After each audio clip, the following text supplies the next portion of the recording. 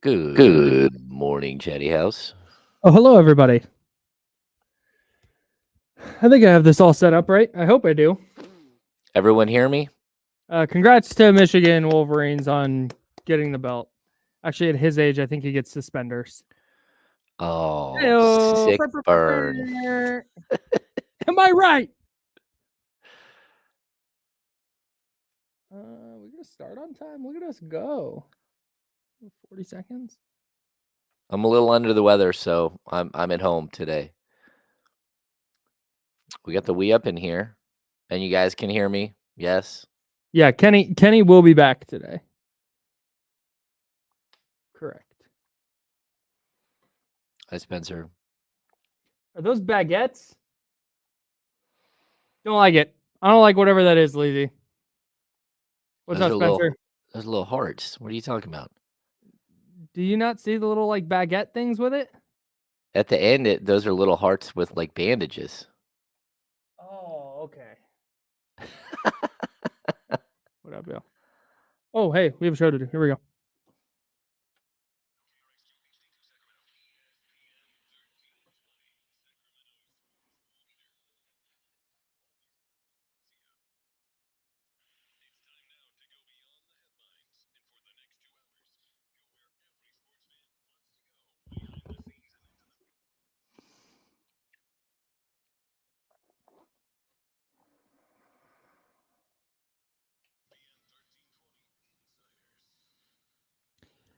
Well, James, I said I hope I have everything set up right. I didn't. It's fine. We're on air. Did we have dead air for a couple of seconds to start the show? Yeah, it was fine. Did my recording start a little bit late? Sure, but other than that, we're locked in, ready to go on this Tuesday edition of the Insiders. We are sponsored by Jiffy Lube. A big shout out to Jiffy Lube. I gotta get in there soon. My car's pushing 270,000 miles. I'm Kyle Madison. 270. Yeah, bro. A big salute to the Honda, and a big salute to me for keeping up on my services. But man, I feel like if I have to, I can push it to 300. So we'll be keeping track of that. But if I do get to 300, Jiffy Lube is going to help me get there for sure. James, you're at home today, feeling a tick under the weather, and trying to rest up. We've got a Demar Derozan press conference at 1:00. But beyond that, how we doing, man? I'm okay. The voice is a little all over the board today, but you know, I probably shouldn't go out singing karaoke like I do, and maybe save my voice for a radio show. Yeah, it's one of those weeks, man. You know, a little summer cold. It's okay. I'm all right. What songs did you do at karaoke? I was That's joking, what I care about. but I could drop down and hit Oh, some you Barry didn't White tunes actually. tonight. Oh boy. Yeah, Please yeah, don't. I can I drop this thing beseech you down, not to Kyle. do that. So I want to take some of the DeMar DeRozan stuff we talked about for 6 hours yesterday and kind of try to spin it forward, because I think you and I are in the same boat, and I think a lot of people are, where this is minus the symbolic aspect of the Kings landing a player of DeMar DeRozan's stature, but just from a pure basketball standpoint, this puts them in the top 6 in the West, not a title contender, but they are closer today than they were pre-trade. Correct? We're all on the same page there. Yeah, I think that's realistically where they are. I mean, there's a possibility they could be better than top 6. There's a possibility that they find some sort of kismet here and they, take off this season and they are a title contender. But being realistic, and I think we can tell where they are. They still lack the length and athleticism on the wings that they need. They need one or two more pieces. But they've done a really, really nice job of winning the offseason so far. Like, again, if we were giving them grades, I'm giving them like a B+ right now, and that's probably more because of the injury to their rookie, to Devin Carter. Sure. But you save the offseason when you were able to retain Malik Monk. You took a huge step towards winning the offseason when you got DeMar DeRozan. And now, like, how do you finish it? How do you finish this last couple of weeks of sort of like the prime, offseason in the NBA? Yeah, man, and that's where Jason Timpf yesterday from Hoops Tonight, a great guest that we had when I was filling in on D'Lo and KC. Um, we asked him because Sam Quinn from CBS gave the DeMar DeRozan grade a D minus, a DeMar DeRozan trade a D minus grade. And so Mm. I asked Jason, like, hey, what do you think? And he basically said he's not going to grade the deal until he sees how the rest of the roster kind of shakes out, which I think is fair. But that's kind of where I'm at with the Kings offseason. I think right now, for me, you say B plus, and I think that there's been a lot of really high level, not necessarily high level, but a lot of moves that were necessary and needed to be made between Mike Brown being extended, Malik Monk being re-signed. I liked the Devin Carter pick, and of course the DeMar DeRozan trade. But I think if we walk into this year going, hey, length and athleticism still a problem for this team, then I think I would have a really hard time like being super amped about how the offseason went, because so many of the problems that we talked about with Sacramento last year was because of the lack of length and the lack of athleticism on the wings. And Yeah. frankly, they've gotten thinner there with Harrison Barnes leaving. So that's the one quibble I have so far. The top end moves have been really, really great, but I think right now they are going to run into a lot of the same problems they had last year. Yeah, I mean, I do think that they've gotten rid of some of sort of the redundancy, and they did get longer at, say, the backup point guard position as soon as Devin Carter can play. And I'd even say like length and athleticism. I'm going to give DeMar DeRozan a upgrade over like a Kevin Herter at the position. Sure, And sure. and I'd point out too, Kyle, like look, going back and looking at all the stats, right? You want to dive into some of these stats. Hmm. From what I can tell, DeMar DeRozan held his opponent to 34% shooting from the 3-point line last season. And that's really good. And Hmm. Harrison Barnes allowed his opposition to shoot 41% from 3. Mm, So, yeah, maybe he's not a great defender at age 34 going on 35, but that doesn't mean that he's not better than what you had there before. sure. And, I don't think he's as versatile. I don't think he can handle some of the bigger, stronger, small forwards in the league. But again, that's why I'll just keep saying the Kings aren't done yet. And then, we can point to like Jalen McDaniels, whether he plays a whole bunch of minutes or he doesn't. He is an upgrade over Kessler Edwards. He is long and athletic. He is that type of guy that you need, and he does have NBA experience. And so I would actually give them a little bit there as long as he actually plays. And that's I'm always sorry. going to be the question mark, right? I'm not. You don't get a plus for adding Jalen McDaniels. I'm Well, sorry. I we'll don't. see. An upgrade over Kessler Edwards. Neat. Well, I, no, no, I I get can't. that, I but can't get there. I could even tell you that in my opinion, like there are times where if you're going to play a Sasha Vezenkov, Hmm. and, we talked about it doesn't have to be a better player. It just has to be a better fit. And Sure. and I think he can potentially fill in more than what you had last year at that position as a reserve.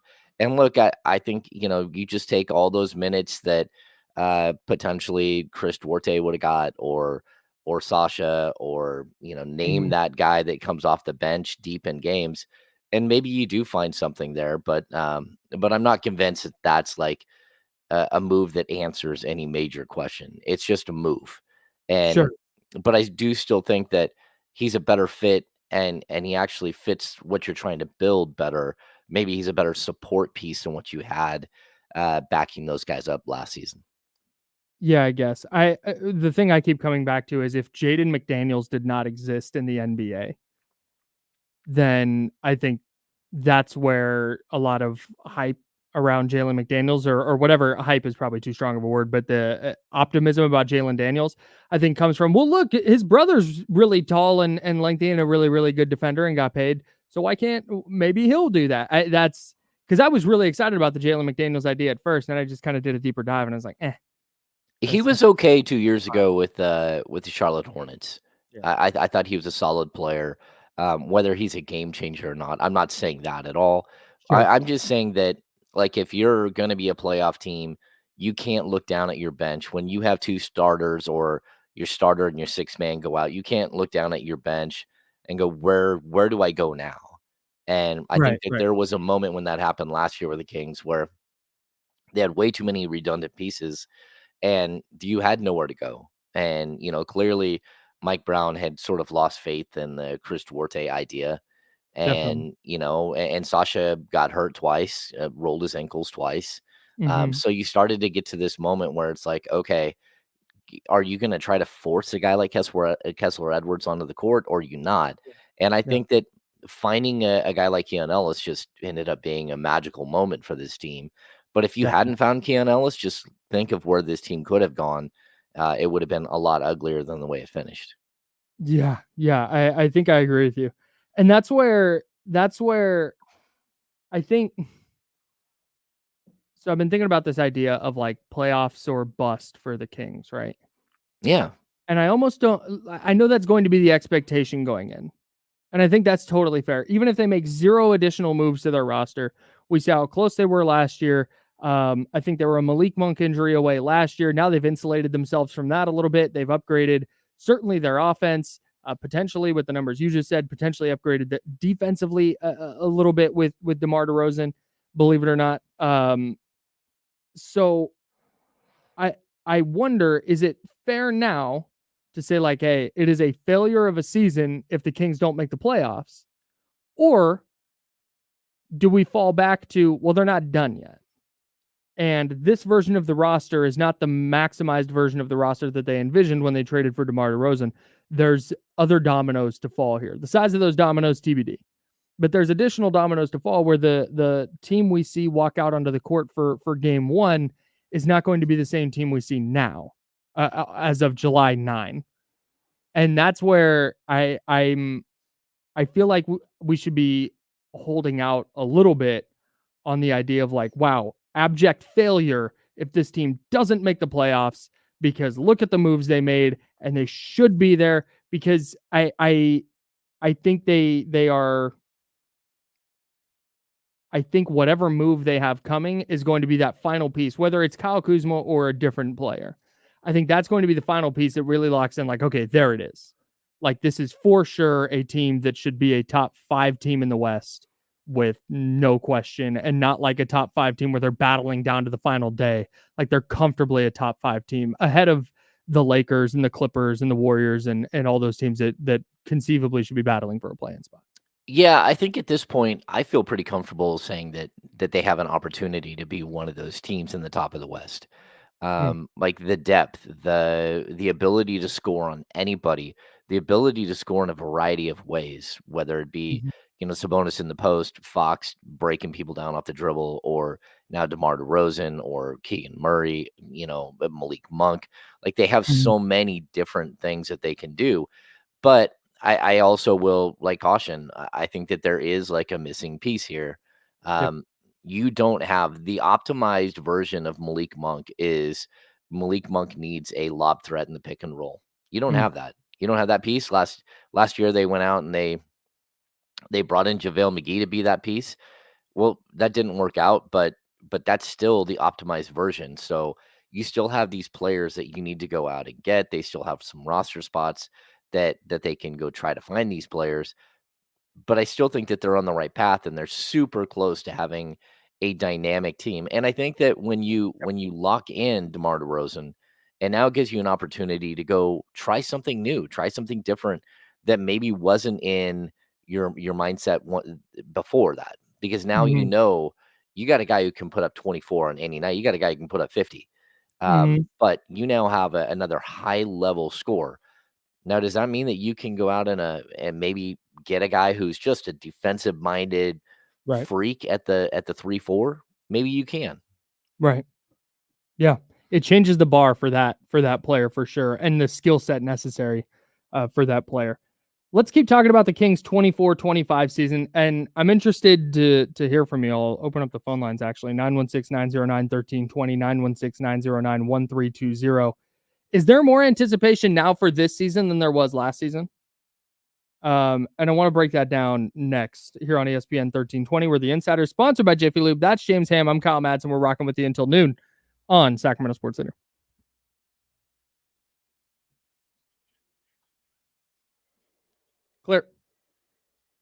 Clear.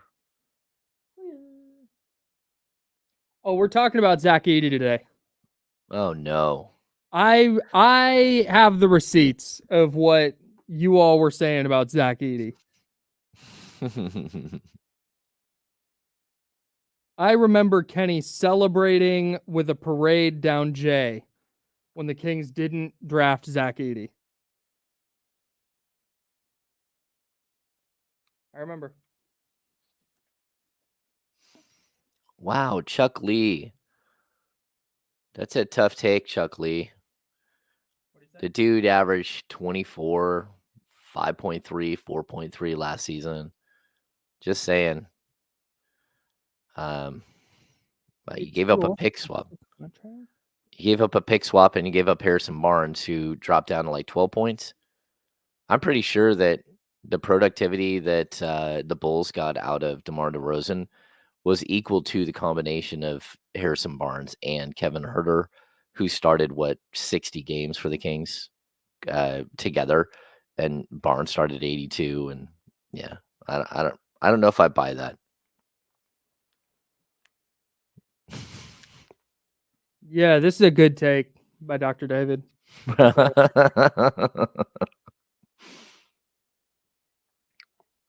Oh, yeah, we can talk about Tyus Jones. Another guard. Why not? Let's get weird. Let's get weird.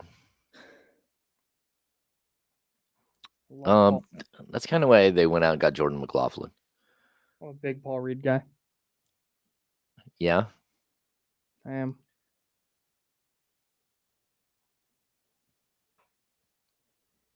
I think Paul Reed would be a terrific addition for the Kings.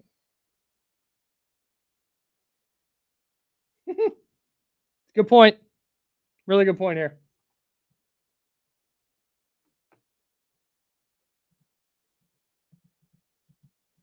Oh, I have compliance training. Oh. Hell yeah.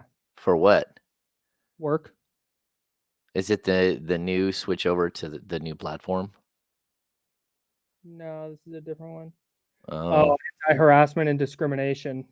It's our yearly. I spent the 3 hours doing all my work one day. We have 15 seconds until we're back.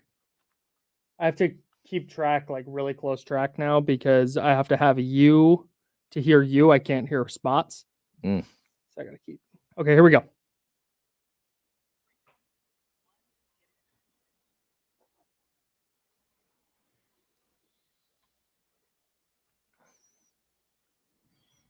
Now, back to the Insiders with James Ham and Kyle Madsen, brought to you by Jiffy Lube on ESPN 1320. Yeah, it is. We're back. James, live from the home studio today. Talking plenty of Kings. There's a bunch of non-King stuff I want to get to today, too. We're going to talk about Zach Edey at the break. Oh. Lit it up. Good fade, Kyle. Nice job. Lit it up in his summer league debut last night. We got Tyrese Halliburton calling himself a villain. We'll get to that, and then we'll get to Courtney Cronin on Around the Horn, providing her analysis of the DeMar DeRozan trade by talking about the Lakers. We will get to that as well. But I'm interested to know, and if you're on hold or you're on the line, hang in there. We'll get to you. 916-909-1320, 916-909-1320. Do you feel like James and Chatty House, I want to hear from you guys. And if you want to come hang out in the Chatty House, please do it. youtube.com/ESPN1320. I'm interested to know if there's more anticipation for this season now because of DeMar DeRozan and because of another season of this kind of Kings core. Or was there more anticipation for last year where it was like, man, they're coming off the number 3 seed. They're coming off a playoff berth.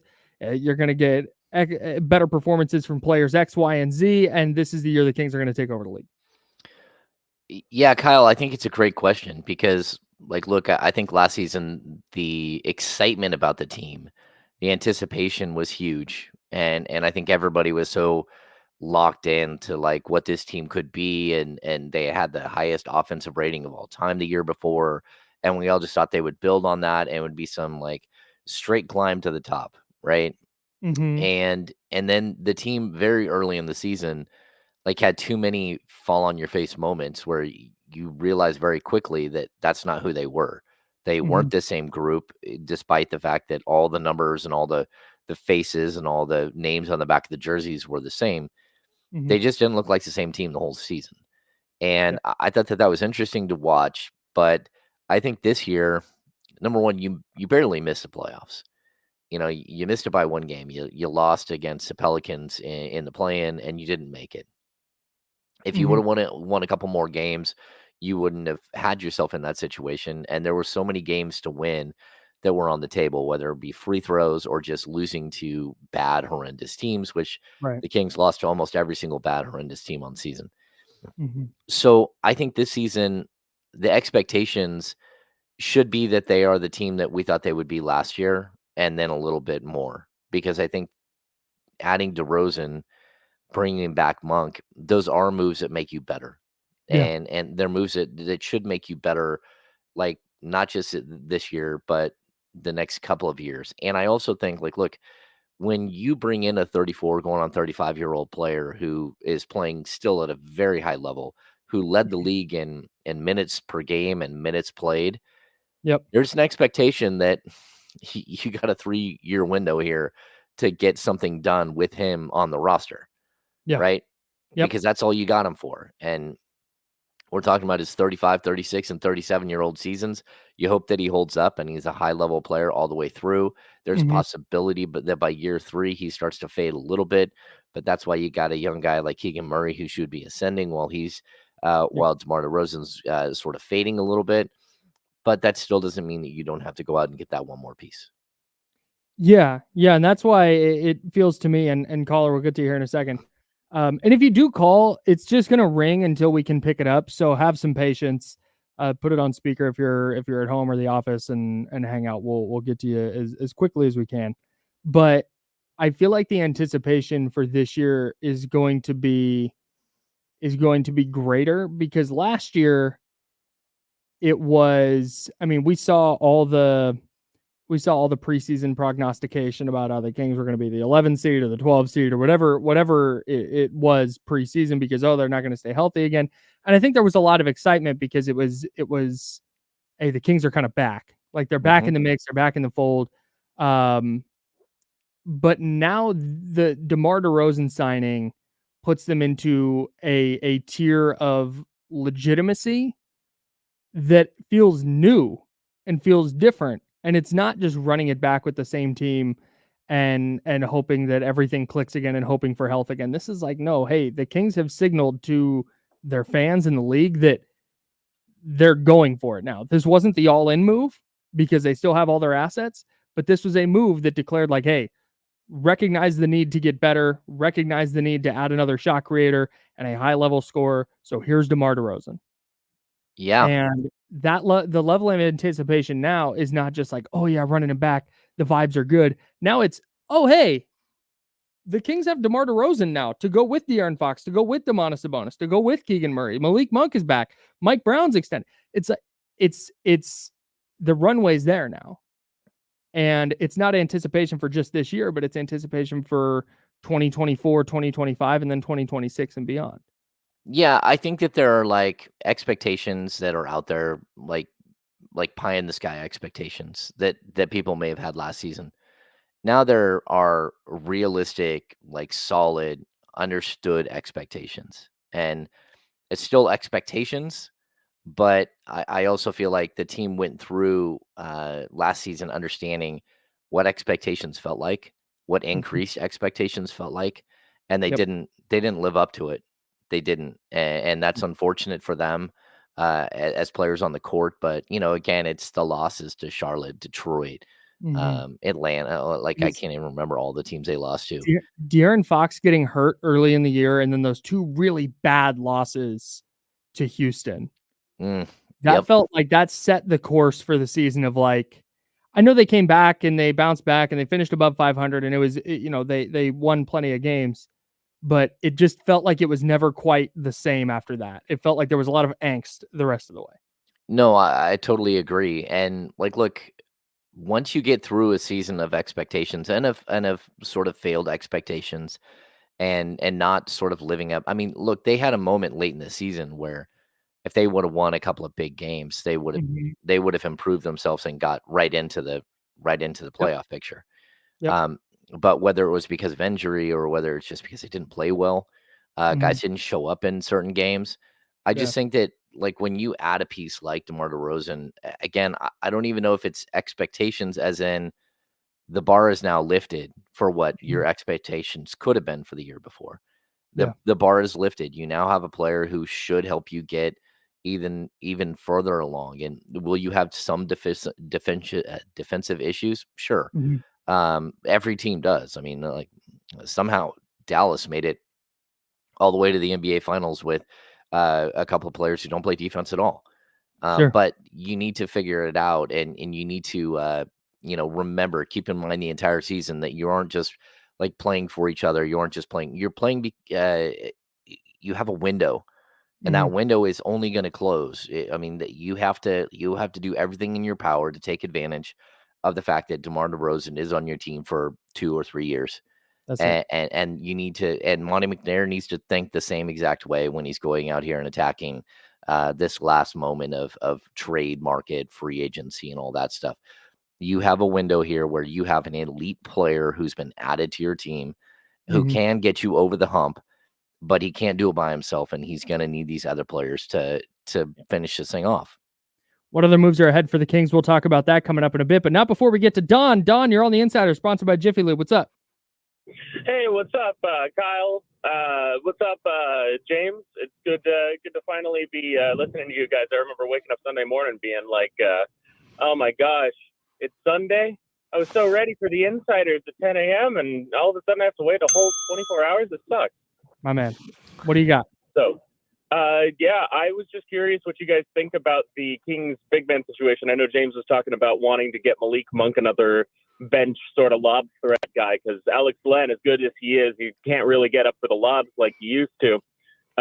So I'm curious if you think we're going to go for another lob or a lob threat like JaVale McGee, or if we're going to focus more on young big man, sort of like I know I'm biased here, but go Dogs. Orlando Robinson just got waived by the Heat. So I'm very interested. What kind of big man do you think the Kings might go after? Thanks, Don. Appreciate it. Yeah, I What mean, do you on that? you need to get the lob threat, whether it's at the 3, the 4, or the 5. I don't care where it is, Right. because I mean that's not DeMar DeRozan's game. Mhm. It's just again that's a way to maximize one player, but it's a big player. You need a guy. I mean, look at again talk about Dallas. Look at the Daniel Gafford addition, what he meant. Look at Derek Lively and what he meant as a rookie. Like having those types of guys, the rim runners that Mhm. give you something. I'd also like Alex Len to me, he's not a true backup in the sense that you're going to expect him to play 82 games as your backup center. Sure. For Yeah. me, Alex Len is always a break in case of emergency guy. Alex Len is a guy who's, I think this is year 11 or year 12 for Alex. Mhm. And I think he does what he does and he's good at what he does, but he's also more of a third center, and I think you'll see more Trey Lyles at the center this season. But I also Mhm. think you still need some depth there at the 3 and the 4, No doubt. and even at the 5. You need depth everywhere on that front line, and you only have 2 roster spots to work with. Yeah, let's talk about those roster spots. I see a lot of people talking about Paul Reed in the chat. We'll talk about Paul Reed. There's a player that I really like for the Kings who I think might be available for like the veteran minimum. We can talk about that. And then there's been a couple of clips going around the internet that I want to discuss as well coming up on the Insider, sponsored by Jiffy Lube. That's James Ham. I'm Kyle Madsen. We'll be back in a second.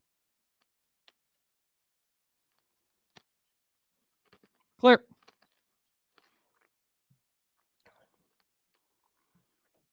Hey, Ryan AP, I actually really like Drew Timmy, but if you think Drew Timmy's a lob threat, then you haven't seen the phone book he keeps tripping over.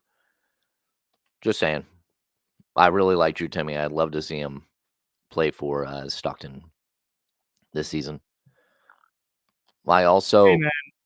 My big Cal Classic takeaway was that Drew Timme can hoop a little bit. Mm-hmm. I don't know if smart. he can move. I don't know if he can functionally move well enough to play in the NBA, but my man threw a couple of freaking dimes from the high post.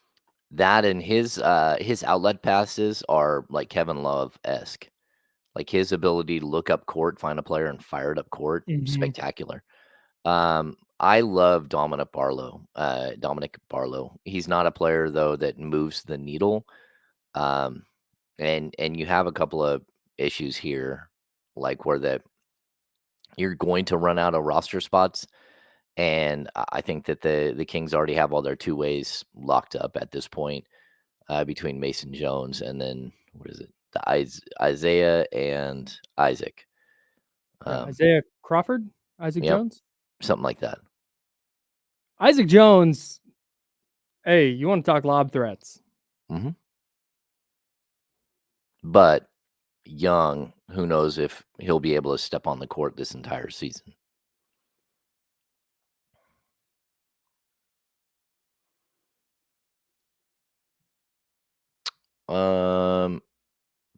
Dirk, the Kings didn't have 14 million in cap space. They're 14 million maybe below the second apron. Right now, they're about 5 million below the luxury tax, which puts them at about 11 million below the apron.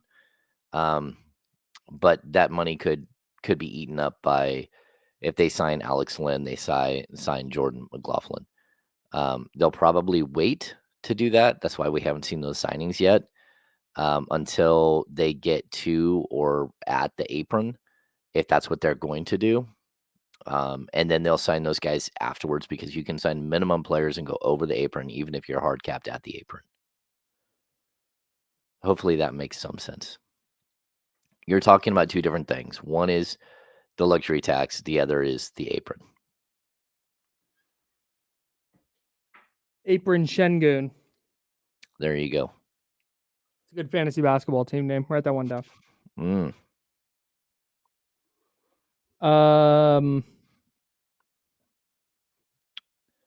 James hates Cam Johnson. I don't hate Cam Johnson. I just you think he stinks. You think he's worse than Harrison Barnes? Yeah, I think he's right there. Like if he's your third forward, okay, with Trey Lyles, you're a 4-man rotation. Mm-hmm. He just doesn't really move the needle. I think a move for him and Dorian Finney-Smith always made sense, but now the Kings don't have the ability to do that unless they throw in Trey Lyles.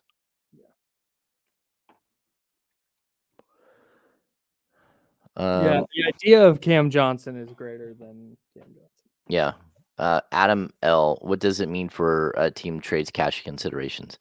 I think I'm not sure who got. Go ahead.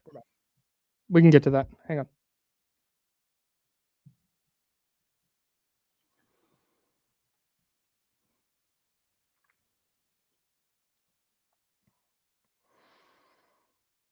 Now, back to the Insiders with James Ham and Kyle Madsen, brought to you by Jiffy Lube on ESPN 1320. Kyle Madsen here, James Ham there. Talking a lot of Kings offseason now that the Demar Derozan trade is official. DeMar DeRozan will be playing this season with the Sacramento Kings. What does that mean for the Kings? The playoffs are bust at this point. What other moves do they have to make to their roster? We're discussing all of that. Real quick, unrelated to any of this. Mm-hmm. There is no business more persistent than a minor league baseball team that you purchase literally anything from. Mm-hmm. I got to tell you, I buy a lot of minor league baseball hats, right? Not as many as I used to, but certainly I've bought a lot in my day. And I get emails. I have tried to unsubscribe. I have tried replying stop. I've tried replying with like clips from the Odyssey.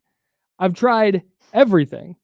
And I cannot get these minor league baseball teams to stop emailing me, letting me know when the giveaways are, letting me know when theme night is, letting me know that there's 10% off for military veterans on this day. Like, bro, I'm sorry. Look, the Rome Emperors, salute to them. They have the penguin hat that I wear. It's super sick. I bought the hat. I will never be, I think it's Georgia. I think it's Rome, Georgia. I will never be there. I'm never going to be there ever. I'm not going to buy more Rome Emperors gear. I don't want, if they drop a hat and it's fire, maybe I'll go to their website and buy it. Okay. Like, read the room. You sent the thing to California. You know I'm not there. You know I'm not coming there. I'm not going to go vacation in Visalia. Like, I'm not. I don't. It's funny. We have a friend at NBC Sports Bay Area, Ali Thanawala, and he does this. He goes to all the minor league parks and he collects the hats. That's sick. And I think he goes to the park. Yeah, he's at I think right now he's on a 5 or 6 park trip somewhere, and he goes randomly to different parts of the country where he can maybe hit like 4 or 5 parks in a certain area. Sounds amazing. Yeah, what a great time. It would be a fun trip. Yeah. And in that case, you know what? Fine. Send me the emails. If I'm the kind of person that I'm going to show, but I'm sorry, I will never be in Norfolk to take in a Norfolk Tides game. No, I just won't. No, but the hat's probably hot. The hat's fire. They have extreme, and that's the whole thing. Now, if the River Cats want to email me, fine. They email me. Fine. Email away, because maybe there's a ticket special, maybe there's some kind of discount, maybe they got a cool theme night coming up, and I will be in the building at Sutter Health Park. That's easy work. The Stockton Ports, yes, I will stay on your email list. It is right down the street. I got you, Stockton Ports. San Jose Giants, sure, a little bit down in the South Bay, a little bit of a drive, but that's fine. I'll go do that. That I don't mind. But I swear to God, if the Rome Emperors email me again, maybe I will go down there and I'll give them the who's who, the what's what, and the what for. That's right. You tell them, Kyle. I'm going to. Man, did you guys see Zach Edey last night? I watched a little bit of Zach Edey. The Jazz beat the Grizzlies 97-95. I guess not. Was it overtime? Is it technically overtime? I think it is overtime. There's an extra session where it got wild, right? Ending. Yeah, they do the Elam ending, which I'm all for, by the way. Give me the Elam ending for overtime every single time. Okay. I love that idea. I don't need 2 and 3 overtimes. That's insane. Give me the target score and let everybody go for it. So Zach Edey, if you missed it, tied that game, sent it to overtime off a intentionally missed free throw with like 0.3 seconds left. And he got boxed out off the line and still managed to tip it home, which was insane. I've never seen, have you ever seen the fake tip or the intentionally missed free throw work? The only time I remember is De'Aaron Fox hit the front of the rim. It shot right back to him. He grabbed it and went right up for the layup for the win. Yes, that's right. That did happen. But outside of that, I have never seen first of all, it's so rare that the intentionally missed free throw like goes right. Oh yeah. I've seen them airballed. I've seen them made. I've seen them slammed off the rim and ricochet like to the corner. But yeah, Zach Edey got boxed out and still with his 7'18" wingspan, just, up over the top, knock it home, going to OT. He finished 14 points, 15 rebounds, 1 assist, and 4 blocks. I'm just all in on the Zach Edey thing, dude. Okay, so I'm of the opinion that, like, when I'm playing fantasy football, the worst thing you can possibly do is watch a preseason football game. And I also think that, watching Summer League is always dangerous. It's dangerous because you fall in love with guys. You're like, oh my gosh, are you watching what's Adonis Arms is doing? Like, holy cow, this guy's got game. You got to get him on the main roster. And you got to keep in mind the whole time that it is Summer League and that there are limitations to the players around them. And even like we were watching, what's the big kid on the Kings roster, JoJo, I don't know, like he has like Luwal, whatever. Like I can't remember his name. I did not get a good pronunciation on his last name. No, but we were watching him play, and I'm like, "Ooh, look at him hustle up the court. He's sprinting up the court. Like, oh, Mhm. look at him! Like he's playing defense. He's swatting at Yeah. at all kinds of shots and all this stuff." And then you look, and we looked him up, and he was 30, and That it was was it. like, "Whoa, Him playing in the NBL. Yeah. yeah, like wait, that guy's 30? Like, what's happening here?" And he's playing in summer league. So Yeah. you always have to keep in mind that it's sort of a mixed bag. And a guy like Drew Timmy, he should tear it up. I mean, he played like 14 years at Gonzaga. It was Uh, 13 years. yeah, yeah. He's got one of the the COVID specials where he got to play an extra year or two. Right. And like really, really high level basketball player who trained under a great coach and knows how to play the game. And like look at the line of Gonzaga bigs that are in the league that are smart, Mhm. and Drew Timmy fits into that. Mhm. But you always have to keep in the back of your mind that it's summer league, and some of these guys are out there that just aren't, they're not G League players. They're not Mhm. even, they might play in Europe, or this Yeah. could be the last time you ever see them play. Yeah. I don't know, man. He dunked on Walker Kessler. That's an NBA player. That's true. And that's He a also shot got blocked blocker. by him. He also got blocked by him. No, I don't think he's gonna go out. Let me just get onto your track here. I don't think he's gonna average 14 and 15 with 4 blocks this year. I don't think he's gonna be Wemby. But I went from thinking bit for the radio aside. I went from thinking, oh yeah, he's gonna be end of the bench, like Boban level usage, particularly in year one. Like he might play mop up duty if they're in foul trouble, he might get in. But I think he's gonna have it. Now I think he could play like 12 minutes a night, and I'd feel really good about it. Okay. Yeah, I Just with mean, I no move, think, just his movement on the floor did not look as clunky and slow as I thought it was gonna. yeah, I was watching him in the national championship game, and I was so out. I Yeah, don't care. I don't care how many points he scored or how many yeah, rebounds he had. He did all of that because he's just taller than everybody. sure. Right? At the NBA level, it's different. There's someone he always has a body on you. A guard who's 6 foot tall that weighs 195 pounds can push you like 6 feet under the basket. Like Hmm. that's the game. And Yeah, watching him in space was not good. Watching him in drop coverage on a pick and roll was like, oh no, oh yeah, bro, that's not good. yeah. So I think he's gonna have a tough time, but we'll see. I mean, they probably are gonna give him an opportunity because they don't really have anyone else, Well, you he's know? going to play alongside All NBA Defensive Player of the Year, Jaren Jackson Jr. So Okay. nothing. No. Okay. I think triple digits fraud. That's the joke there. Yes, Um, what are the Kings' options here, roster wise?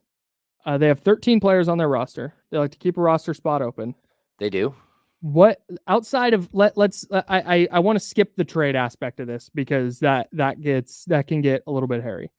If the Kings make no trades, if they're just going to sign a player, like I said before the break, Paul Reed keeps coming up in the chatty house, and I'm with you, chatty house. By the way, I'm a big Paul Reed guy, but B-ball Paul keeps coming up in the chatty house, which is apparently his nickname.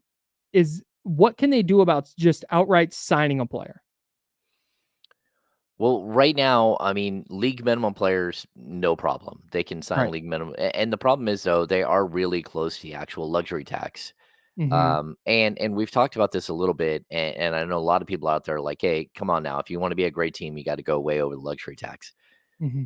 Okay, maybe you do, but you have to remember that the day that you go over the luxury tax, you become a tax paying team versus a tax recipient team.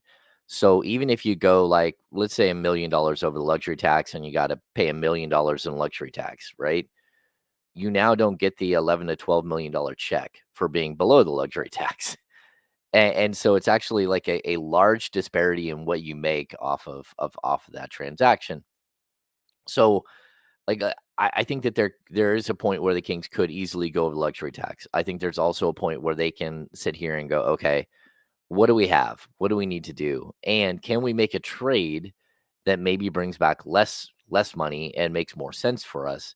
Mm-hmm. So like we can talk about all like whatever we want. They still have like at least a portion of the mid-level exception that they Mm-hmm. can use. And again, keep in mind, I keep saying this, but there's an order in which you do everything. There's like an order of operations. We have not seen that Alex Lynn has been signed or that Jordan McLaughlin has been signed to a Right. contract.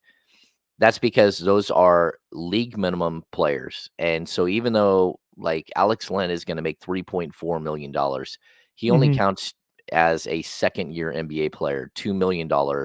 It's like $2.1 million towards the cap. Why So is that?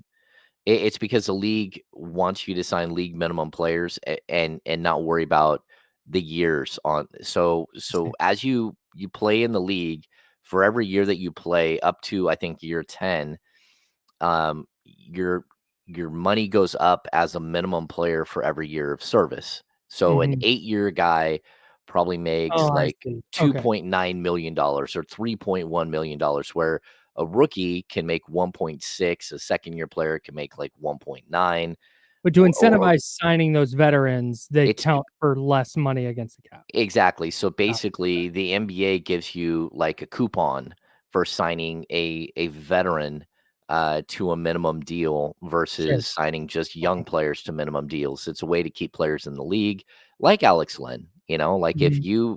if you had to pay Alex Len 3.4 million bucks and it was going to put you over the cap and over the luxury tax versus bringing in a rookie kid at 1.6 million, 1.7 million, then you're probably going to err on that side if you can save the money Right. on the luxury tax, right? Right. So, it's just for right now.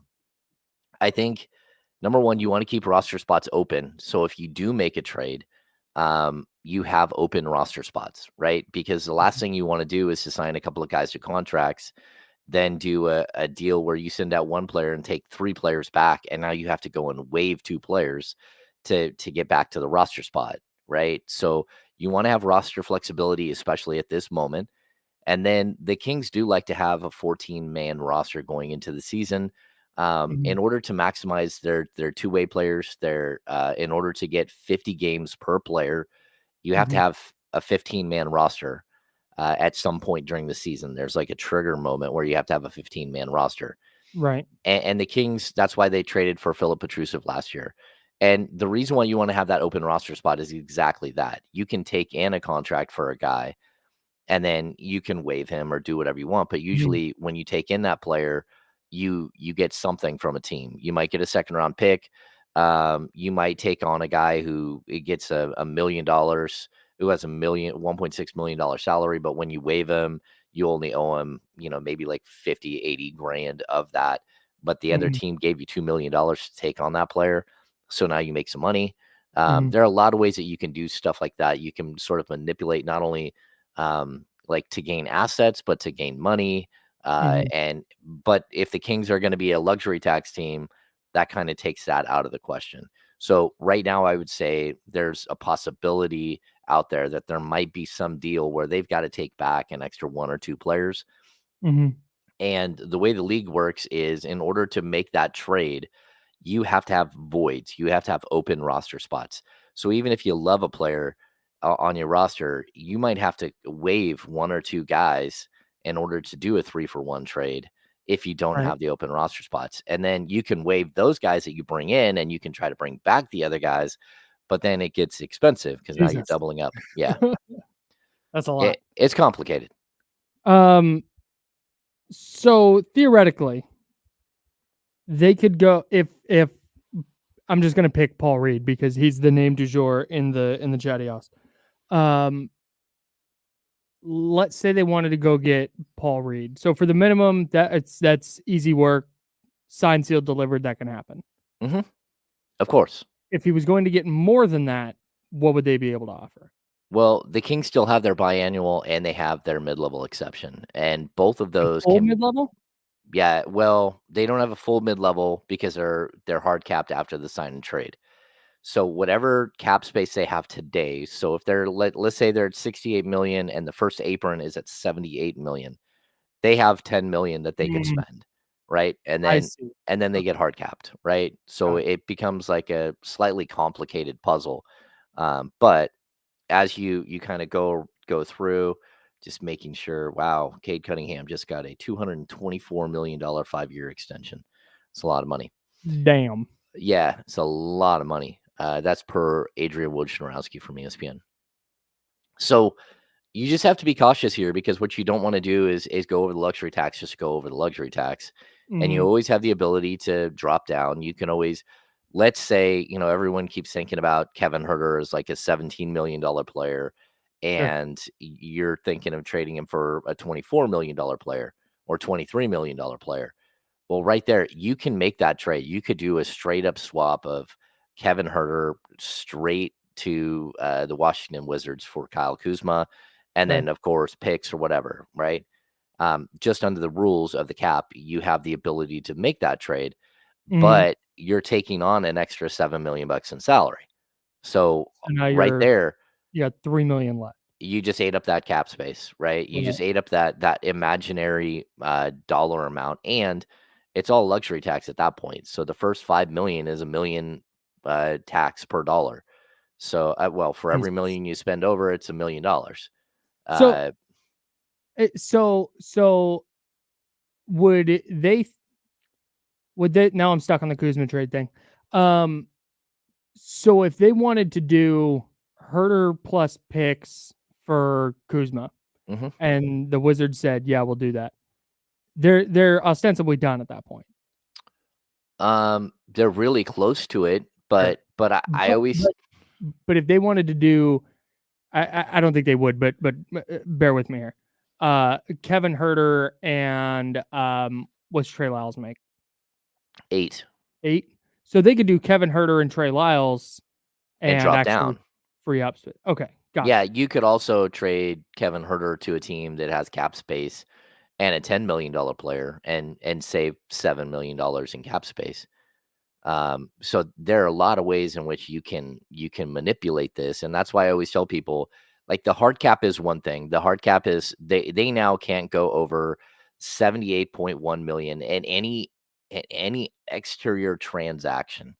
Mhm. What they can do is they can get up to 78.1 million, and they can sign league minimum players after that, because that's the stipulation. You're hard capped, but you're allowed to sign Mm. league minimum players, right? Then, but this doesn't, the rest of everything else, all the money, as far as luxury tax and everything else, it's not counted until the end of the season. So for today, they could get over the luxury tax, and then they could go backwards mid-season with a weird trade. They Mhm. could they could do what other teams have done with them in the past. Maybe there's a team out there that has $5 million in cap space, right? Mhm. And uh, or they have the biannual exception, and the biannual exception is more than the 4 point whatever million that Jalen McDaniels is making. You could Mhm. trade him to a team, give up a second round pick or some future asset, and drop down below the luxury tax, or or drop like 4 point something million dollars in salary. So just remember that it's all calculated at the end of the season, as far as like what you're going to owe and who you are as a team, as far as a taxpayer or non-taxpayer. And that's why we Yeah. see a lot of weird little trades at the trade deadline. But they're still hard capped no matter what. Like they can't go over, what is it, 178? So they couldn't at any point go to 180, even though everything's added up at the end of the year. No, well, I mean, if they ended up clearing like 6 roster spots and then had to sign league minimum players, and all of those league minimum players kept pushing you up and up and up, sure, Okay, but you could. realistically, No, no. they that's not okay. Got it. Well, That that, was and you it. have to remember that, like, the luxury tax is very specific. Like the first 5 million over, it's dollar for dollar, right? Right. The next 5 million is like a dollar 25 per dollar. The Right. the next is like a dollar 75 per dollar, and then it jumps to like $3 per, and it goes crazy. And then there's, hiding way out there in the middle of nowhere, is uh the second apron. Mhm. And the second apron is like danger, danger Will Robinson. It feels like so much of what's happened this offseason has been avoiding aprons. It's just Yes. it feels like there's been so much analysis of like, well, second apron, so that's why this team's not doing anything. Like, oh, well, It's tough. oh. I mean, like, if you're a team, you have to be really, really savvy with the cap, and again, Mhm. that's why the Kings went out when they did and traded Davion Mitchell and Sasha Vezenkov Yep. to save the whatever it was, 8.3 million or whatever, that actually is coming into play right now because you're seeing them maneuver, like kind of massage the cap in a way that will help them like stay either under the luxury or under that first apron.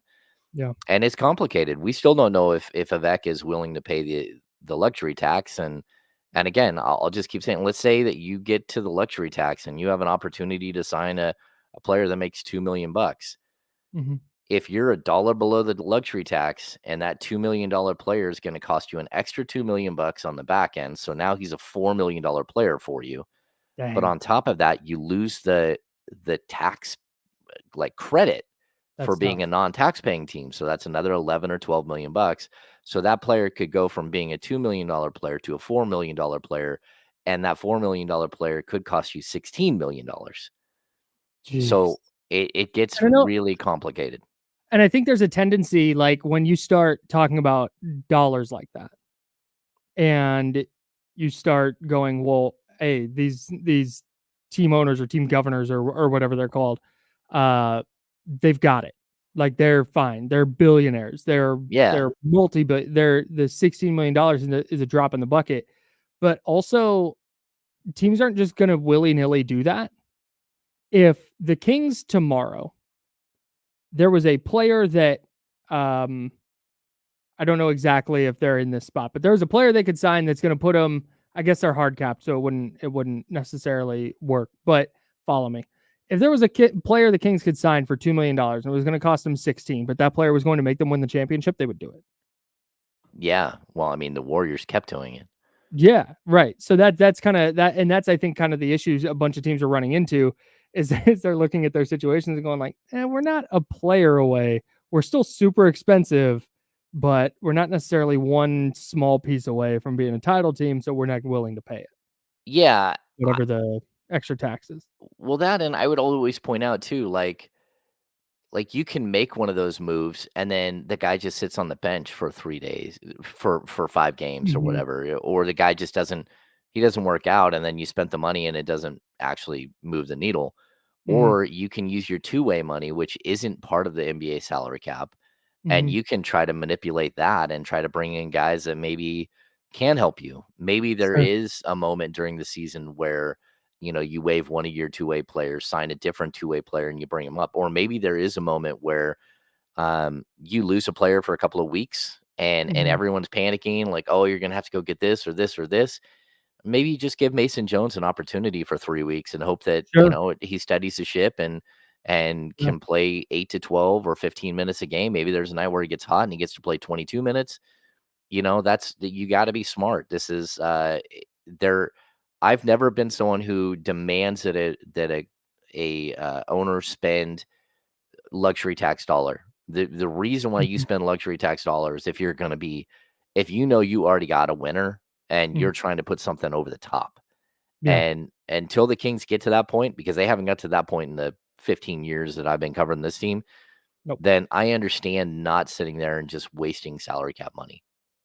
Yeah, it makes it.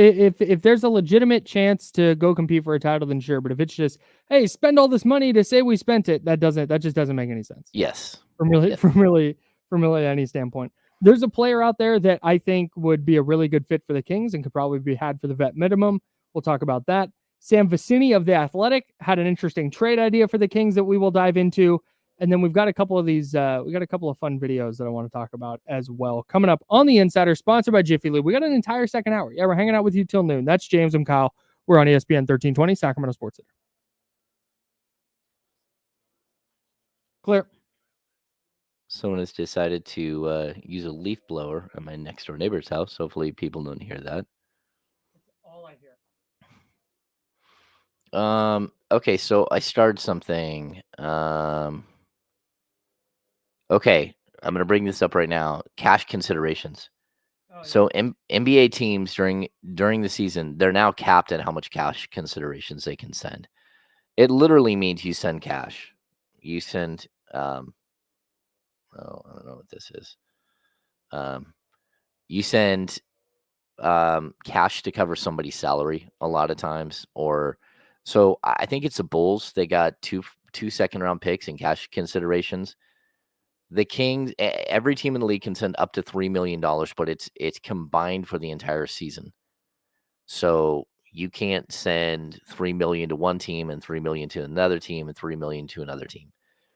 So the way the NBA used to work, and this is something that like I learned after the fact, is that you could trade a player with cash considerations and then also force the other team to pay that player's salary. So like the Maloofs, when they got full on broke at the end, they traded, I think it was Francisco Garcia to Houston or something. I think that's what it was. And not only did the team he went to pick up his entire salary for the whole year, but on top of that, they gave the Kings additional money. And so that's not how the league stopped that. So basically, the Maloofs were making money off trading players at the end because they had no money. So even if their payroll was like they snuck up to $58 million, they may have paid like $52 million in actual salaries because they had taken a bunch of money back and then they had other teams cover the salary for the players. And so, yeah, they got to a point where they're super broke. And then the NBA cut that out. So now it's like when you trade for a player, you have to pay the player. And then you only get up to $3 million in basically cash that you can send with a player. So if it's the Bulls basically got half of Chris Duarte's salary paid for. Wow. 30 seconds.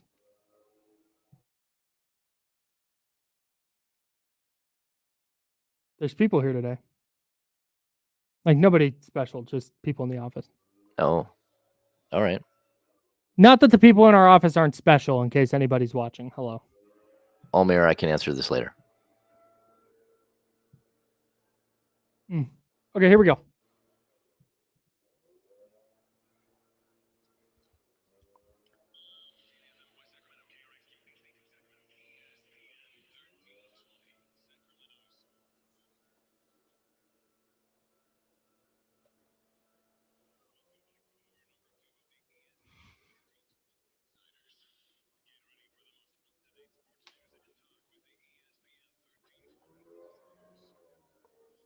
Hour number 2, that's James Ham. I'm Kyle Madsen. Salute to Jiffy Lube. They sponsor the program, and they're going to help me get my Honda Civic to 300,000 miles. That's right. Fingers crossed. I want to get to a couple of these videos that have been going around, and then I'll tell you about the player I think the Kings should sign for the veteran minimum. One of the videos we're not going to get to, James, I don't know if you saw this one, the Gilbert Arenas video where he's talking about how much he hates the DeMar DeRozan trade and hates Sacramento and this and that. Gilbert Arenas gets no country here. No. He just does. I just don't. I don't care about, like, for a decade now. I just don't give a rip what Gilbert Arenas has to say about anything. He has his podcast or whatever he does. I don't know if he does TV or I have no idea. I just don't care. Frankly, I've found that there's a lot of sentiments about Sacramento, just whether it's in the NBA or in the Bay Area or Southern California, or I lived in Arizona for a while, that are just kind of just wrong. And I think people just kind of default to hating for whatever reason. So I don't take much into account what anybody who doesn't spend a lot of time in Sacramento has to say about the city regardless. I certainly don't take it into account when it's Gilbert freaking Arenas. Yeah, I would agree. He's a guy who literally brought 2 loaded guns into an NBA locker room and put them on somebody's chair. The fact that he's not in the league or his career was so short. Okay, fine. Yeah. Yeah, I don't. It's not like, if Isaiah Thomas, the Kings Isaiah Thomas, came out and ripped Sacramento, I'd be like, geez, like, what the hell, man? But Gilbert Arenas doing it is, I just don't. That gets nothing from me. Well, and to that point, Isaiah Thomas, who is from the Seattle area, actually went to city council meetings to fight for Kings fans during the attempted relocation. If that doesn't tell you what players feel when they get to Sacramento, I don't know what would. Listen to Malik Monk's comments. The perception. Look at the fact that Doug Christie, Bobby Jackson, Brad Miller, Vlade Divac, Peja Stojakovic, Mike Bibby is back. Like the fact that all of those guys want to be here, that they come back to here. There are other players that have never moved, that have always been here in Sacramento. We learned Kent Bazemore still lives here, still has a house here. Like, this is a place where when you are a player, when you're young, maybe it doesn't make sense to you, but as you grow and as you become, as you get married and have kids and do all the things that normal people in the progression of life happen, they usually fall in love with this city and this community, and the fans fall in love with them. And they all know that they don't have to buy a drink anywhere that they go the whole time that they're here or years after, because that's who they are and what they mean to the community. That's just the truth, dog. Indeed. Let's get to a video that I do think is interesting. Here's Courtney Cronin yesterday on Around the Horn talking about the DeMar DeRozan trade. Seriously, if you're not watching, the Chiron says Kings acquired DeRozan in 3 years, $74 million sign and trade deal. And here is Courtney Cronin of ESPN, formerly a beat writer for the Chronicle, I believe, a Warriors beat writer for the Chronicle, now covers the NFL for ESPN. Here's what she had to say. I'm buying that we finally know who D Rose is, but unfortunately for Lakers fans, DeMar DeRozan is not going back to his hometown of Los Angeles, that we ended up finding out from that cameo in Kendrick Lamar's Not Like Us video last week. This doesn't move the needle for me with the Sacramento Kings. They're still 21st in defensive efficiency. They haven't fixed those issues. They're not a player away. They're still in playing territory. To me, this is a much bigger indictment on the Los Angeles Lakers and the state of their offseason, considering that DeMar DeRozan was one of those names that had been linked as a possible second wave signing, and he ends up going way up north. Yeah. Big time. Look, here's where I'm at on this. If you're of the mind that the DeMar DeRozan signing doesn't move the needle, like, okay, I sure, like that's a take and an opinion, and that's fine. You can have that.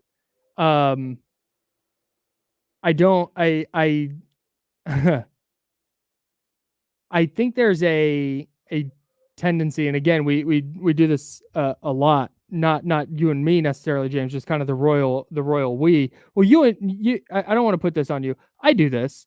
And I think a lot of people do, where you kind of take everything the national media says, and you want your team to get this coverage on national media.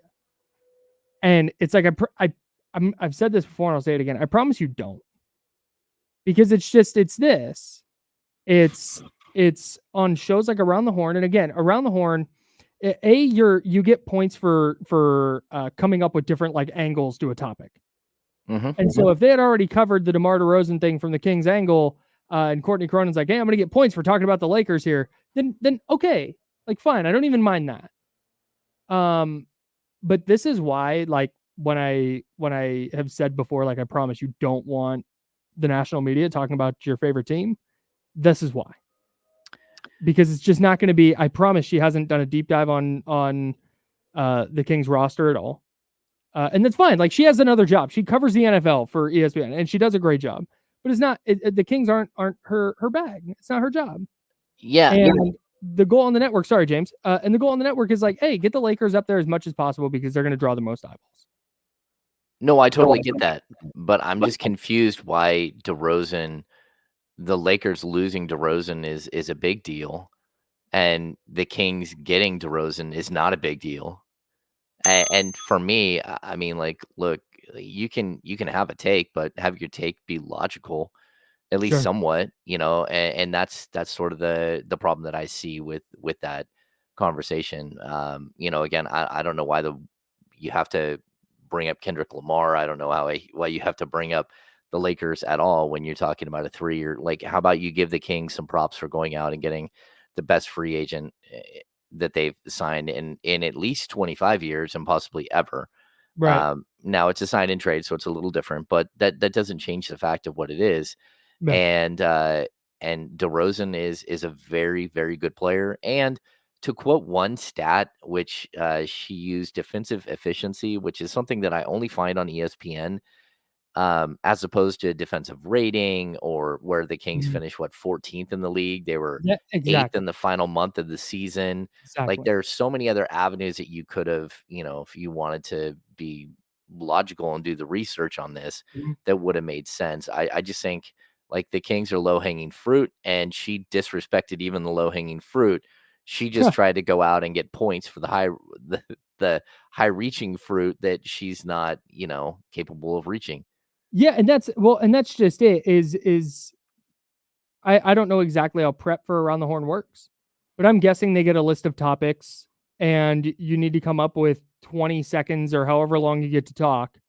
Be Come up with 15 pithy. or 20 seconds and do what you can to, you want to score points and rack up points, which are just given willy-nilly, which is fine. I love Around the Horn, by the way. This is not to diss the show.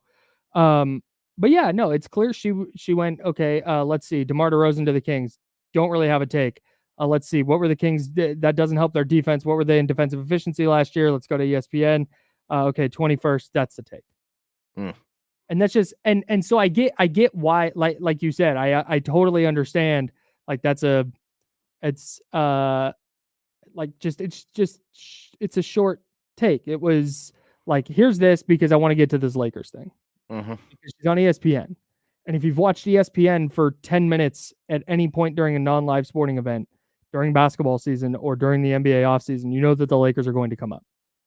Like, that's just, whether they're the 9 seed, the 10 seed, the 1 seed, the 12 seed, it just doesn't matter. Like, they're going to come up in some way. And this is where I've said this before. James, you've said it before. I know D'Lo and KC have said it. This is why when you want Kings talk, that's why you come to ESPN 1320. It's why you read the Kings beat. It's that's where you want to go. And that's why you can't rely on it. It would be really cool if everybody on ESPN went, yeah, love the DeMar DeRozan signing for the Kings. And wow, look at that. They're going to be a top 3 team in the West. And that'd be really nice to hear. That doesn't make that any more true either, by the way. Mhm. It's just, yeah, you want to hear good things about your team, and then you don't. It's because she, like, that's not her bag. That's not anybody on that show's bag. Yeah. And that's where it's like, I don't have it in me to again, this is no disrespect to Courtney Corona. She does such a great job covering the NFL. She did a great job covering the Warriors. I don't care because she's not here. She's not watching. That's not an opinion that I care about. Yeah, I want you to send that opinion to some people that I know. Like, to be honest, the want to chase national media coverage, it just doesn't really move the needle for anyone. Because this is what you get half the time, and half the time you get, someone will still bring up Vivek Ranadive and the 5-on-4 basketball with the cherry picker, like, in the national media, as if that's something that Vivek is pushing right now. Right. They'll still bring that stuff up all the time, and it's like, look, Mhm.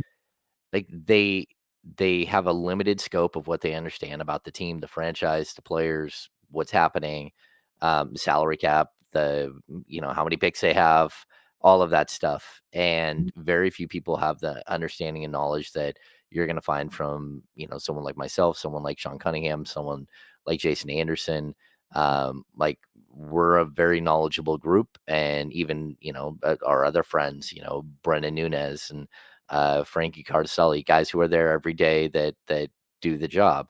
You're going to Mhm. find a lot more depth and understanding from that, Yeah. from that group, than you are from guys on the national stage that, and if I miss anybody in that group, sorry, Matt George and Jake Aiden, and, like, just name that Just person in Sacramento media. I don't if want to be a you jerk and, like, miss you somebody. cover the Kings, we're talking about you. Yeah, Deuce and Mo. Like, I like, if I'm missing somebody, sorry that it wasn't intentional, but you get a lot more depth of understanding from the people that are there all the time, and you also have this little thing hiding that we know a lot more than what we can say, and then what Sure. we have said, and so there's even more depth to what we understand. Yeah, man. I know, like I said, I understand why people want to see their favorite team talked about nationally. I totally get it. It's a super fun thing. But that's the downside to it. Yep. Is you're going to get people who don't cover the team giving their thoughts. And that's fine. That's her job. And again, I'm not begrudging her. She does a wonderful job covering the NFL. I don't I'm not going to go to Courtney Cronin for a Kings take. Yeah. Yeah. I'm Anyways. with you. Yeah. All right. Hey, that took longer than I thought I was going to. Let's get into good idea or bad idea. And I've still got the player that I think the Kings need to go sign for the minimum. We'll talk about it next on ESPN 1320, Sacramento Sports Leader.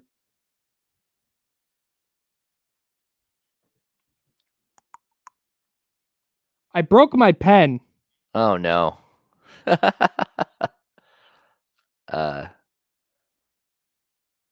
Yeah, Sass, I don't bring him up. He's not part of the media group in Sacramento.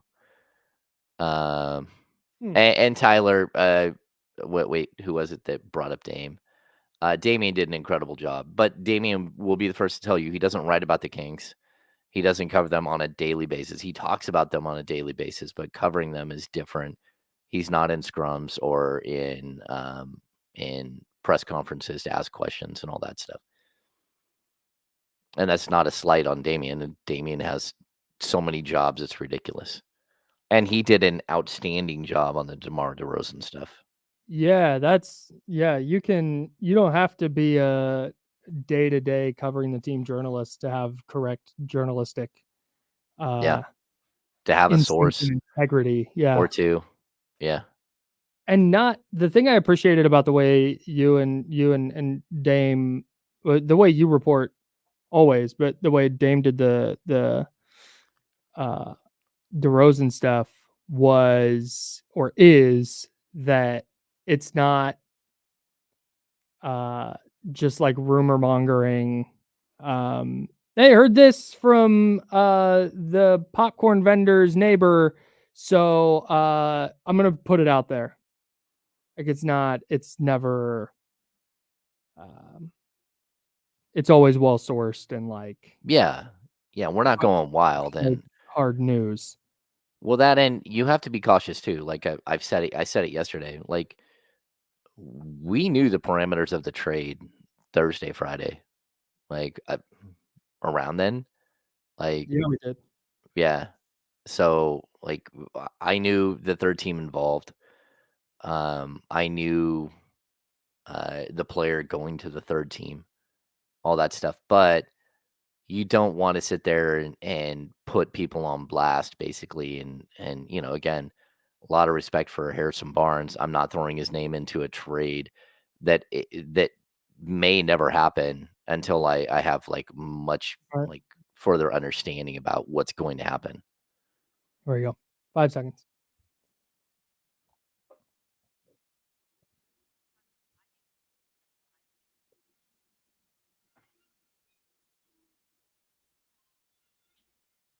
Now, back to the Insiders with James Ham and Kyle Madsen, brought to you by Jiffy Lube on ESPN 1320. Yeah, it is. That's James. He's over there. I'm Kyle. I'm right here. We're hanging out with you until noon. Then we'll hand it off. No D'Lo, just KC today. Kenny and friends will be here from noon to 4, rocking with you on ESPN 1320, Sacramento's sports leader. All right. We've got good idea or bad idea. We do this each and every day. At least each and every day that we're on the air and together. James and I aren't just randomly texting about good idea or bad ideas. We do this on the air every day. That we do a show together. We pick 3 things that are happening, and we decide if those things are a good idea or bad idea. James, if you're looking at the rundown, I'm going to do these the opposite way that I wrote them down. Okay. Because I got a couple basketball ones and a non-basketball one. I'm going to do non-basketball up top. A good idea or bad idea? Greg Berhalter has still not been fired as the U.S. men's national team manager. That's a bad idea. It's insane that he wasn't gone the day after they lost in the group stage of Copa America. Yeah, I mean, you have other things coming up, don't you? Where like he's gonna have to coach. I think it's a bad idea at this point. I think, like, I hate saying this, but like almost anyone would be better, even if they were just to do an interim for the rest. I just like watching the team play, it feels like the room is lost. So yeah, bad idea not to move off of him.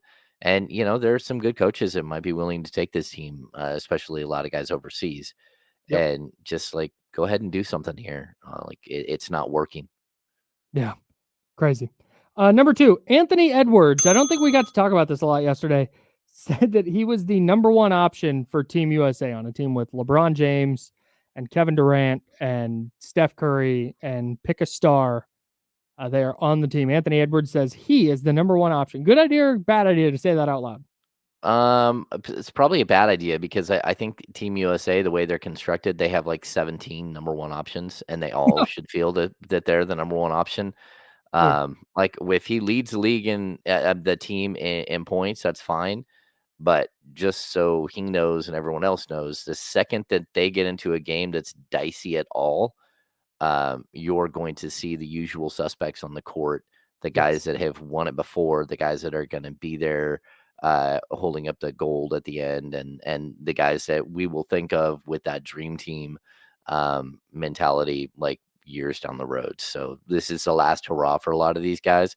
So maybe when you're playing in group stages, Anthony Edwards will be the number 1 option, but outside of that, man, Steph is going to be a number 1 option for a couple of games. LeBron, AD, like KD, if he's able to play, yeah, you name it, they're going to be a number 1 option. Yeah. I think it's actually a good idea that Anthony Edwards maintains this level of swagger and confidence even in this setting. Yeah.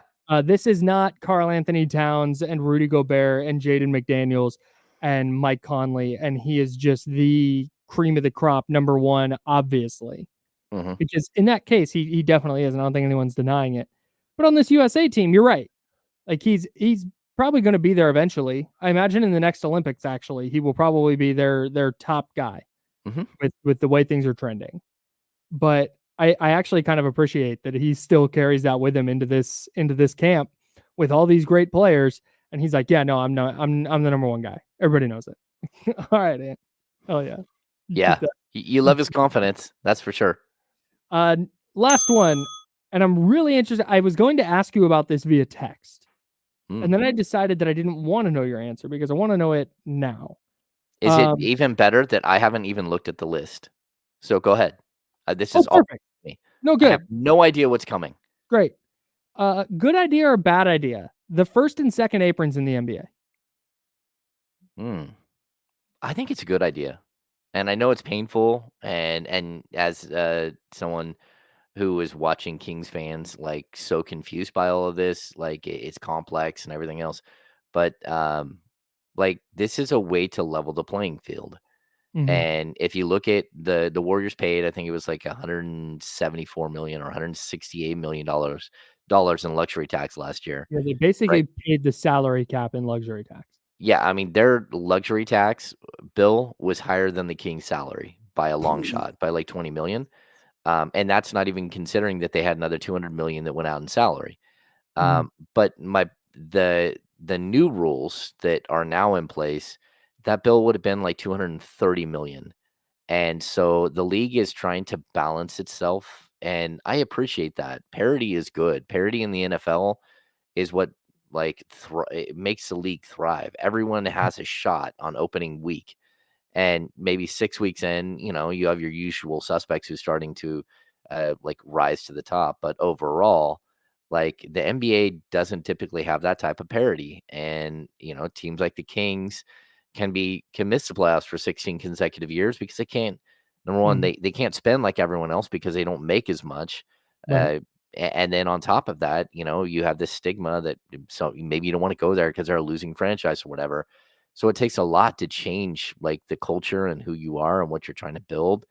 And so, yeah, I think the first apron, second apron, like it just makes it more interesting. And I think everything will balance out once the money starts flooding in from the new television contracts, and you won't feel as like squished, like as like constricted by the cap. But for right now, I think it's a good thing that some of these teams are unfortunately dying off, and we're going to have to see the next generation of teams step forward.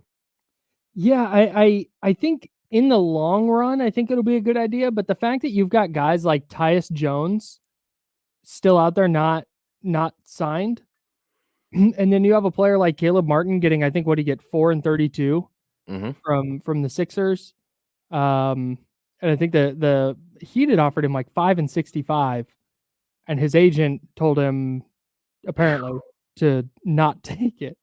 And he winds up getting 4 and 32. It feels like that like middle ground of the NBA. You have like the stars, and then you have the vet minimum guys. It feels like the guys in the middle there kind of got crushed a little bit.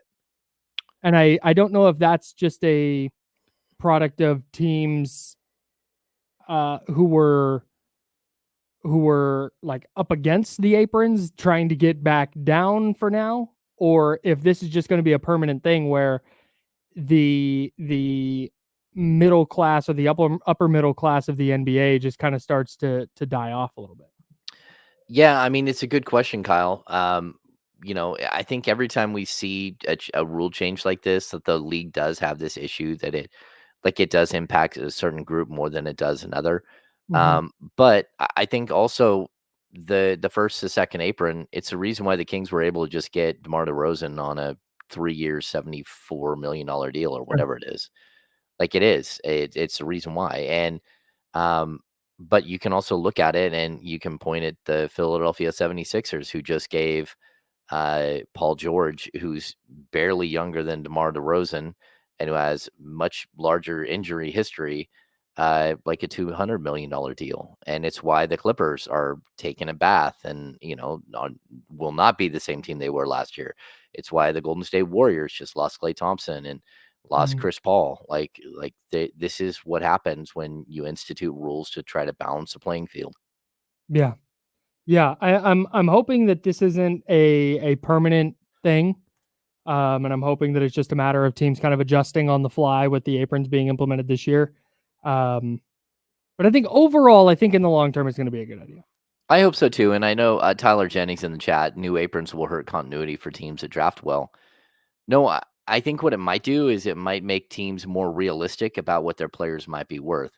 So as opposed to just giving every rookie a maximum salary, maybe you don't do that. Maybe you have like honest discussions about who you are and where you are in the grand scheme of the NBA. And maybe you're a $22 million player, not a $32 million player. And maybe we need to adjust accordingly. And so maybe there will be a balancing of it. I hope so. I need someone to sign Tyus Jones, preferably a good team. Yeah. I like Tyus. I want to see him cook. Yeah, I mean, guys like Gary Trent are just hanging out there. Crazy. Guys like Sadiq Bey is out for like a good portion. I mean, he tore his ACL in like March, so he's going to miss a bunch of time. But that's even, if you're a team like the Kings, and you might have a way to slide like a $5 million, a 2-year, $5 million deal to a player who's injured. Maybe that's a way that you go out and you add a piece that isn't going to be ready for a couple of months, but in a couple of months, you might have something. You think he'd take a veteran minimum? Probably not, but he probably would take the biannual.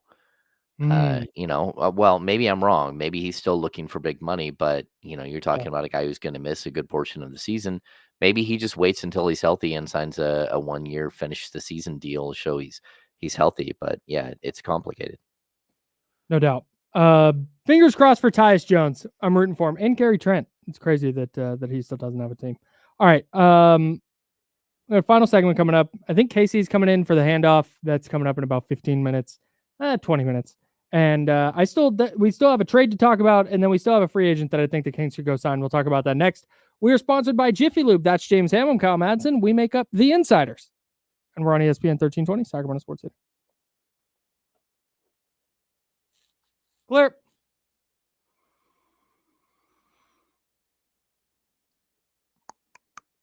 Scooter, I get this, but I think it forces teams to, like, you got to make tough decisions. There's only run to the restroom. Yeah, there's only a certain amount of players in the league that are of a certain ilk, and half of them play for the Boston Celtics, and eventually they're going to have to pay for that. And if they're willing to pay for it, that's fine. And then, again, the way that the salary cap is going to go up 10% every year, that's certainly not it doesn't make sense with how much the new television money is coming in. So when we look at players right now and we say, oh, a guy's making X amount of dollars, there's going to be an escrow account that is filled up on the back end and then redistributed to teams. And then teams are going to have to pay players that money that basically that makes up for whatever the basketball related income is that's over the 10% that the NBA is given.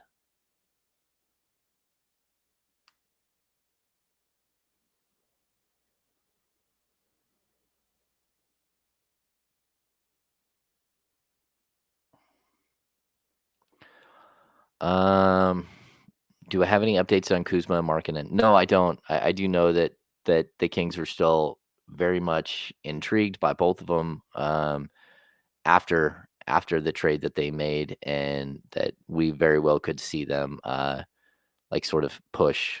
But I don't know. We'll have to wait and see. Someone floated some weird 3-team trade that they had heard.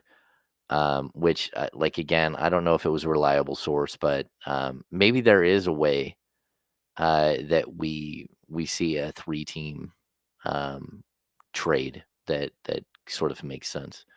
And it was something like Herter to Chicago, DeMar DeRozan. I mean, not DeMar DeRozan. Zach LaVine to the Bulls. From the Bulls to the Wizards. Kyle Kuzma to the Kings.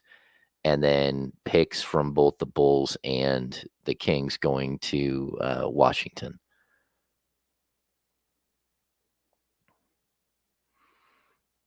Yes.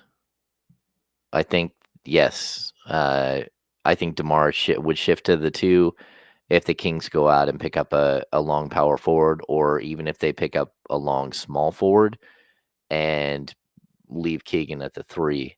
I think that's a very distinct possibility. I think the key is that you want 2 guys that are like Keegan, that are long, and Keegan has become a lot more athletic. He does look like he's bulked up in case he's going to play a bunch of power forward. I don't know if you guys have been watching the select stuff, but he's a big dude, and that's something the Kings always had in the back of their mind with him. Right.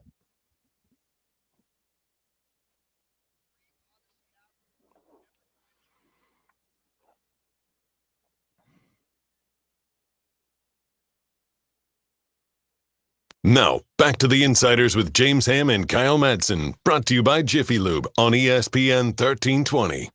Yeah, it sure is. He's James. I'm Kyle, rocking with you until noon. Then Kenny Caraway will be here. No D'Lo. D'Lo out this week, but KC is rocking with you, I'm sure. I can't wait to get his thoughts on the DeMar DeRozan edition. We're talking additional moves for the Kings. We did a bunch of DeMar DeRozan yesterday, so trying to spin it forward, what could be next? And you have said that, hey, they're still out, they're still working behind the scenes, they're still trying to get some other moves done. One player that so we have a player I like, and then we got a trade idea from The Athletic. What do you think about KJ Martin? Goes about 6'6", really good athlete, can play the 2 or the 3. In his first 3 years with Houston, averaged 10.5 points, 4.8 boards, 1.3 assists, shot 54.5% from the field. He was 34% from 3, so not great there. Really fell off last season with the Clippers and the 76ers. I think he's probably available for the vet men. Your thoughts? Yeah, see, I think KJ Martin is the type of player the Kings need. If you were to go out and make that deal, so he can play the small. He can also, despite the fact that he's not very tall, he can shift over and play the 4 as well. 6'6", 215. And that's what I talk about, like when I bring up Malik Monk and like finding a lob threat. Like KJ Martin could easily be a lob threat. Like the way that he plays, the way that he attacks the rim. I've always thought that that he's a player that the type of player, like we talk about this all the time. The Kings lack that super athlete in the post the guy that like all of a sudden will just put somebody on a poster. And Mhm. that's okay because the Kings, like, when you sometimes like some of the trade out that they do is they do super high IQ basketball players who can shoot Mhm. versus like super athletes. And it's not that there aren't super athletes that are also high basketball IQ players. There are, but like that's kind of where they go. They look for shooters and guys who can pass, guys who are multi-positional. But I do like that idea. It's the same thing I brought up with like the Brandon Brandon Clark. Mhm. The Jared Vanderbilts of the world. Like there are a lot of players and that are around the league that make sense that do what I'm talking about. Look at how much Nas Reed has impacted the Minnesota Timberwolves, and it's Yeah. really tough to find another Nas Reed. But that's the type of player that the Kings could use. Yeah. Yeah. I'm right there with you. KJ Martin definitely plays bigger than 6'6". Hmm. I just when you talk about wing depth and athleticism, I think that's the kind of player that you'd feel good about at the end of your bench. I don't know that he's giving you like 25 minutes a night or anything, but as a veteran minimum option, I think that's the direction I would go for sure. Hmm. I'm a big fan. Um, Sam Vecini and the Athletic also had a trade idea that you brought to my attention this morning, where the Kings would be going out and getting kind of a little bit in this vein, um, as a front court mate for Domantas Sabonis, going and getting Isaiah Stewart from the Detroit Pistons. Was it Kevin Herter in that deal? Yes, that's what I'm he I'm proposed, just like I'm kind of so in. spitballing. I'm so in on that. Yeah, yeah. I would do The that so quick. The problem, Isaiah Stewart, he's a small center. He's a 6'8" power forward slash center. But the fact that he shoots 38.3% from three, he can get you block shots. He averaged 1.3 blocks as a rookie playing center position, 1.1 in his second season, only 0.8 last year. But again, as you added minutes, he played. He blocked less shots, which is always interesting. A decent rebounder for his minutes played. I like him, but he is coming off injury, and he is a player who I think is on a 3-year. I think he's got 3 years at 15 mil a year, or it's possible it's 4 years at 15 mil a year. Yeah, Hmm. I'm in, dude. He's a dog. I'm all yeah, about Isaiah Stewart. yeah. Yeah. And He's anytime you owed. can, It's a 460. It's a 460. He's owed 15 million yeah, on the button every year. dude, give me that every time. The Kings have and this is not anti Kevin Herter. It is the Kings have a bunch of guards. Hmm. Who fits, who doesn't. I think Kevin Herter is probably the odd man out. And if you can go get Isaiah Stewart, who is a player that you'd feel great about being a big off the bench for you, who could start at the 4 or the 5 if Keegan Murray or Domantas Sabonis or whoever else is unavailable. I am so in on that idea. I love Yeah, it. and look, I think that there are other players out there that could make sense. And someone brings up like Robert Covington. I don't think Jay Crowder has a home yet. Like there are players out there that could be enforcers for this team that Mhm. could actually play in your rotation that are still available. They're just Yeah. older. That might make sense. You And know. this is a good example of the way the calculus has shifted for what the Kings need. Hmm. Because before they got DeMar DeRozan, we were talking about Kyle Kuzma, Brandon Ingram, and Lauri Markkanen. And I guess you could still talk about Kuzma and Markkanen. But we'll table that for a second. But now all of a sudden that need for the extra wing or the wing depth can be, yeah, Robert Covington, who's primarily going to be a defensive focused player, and he can shoot a three. Same thing with Jay Crowder, where the offensive output necessary from them is commensurate with what they're going to give you.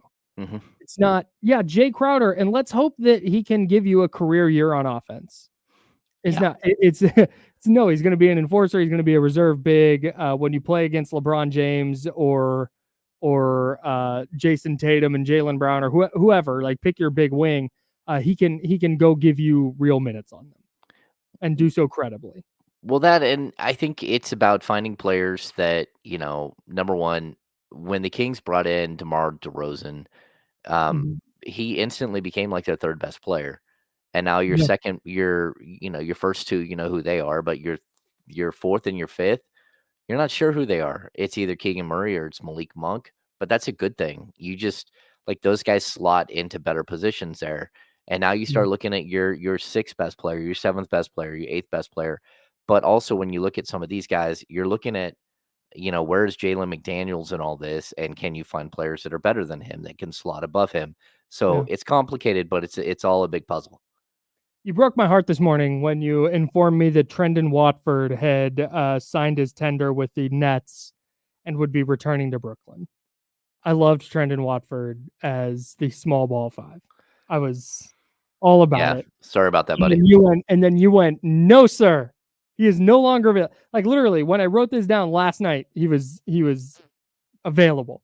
And then by the time I got into the rundown this morning, he was no longer available. But like you said, there's now a ton more options out there for Sacramento and players who can help them in different ways, where they don't need to be these offensive juggernauts because they have the four guys that you feel really, really good about offensively, maybe even five guys that you feel really good about offensively, giving you between 15 and 25 points a night.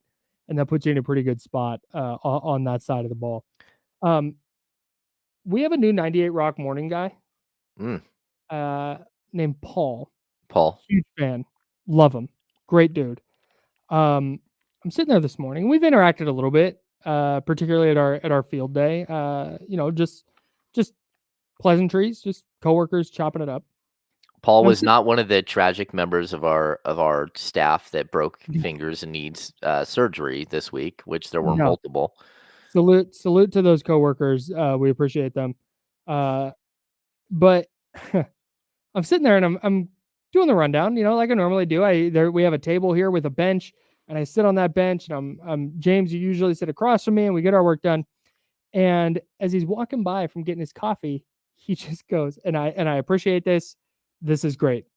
I'm a sports guy. When people just want to let their sports takes rip, give them to me every time, dude. And he goes, Bronny James is the most overhyped basketball player since LeBron James. And I went, let's unpack this because there's a lot there. There's a lot there. There's right. Like let's start with Bronny James being overhyped. Let's just start with the front end of his statement. I don't think Bronny James is overhyped. I think he gets talked about a lot, but I haven't heard a single person be like, wow, this is the player that's going to get he's the next LeBron James. I haven't heard any of that. I've heard no overhyping of his basketball prowess. I don't know how many high school games they put on ESPN of Bronny James. I do think there was at least one or two, but LeBron all of a sudden became like a national phenomenon where everyone was watching his high school games on like the mothership. It's like, insane. Yeah, and I would say this, for as much as LeBron James was hyped, and he was so hyped, I don't think there's ever been a moment where he's been overhyped because he's lived up to every single bit of it. It's tough, right? Like that's the second piece of this.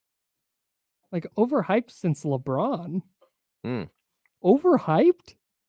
The guy is at even the biggest hater makes him a top 5 player of all time. Well, he's top 3, and I'm not a hater, but like I still have my top 1 and 2. He's number 3, sure. But still, I mean, like I still respect. I mean, how many times did he go to the finals? Like 11, 12? It's something ridiculous. It's a lot. It's a lot. Is he 4-7, 4-8, whatever he is? It's ludicrous. And he's played at a high level for as long as he has, and he's the all-time scoring leader, and he's going to finish like top 10 in assists. And he's been ridiculous. He got tabbed as the next Michael Jordan and got, I mean, reasonably close. He's so close. Even if you say he's not, like, I don't want to get into the who's better, LeBron, Jordan, all that. I don't. But like I said, even the most like ardent, not a LeBron guy person, like you have to objectively say he's one of the single greatest players to ever lace up shoes in the NBA. Yep. Like, I thought that was, if he had said Bronny James is overhyped, I would have been like, no, okay, I get that. He gets a lot of coverage. I don't think people are saying he's some kind of NBA savior or anything, or that he's even necessarily going to be a good NBA player. But I get it's a lot of coverage. It's a ton of coverage. But the reason there's a ton of coverage on it is because he is one of the greatest players of all time, kid, and he plays on his team. Oh yeah. That's the undercurrent of all this. LeBron James was in the NBA long enough to have his son drafted to the team that he's playing for. Yeah, I That's mean, crazy. this is Ken Griffey Jr. and Ken Griffey Sr. playing together. But like if Ken Griffey Sr. was Shohei Ohtani. Yes, or if it was Willie Mays and Willie Mays Jr. I don't know that there was a Willie Mays Jr., but that's what it would be the equivalent of. Right. Yeah. I so deeply appreciate that Paul and I are close enough now that when he sees me sitting there in the morning, he's going to let his takes rip, even if I disagree with all of it. There's not a single piece of the take that I agreed with. Yeah, I would just say that like the Bronny thing, he's super hyped, and it's unfortunate for him because living up to this, any of it, it's going to be like almost impossible. Living up to like being on an NBA roster might be more than he can handle at this point. Like, Sure. I don't know that he can live up to being on an NBA roster for more than 1 or 2 seasons. Maybe I'm wrong. Maybe maybe he develops. Maybe he becomes like this really, really solid, gritty player that sticks in the league for a long time. Yeah. But that's the possibility here. It's not that like the Lakers like got a sleeper future, Right. Hall of Famer in the second round. It just happens to be LeBron James's son. So it's really, really, really tough to live up to if you're Bronny. And I feel for him because that's never like the whole father-son thing. Sabonis might be one of the best father-son, players of all time. Ooh. Like the duo. Like, you got Dell and you got, Steph, Right. but Sabonis, Arvydas Sabonis was a much better player than Dell. But we're looking at like there's a very few like players that their kids Michael are able to play. Yeah. There's a lot. I know there's a bunch. Anthony Carter and Devin Carter, obviously. Yep. Yeah. There's Kobe's dad play in the NBA? Yeah, but for like a minute. He played a lot of time in Italy. Yeah, it's just I don't think Bronny is going to get them. Oh yeah, all of them. I don't think Bronny is going to get them into that conversation. Yeah. And I think that's interesting, the idea of him being overhyped, because like I get the coverage dude. The coverage after the Kings beat the brakes off the Lakers in that first Cal Classic game was ridiculous. ESPN's homepage. And again, this is ESPN. They are trying to maximize their eyeballs, and the Lakers maximize eyeballs. That's what their analytics tell them. That's why they talk about the Lakers all the time. But their front page was a still shot of Bronny scoring with the score underneath it, which was like the Kings 190, Lakers 40. And then it was 3 different videos of Bronny doing things. It was like Bronny Bronny steps on the court for the first time. Bronny gets his first bucket. LeBron James reacts to Bronny getting his first bucket. It's like, dude, like, okay, it's really cool, but that's what's getting beat over my head. I feel like, not necessarily that Bronny is some awesome player, but just that, like, yeah, no, we get it. LeBron's kid is on the Lakers. We've gotten all the first. Oh, there was another Bronny's first post-game press conference. It's like, dude, this is it's legitimately like he's being covered like everybody else's child.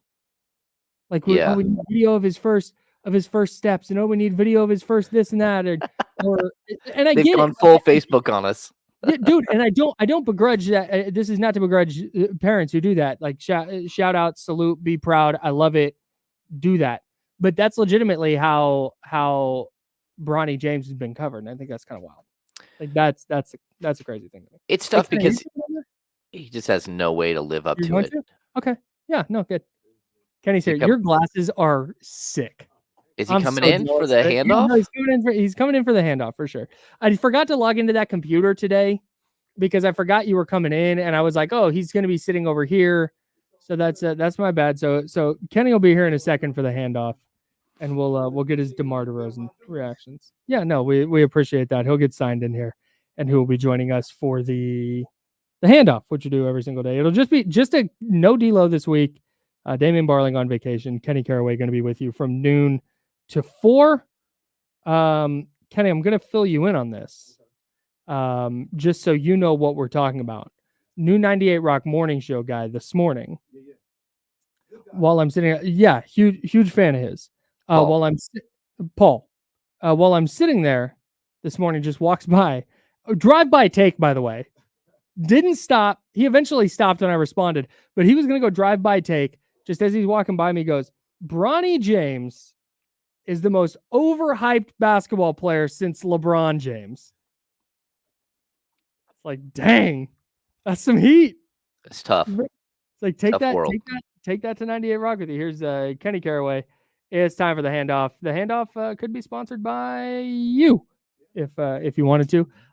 Your thoughts? Is Bronny James the most overhyped player since LeBron? Most overhyped player since LeBron. Nah, I don't think so. I don't think he's like really. I mean, there's a lot of attention on him and overhyped, but I don't know if anybody is like. Maybe I'm going too literal with the word overhyped, but nobody's saying he's like this great basketball player. That's it. They're just kind of talking about how he got into the league and his dad and all this other stuff. So I wouldn't say overhyped, but he's definitely covered, more than your average second-year guy or undrafted guy. That's for sure. You can't deny that, but I don't think he's overhyped. Let's put a pin in all the Lakers stuff. DeMar DeRozan. Hey man, come on now. We got one. Yeah, man. I like that a lot. I feel good about it. I feel good about the prospects of this team as is. Mm-hmm. We'll talk about it a little bit more on the show, but as is, I feel good about this team. I know James reported, they're still possibly not done. They're still trying to work some things out, see if they can make something happen. And that would be great too. But if they weren't able to, I feel good about this team as is, man. I think that was a really good move. I think that offense is going to be dynamic. It's going to be maybe a little different than we're used to as far as like the threes and stuff like that. But getting another shot creator in there is going to greatly help out everybody involved. And then just kind of moving everybody down a tier, right? Like, so Sabonis was your second scorer, right? He's probably not your second scorer in an ideal situation. Probably more of your third scorer because you don't like give him the ball and tell him to go to work. He might be Fox, Monk, DeRozan, or Fox, DeRozan, Monk in some order. Yeah. And the great thing about that is when I say that's not what Sabonis does, is Sabonis can be your quote unquote fourth option and still get you 17 and 13, no doubt. You know what I mean? Because he just works. You know what I mean? He works.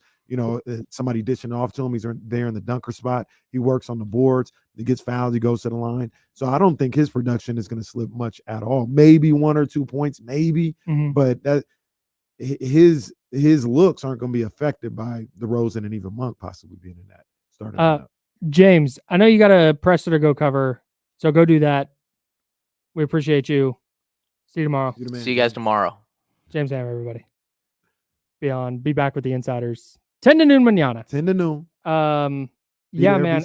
When I first got wind that like, hey, this is the thing that's going on, my gut reaction, like I talked about this yesterday, I was walking down the stairs reading my phone, and I was like, ew. Like this is just, that feels so desperate. That feels like a move just to like, oh gosh, Markkanen, no, Ingram, no. Whatever happened with Kuzma, DeMar DeRozan, yeah. That's how like my initial read on it. But then just kind of the more I thought about it, the more I'm like, man, they did need a shot creator. That'll help there. Well, Keegan still shoots threes. De'Aaron Fox is more of a high volume 3 guy now. I think he can fit the 2 or the 3. He's not a bad defender. He's just not. And I think quick. I'm sorry, but nobody even talking about his defense till he just got here. Nobody, the Ringer, all these people. There was nobody talking about DeRozan's defense till 2 days ago. Then, he's not that good of a defender, and shut the hell up. Shut the hell up. None of y'all was talking about his defense. Now all of a sudden that's a problem. Stop. Sorry. You good? I'm good. No, I do think that's super funny though. That whenever it was DeRozan to the Clippers or the Lakers, it was all about like, oh man, if DeRozan, that's where he's going to go. He's going home, right? He's going to one of the LA teams. Mm-hmm. And then the Kings sign him. And it's like, what does he do for their defense? I mean, honestly, look, I get there's two sides of the ball, and I appreciate and respect that. I appreciate what Keon Ellis did for the Kings last year. Yes. I think putting Keon Ellis in the starting lineup was plus the way the games were called, but more so Keon being in the starting lineup, I think dramatically altered the way the Kings played defense. Mm-hmm. And I think if Malik Monk stays healthy, I think it's a key reason why they go to the playoffs. Mm-hmm. Mm-hmm. And I don't want to underestimate the importance of that. But I also don't want to overestimate the importance of a single player. Look, if he was just, can't guard a stoplight, like he is just a non-factor, he's going to give up more points than he scores, this is a net negative for the game, then okay. But bro, he is not, it is not, you have to be so bad at defense to be good enough offensively or to me not, for me to discount what he's going to give them offensively.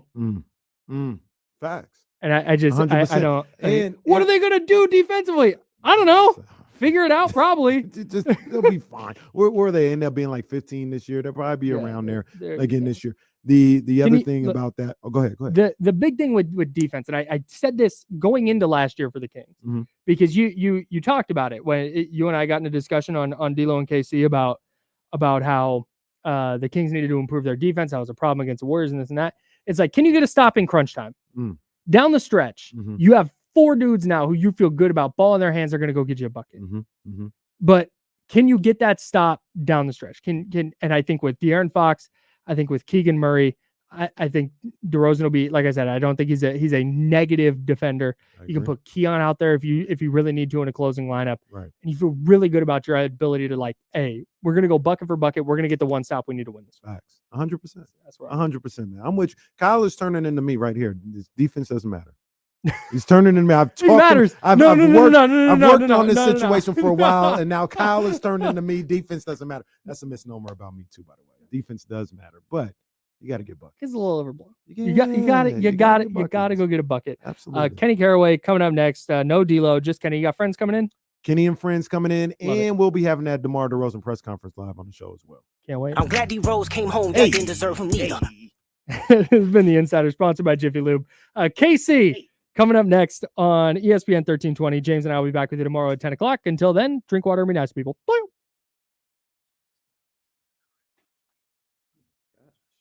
3x live. That's crazy. All right, Chatty Gang. Appreciate you guys. See you tomorrow.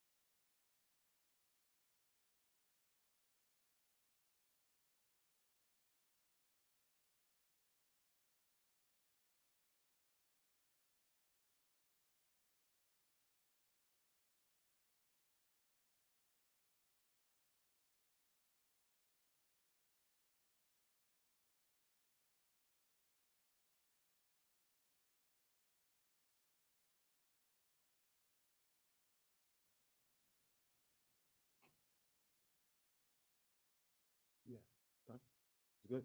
No.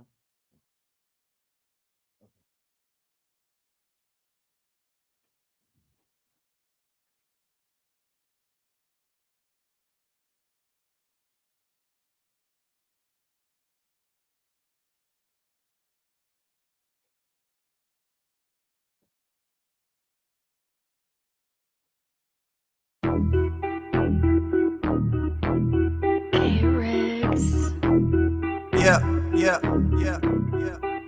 We got them screaming D-Lo, KC, D-Lo, KC, D-Lo, KC, D-Lo. We got them screaming D-Lo, KC, D-Lo, KC, D-Lo, D-Lo. We your number one spot. We your number one spot for some sports, huh? Got the city going crazy when we work, huh? We top two, but we ain't two, we in first, huh? And when you need the real, we is who you search, huh?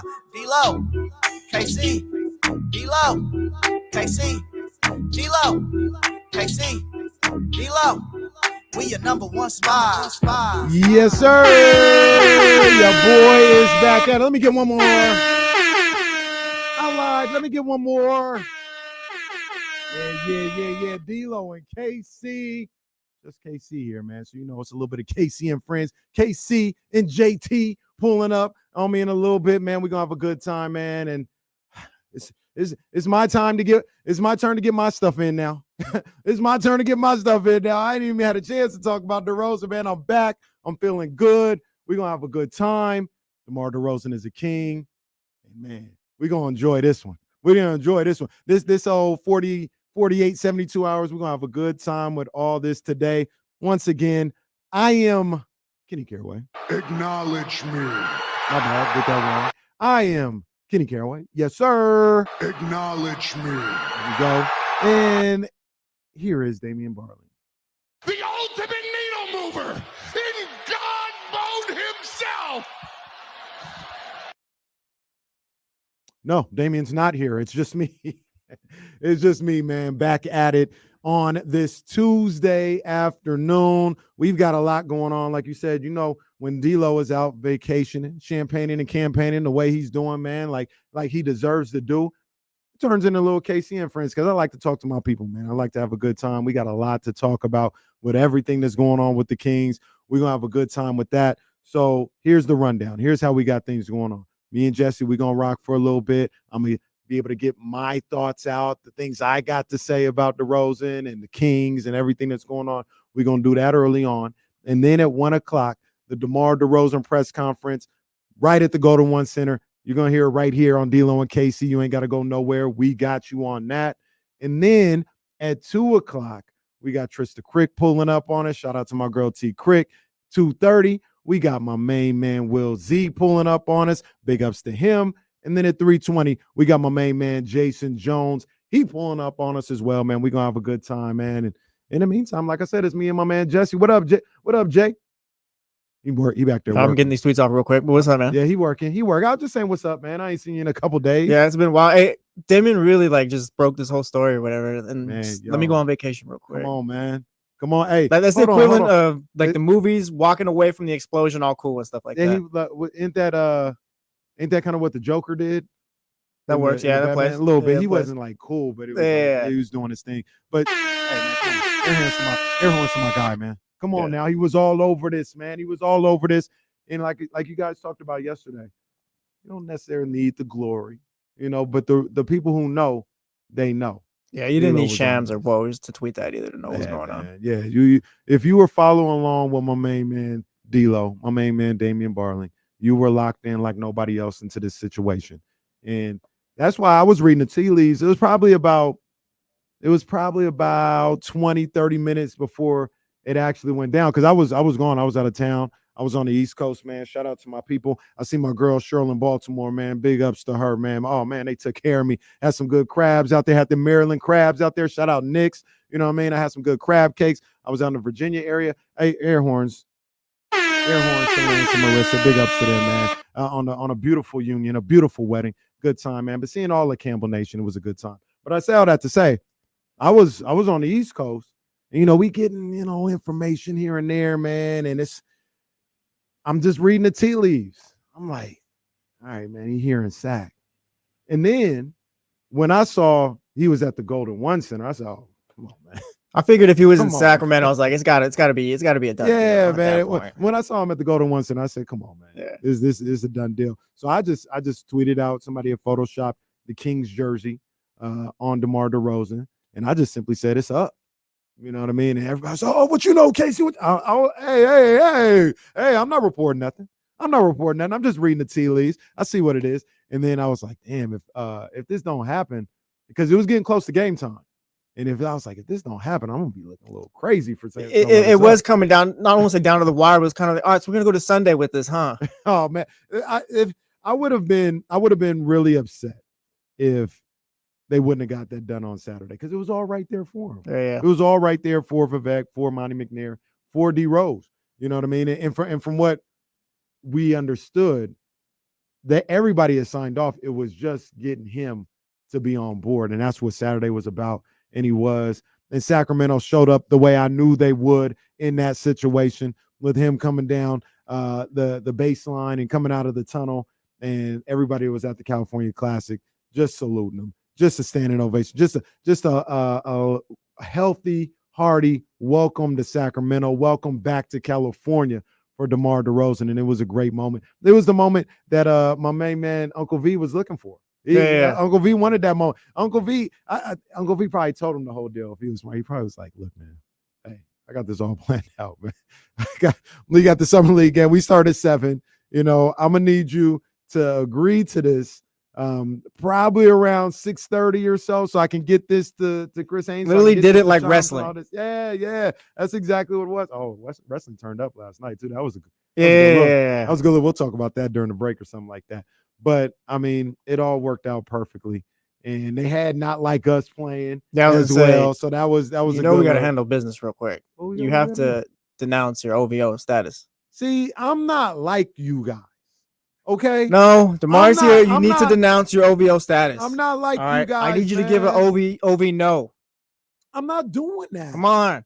DeMar's here. We got DeMar. Uncle V got DeMar here. We were talking with Sean yesterday. I'm sorry. I never chose a side. I like both of these artists. See, this is the problem with everything. OV no. This is the problem with everything. I'm probably the only unbiased person in this city when it comes to that beat, because I like both of them. I said they both had dope tracks or whatever. Not Like Us. It's not my favorite song. But one thing I can say about Not Like Us that I appreciate and that I won't hate on at all is it makes people happy. Oh yeah, people get like really happy when they hear Not Like Us. I was at the wedding. They played that at the reception. I mean, people going crazy. They just happy, right? So I like that. I like when music does that. Oh, that'll be playing every Kings game all the time. And what's gonna happen? D Rose, he hits a shot with 26 seconds to go to put the Kings up 4, and the Lakers call a timeout. And what they gonna play?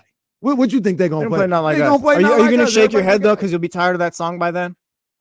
No, because you know what? I think they're gonna play like the beat. I do like the beat. When they just play the instrumental, yeah, I'm cool with that. Yeah, I'm even cool with the song. The song is fine. I tell Damien all the time, and I was doing it all weekend. I know all the words to the damn song, so I rap along and all this stuff. Look, once again, I'm the only unbiased party here. We'll work on that. We'll work on that. OV now. I like Kendrick. Those are my guys. It's all good. It's all good, man. But yeah, that was a great moment when they had Not Like Us playing. And D Rose comes out of the tunnel, man. So it's a big deal. It is a big deal. I was thinking about it, like coming in. Like I feel like I like the deal as each day passes. Yeah, like this isn't Kuzma and this isn't Larry Markkinen. Like this is a big deal right here. And you know what? I was listening, no surprise, listening to Bill Simmons, and he made the argument that DeMar DeRozan is a top 5 shooting guard in the league, and the Kings just got him. And as he started to go through that, he was naming names, and then they got a little fishy, right? It's like one of them was like Drew Holiday. Like, what is Drew Holiday, a point guard? Is he a shooting guard? Point guard, I think. Yeah, he's point guard. He's a point guard. Yeah. I think he had Luka in there as well, and he's like, Russillo was like, he's a point guard or whatever. So he included Luka when he said top 5. He's like, all right, he's a point guard. Well, he's not out. That raises DeRozan up even more. DeRozan is probably top 3 shooting guard in the league right now. I mean the numbers are undeniable. Yeah, he's 24 points per game last year, right? Come on, man. 24 points per game. There's something else that he led had the said. league in minutes too, I think. Yeah, there's something else that he had said in there, Simmons, that I didn't realize until all this went down. He said something to the effect of DeRozan's going to end up scoring 25,000 points in his career. It's like him and Steph are the next ones to do it. And there's like, I don't know. I was half paying attention to him, but there's like less than 20 people in the league who have done that historically or something crazy, right? Yeah. And you're getting one of those guys. Yeah. You're getting one of those guys, man. And to add him to, here's the other good thing about this, right? To add him to a situation where he doesn't have to be the franchise savior. He just has to do his part. I was talking to James about that yesterday, or it might have been Kyle. He's not coming. You don't have to lead the league in minutes this year or whatever. No. You don't have to average however many points. Like, we need you to just not like it's DeMar DeRozan. So obviously you do your thing, but more so like, yeah, you're helping out Fox and Sabonis here. And to that point, like if he comes here and he doesn't average 24 points a game, which I don't expect him to, it's not a failure. Like if he's 18, 19 points a night, if he's 18, 19 points a night, the Kings are looking really good. Well, the last couple of seasons just been, we need a guy we get like that 18 to 20 points per game, and DeMar DeRozan can easily do that. Yeah, man. So I really like the deal. I know I had my concerns when it was initially talked about and thought about of the style of play and like how he's going to fit without shooting threes so much and all this other stuff. But the more I saw about that, the more I read and just kind of thought about it. I think he's a hell of a fit. I think he's going to make this Kings offense lethal. Well, lethal. Yeah. Like, what are you going to do? Like, when Fox is cooking, you're going to send two defenders at Fox? Think about it this way. Think about it, and you're 100% right. Think about it this way. I'm just taking OKC, for instance. OKC might have Lou Dort on De'Aaron late in games. Like, that's traditionally what they're going to do.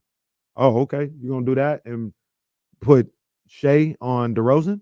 That's barbecue chicken. Well, that's the thing. Shea, do whatever you do against DeMar DeRozan. Yeah, Malik Monk on this side. Yeah, who guard Malik Monk? Yeah. You know what I mean? And then you can't help off 13 in the corner. That's what I'm saying. We all crash on Malik Monk. Now Keegan's open for three. It's cash. Can't help off 13. I think, and shout out to Jay Chirano because he's going to be tasked with making this work a certain way. But I think they're going to come up with some stuff that's going to make this offense lethal. Yeah, I don't think absolutely lethal. Like the Kings didn't trade for DeMar DeRozan. All right, what do we do now, fellas? Like they got a plan for all this. Absolutely, man. So there's so much more that I want to talk about. I want to talk about there's a situation that I see with this DeMar DeRozan Kings marriage that I want to run by you, Jesse, because maybe you saw this firsthand. Maybe you got an idea of what this looks like, but I got an idea about that. We got to talk about what the Kings do next. Do they need to do anything next? Where are they right now in the West as is? We'll get into all that. And then, I talked about it on the Twitter and, I don't want to make it like this big old thing. Like, cause look, I'm just going to say what I got to say, but I will. Nobody else really wants to. I know Dame is like, man, he ain't worth the time and all this other stuff. I'll talk about Gilbert Arenas. I got something to say about Gilbert Arenas. So, sometime soon, I'll give my thoughts on what Gilbert Arenas had to say, and we'll have some fun with it. We talking. That's what we doing, man. It's D-Lo and KC. My main man, Jesse Tapia, is here. We got the DeMar DeRozan press conference coming up. We've got Trista Crick coming up. We've got Will Z coming up. We got Jason Jones. It's a jam-packed day. And I want to hear from you. I want to hear from the people. I missed the people yesterday. I want to hear what they got to say, man. It's D-Lo and KC, ESPN 1320, Sacramento's #1 sports station.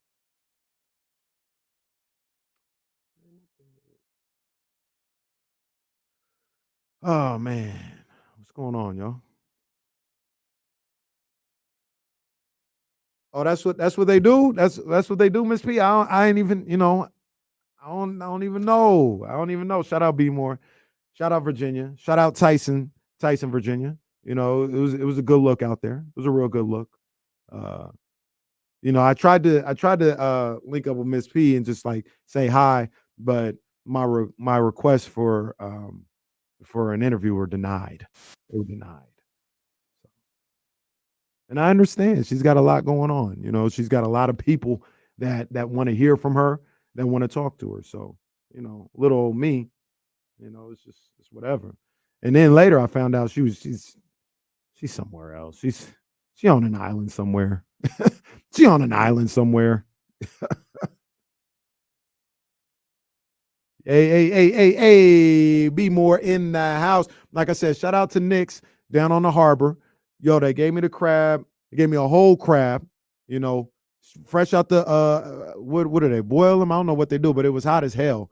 You know what I mean? But I had to open it up, do what I had to do right there on the table. Man, they had 2 dozen. They took the Campbell Nation 2 dozen crabs for your boy, man. I got like 4 or 5 of them. It was a good look. Got to go back.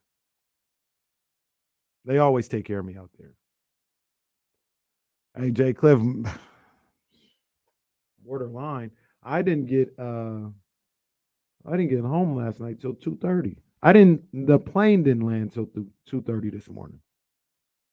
I didn't get home till about 3:30. And then I had to get up. And there's so look, you guys know we have a good time. I'll be talking on this show. This is something I had to do this morning. I don't know if I want to talk about. I don't know if I need to be talking. Y'all need to be knowing everything. It ain't nothing crazy, but I just don't want to get in trouble. You know what I'm saying? I don't want to get in trouble. So I ain't even gonna mention, but I had to get up early and go handle some business. So it's been a busy morning already.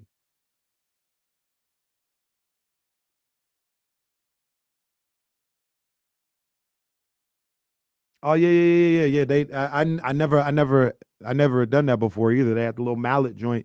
You crack the crab that way. I ain't never done it that way. But yeah, I got to work on it. You know what I'm saying? After the first crab, it was all downhill at that point. It was time to eat. They had my butter right there. I dip it in the butter. It was all good, man. It was all good.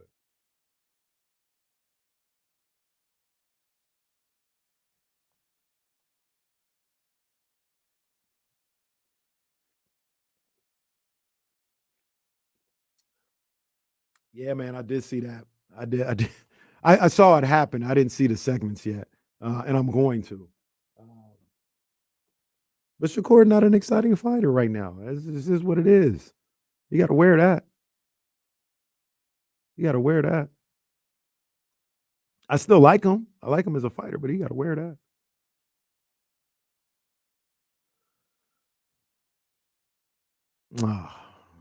Lazy. Before I say anything, I'll just wait till we get back because I got some thoughts about that.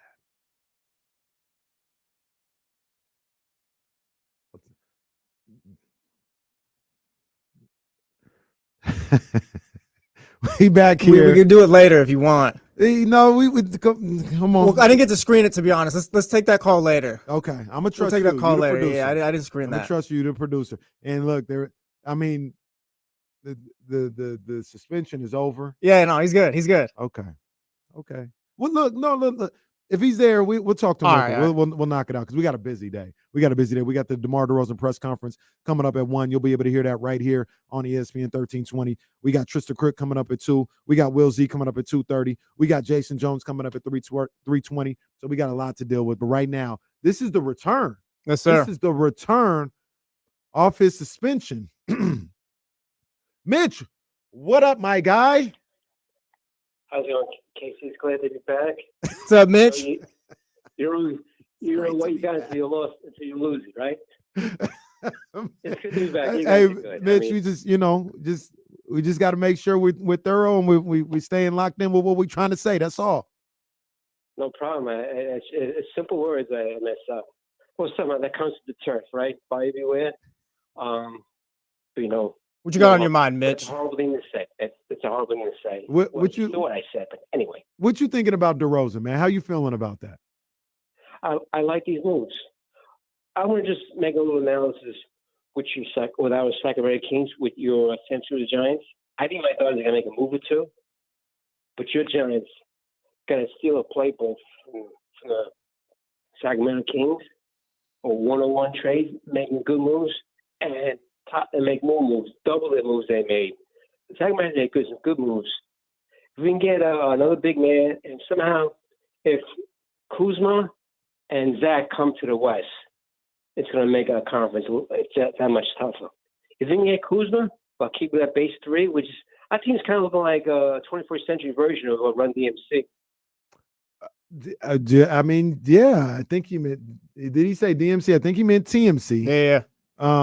Yeah, I see you though. Run TMC. So those were mostly guards or whatever. But I see you cooking, Mitch. Look, man, your first day back. Like T Grizzly, first day out. I ain't gonna mess with you, man. Welcome back, Mitch.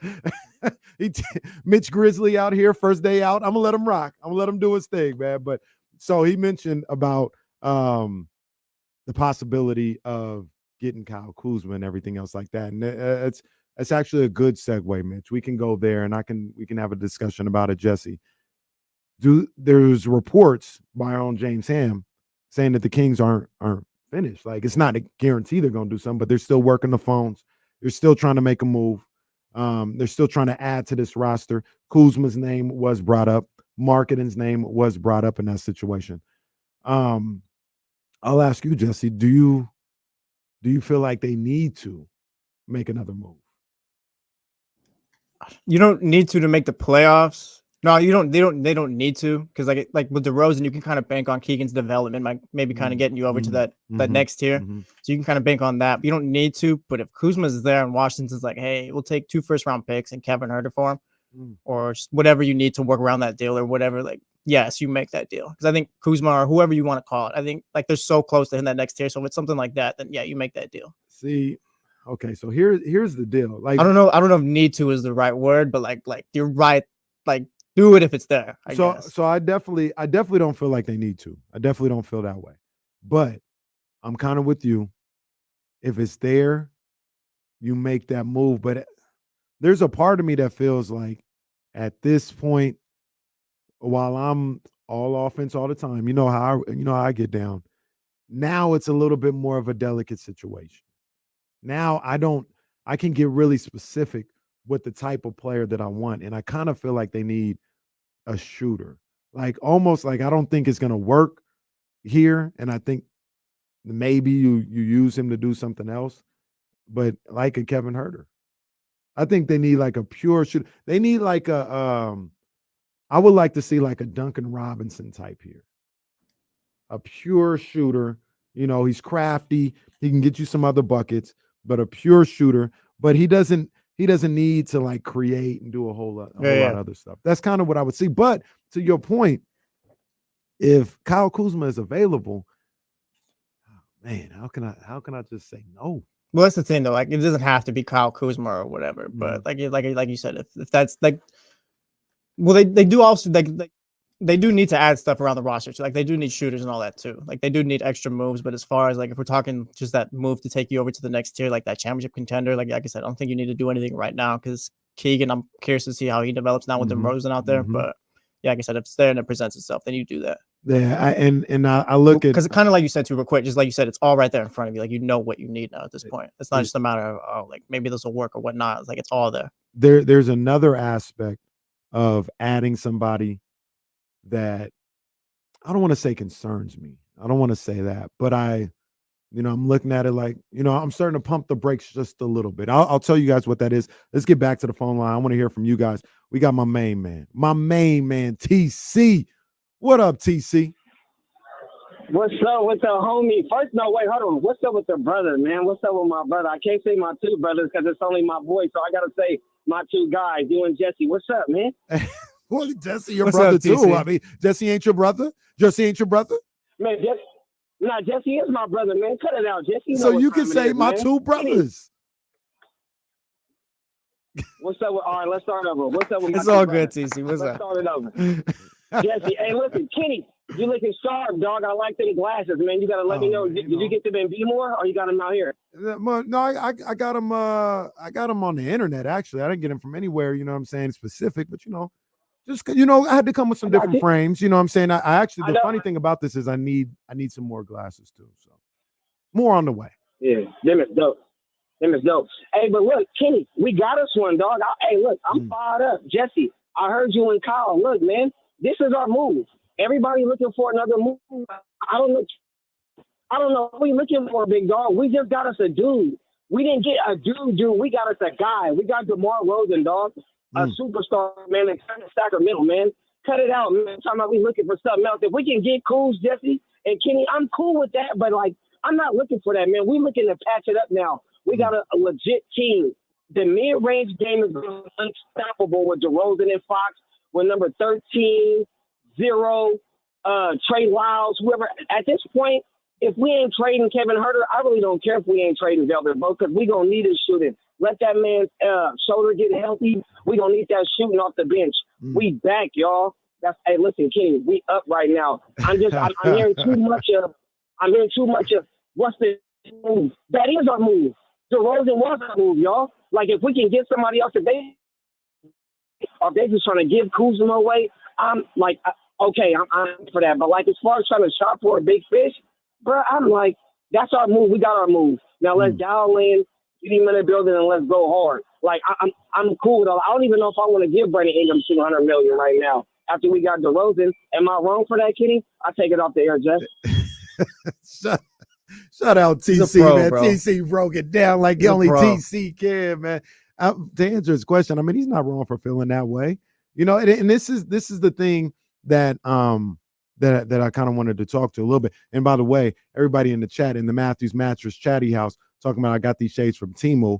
First of all, don't even talk about Temu like that, because if I could get these shades for $1.99 from Temu, please believe I'd get 5 of them. So I wish I did get them from Temu, but now I didn't spend a whole lot of money on them. I ain't saying all that. I'm just saying don't talk about Temu like that, because Temu got please point me in the right direction. Point me in the right direction to get 5 different shades like this for 99 cents, and I will get them in a heartbeat. So don't do that to Temu. Don't do that. Second of all, when you talk about the Kings, this is a thing that I'm kind of thinking of. I'm kind of like a little leery of. And tell me what you think, Jesse. I am like kind of locked in on Malik Monk starting at the 2. Okay, I'm kind of locked in on that. I am not. I don't know if say you throw Fox, Monk, DeRozan, Keegan, and Sabonis out there. Are they able to maximize their talents if they're all out there on the court together? Are you able to get the most out of Monk, like DeRozan? Are you able to get the most out of all of them if they're all out there together? Maybe, maybe not. But you know how I am. You already know what I'm about to say. That's probably going to be your closing lineup anyway. Yeah, but that's different, because you could just like play off of each other. I think you get the most off of most from Malik Monk if he's coming off the bench, kind of leading the second unit. You up his unit or his minutes or whatever. Like, you don't let him play. I think he was like 5th on the team in minutes last season, around there 6th. He might have been right behind Harrison Barnes, I think it was. But you got to up his minutes. He's got to play more than 30, no doubt. But I think you get the most out of Malik Monk if he's coming off the bench. You get the most out of Keon Ellis if he's kind of playing off of a Fox or a DeRozan. Kind of, they're setting him up and all that with the starting lineup, I think. I'm not mad at that. I understand. I don't hate Monk starting, but I think to get the most out of everyone, you kind of got to like spread it out a bit. I think we feel the same way about both sides. Like, I'm on the side of stardom, and you're like, I'm not mad at that, and you're just like, not bring him off the bench. I'm not mad at that. Like, I understand it. I think it's time, and maybe this is just like a selfish thing for me. I think it's time for the Fox and Monk backcourt. Like, we've dibbled around, and we've seen it in closing time. We've seen that it can work to a certain degree. It's time to go ahead and make that the starting backcourt. The other thing about that is I think that DeMar DeRozan at this point in his career feels a little bit more small forwardish than shooting guardish. You know what I mean? As far as maybe defending wise. Yeah, I think that's fair too. Because like if I had to set the starting lineup, I'd go Fox, Keon, DeMar, and then Keegan and Sabonis. So I'd have DeMar play the 3 too. Yeah. But I mean, so this is what we talk about, like with the potential trade and all this other stuff. You go out and get a Kyle Kuzma, you go out and get a Lauri Markkanen, which I don't think is going to happen, but you go out and get one of those players. Malik Monk's definitely coming off the bench there. And Malik, he spoke over the weekend too. I saw some of that, I think he spoke on Saturday, maybe even Friday. But he talked about how he still wants to start, but it wasn't a requirement for him to come back, and I believe him with that. I believe him. Like, I feel like he would have told us the real one way or the other. So I believe him when he says that. So if he doesn't start, I don't think he's going to like pout or anything like that. That's not in his nature. That's not what he does. But I think it's time to push that button and have him be the starter. in this lineup. And when you bring in a Kuz, when you bring in a Lauri Markkanen potentially, that could upset that. A name that I'm looking at that I think is very realistic for them to get and would fit my thoughts of Monk starting, but you're still adding to the roster, is if they go out and get a Finney Smith. I think you can get a Finney Smith for the cheap. Do you think that would be selling low on Herter though? Like you think that's like too low of a get for Kevin Herter? You could get more with him in a pick. I mean, we don't know what Kuzma is like available for, even if he is right now. So I don't want to say like you can get Kuzma for Herter or whatever. I think if you got Dorian Finney-Smith for Kuzma or for Herter, that'd be fine with me. You think you can get Cam Johnson for Herter? Yeah, you're not that picks to that, but yeah, you can work around that. Like he could be like the centerpiece, I think, because he's expiring next year, I believe. So yeah, and Cam Johnson, he's definitely a 3. And you move Demar to the 2. And see, I would take that too. It doesn't, like I said, it doesn't have to be Kuzma or whatever. We kept throwing that name. Like Cam Johnson would be perfect. Dorian Finney-Smith too. Yeah. So that's kind of where my mind is at. But I'm open to all this stuff, right? I'm open to if they get Kyle Kuzma, Malik has to come off the bench. If they get Cam Johnson and Malik has to come out, I'm open to that. I just know that I've been feeling like, this is time. If Devin, real quick, if Devin Carter's out for say he's out for however long or whatever, we'll talk about that more, I'm sure, later and stuff like that. But let's say he's out. Who's leading the bench if Malik is starting? Who's running? Who's got the ball in their hand? Keon Ellis is. I like the Jordan McLaughlin signing. That's the kind of guy I was talking about as a backup point guard. I kept saying they needed a backup point guard. That type of guy, I like that signing a lot. I think he's gonna play really well in that role. But to answer your question as well, I feel like between Fox, Monk, and Derozan, one of them are going to be on the court at all times. Just stagger those guys? Yeah, they're going to be on the court at all times. So one, if not 2, if not 3 of them are going to be on the court at all times. So whoever, like for instance, if Monk started, Fox usually got that first sub, last year. Man, Monk is still out there. Put Keon out there. Monk will go to the 1 or whatever the case may be. Keon's a 2, Demar's a 3. Maybe if you take Monk and Fox out, you put Keon and Jordan in there, and now they're rocking with Demar and all this other. So and you know how I feel about Keon. If you sub Fox back in there for Derozan, you got Fox out on the floor. I feel Keon can guard a lot of those threes. I think he can still do those type of things. So you won't be missing much when he's on the bench, when DeRozan's on the bench, and then you got Trey Lyles and I got Jaden McDaniels. I want to see from him. I want to see what he can do with Mike Brown. I'm not going to say that he's going to definitely turn into this guy. Matter of fact, I'd be shocked. I don't want to disrespect what he did during this run, but he's got the same body type as an Andrew Wiggins and what he was able to do with Mike Brown. So I don't think he's going to start at any point in time, outside of injury or anything else like that. But somebody that you could rely on in a rotation, maybe Jaden McDaniels can become that type of guy under Mike Brown. So the one thing that is happening here, and if you make a trade or whatever, this roster just gets deeper and deeper. Pause. That's tough. You know what? No, hold on. No, where's my flag? I need that flag right there behind you. No, that's tough. What, bro, I said pause. That's not how the game goes. I'll tell you how the game goes. I'm the referee, sir. It's a flag. Welcome back, by the way. No, yeah. I lead the league in penalties. Yeah, no doubt. You're the Draymond Green of this league. No, yeah, I think it works. Like the Jalen McDaniels and McLaughlin's. Like I was talking to James about it yesterday on the Insiders. Now the Kings are kind of getting in guys where it's like they might be the end of the bench guys or they might be the end of rotation, but it's like, all right, if someone goes down or we need 10 minutes out of you today or 15, it's like that's not going to kill us today. Facts. Like we'll still be able to win. We're not going to have to overcompensate or whatever. Like you got like real NBA guys now. Nah, facts, man, and that's one of the DeMar DeRozan and getting him. And if you get somebody else like a Kuzma, that's obviously the big thing. Malik Monk is probably even second or first, whatever you want to say to get that. But filling out this roster to the point where if one guy goes down, all hell doesn't break loose, or you can't score the basketball at all, or you've got to rely only on threes. That's the other good thing about DeRozan. I know a lot of people have talked about it. He is a guy that gets to the line religiously, and not only gets to the line religiously, but he makes them religiously. and you're adding that to your offense. So remember when Malik Monk went out, we would come on this show and we talk about how, like, yeah, the Kings got up 47 threes. They had to. How else are they going to score? You know what I'm saying? They didn't have no creators. They didn't have nobody that can get to the line, stop or run, get some easy buckets that way. DeRozan, and now you got DeRozan and Monk and Fox in that role.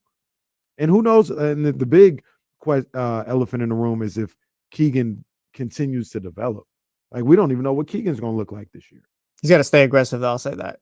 He does. Yeah, stay aggressive. Like DeMar, like you don't take a backseat. Like you're still one of the D guys in this core. When Malik Monk went down, I called for about 18 shots a game from Keegan Murray.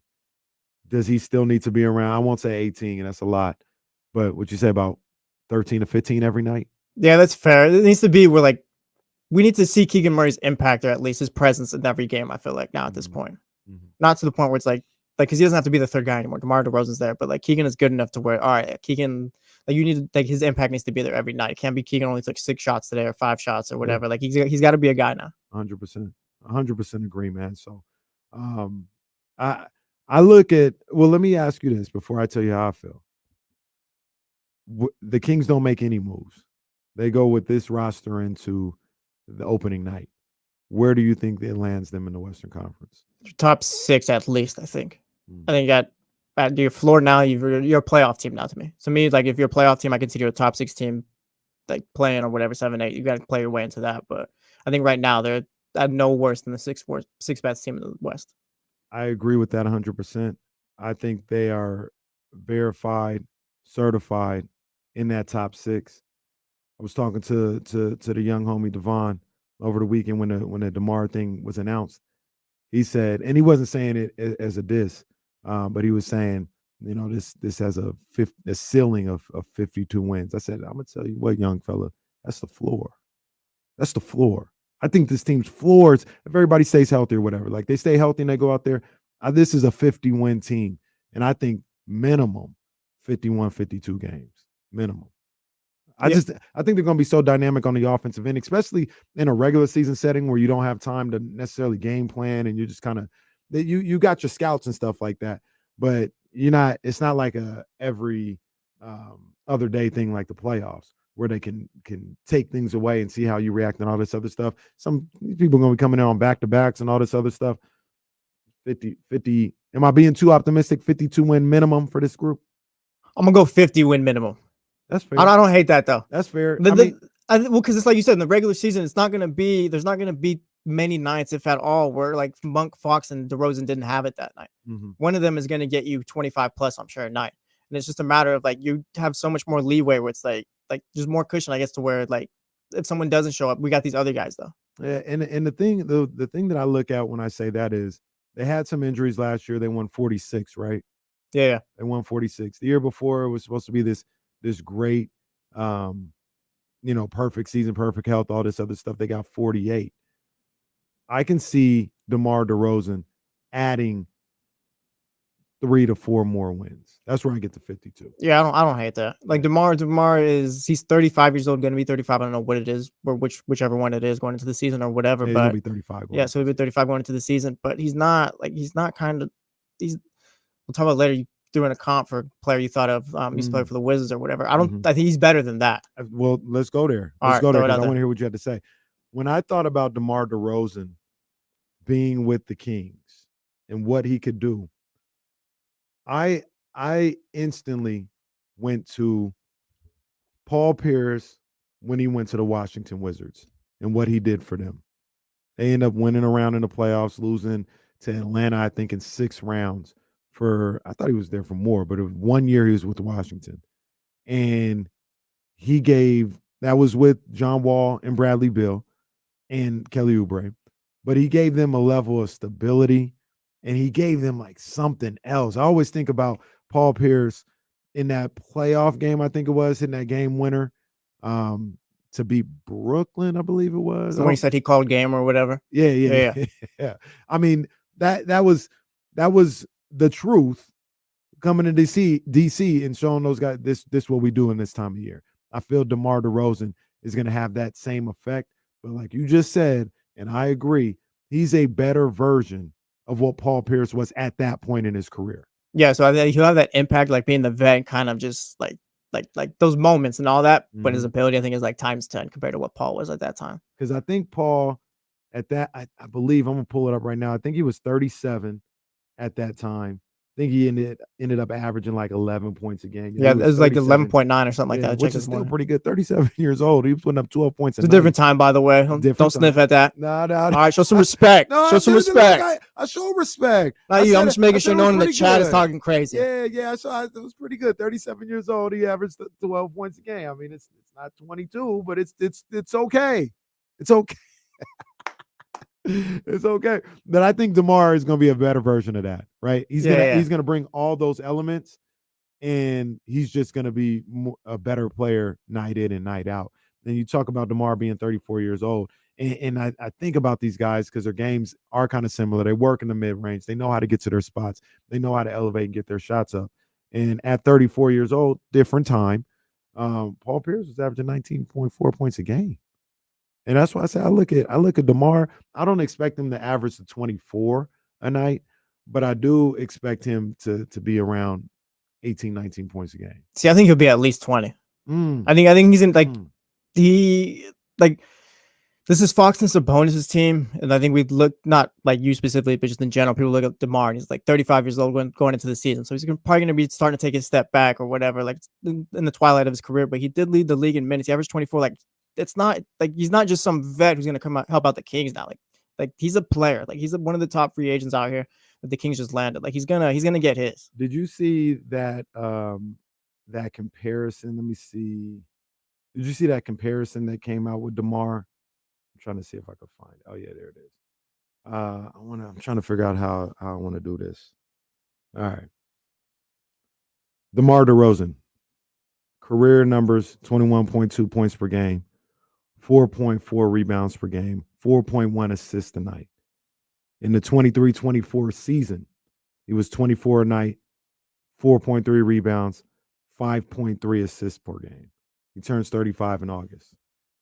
This next player, he's a career 20.8 points per game scorer, 6.3 rebounds, 3.7 assists. Last season, 22.6, 5.2 rebounds, 3.5 assists a game. He's 34 years old. You know who that player is? Is it Paul George? It's Paul George. Yeah. And think about how people are talking about Paul George going to Philadelphia. Nobody's talking about his age, which they shouldn't be. I'm a proponent for Paul George. I think he's the truth. I think he's going to help out Philly a whole lot.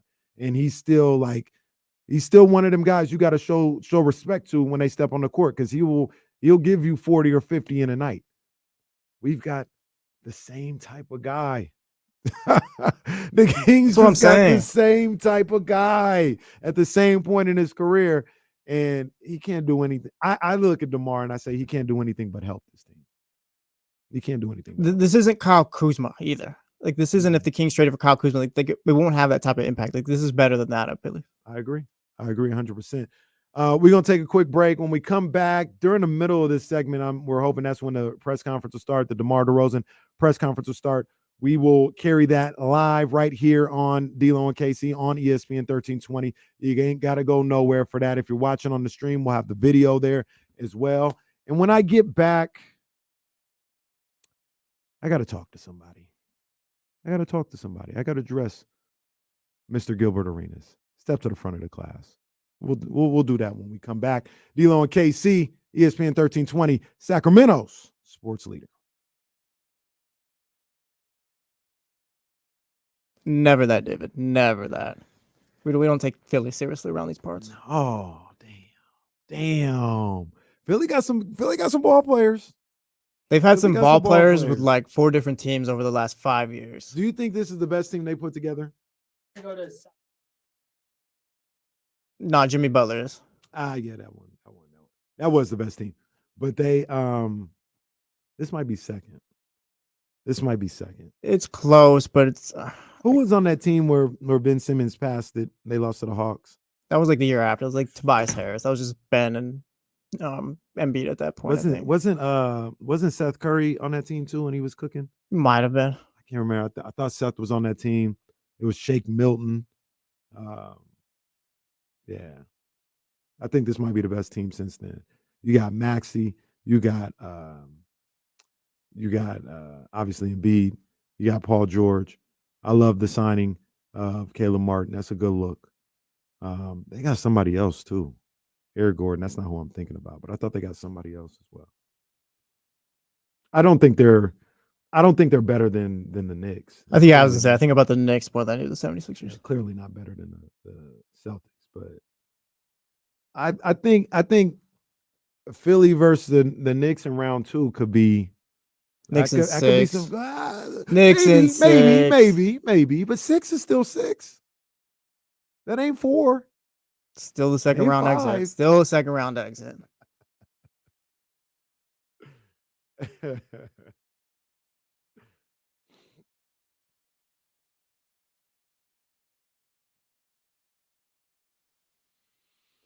Oh boy. Oh man, is Leezy still there? Yeah, we have Leezy and Manny. Okay, we'll go there.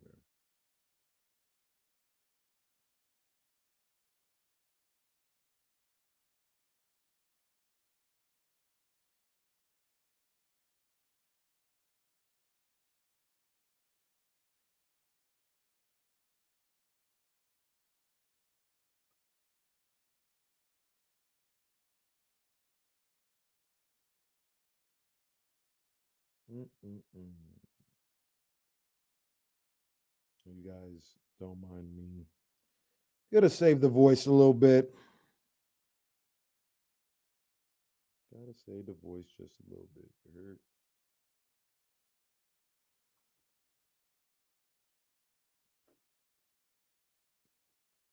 What, Michigan, you a Colts fan?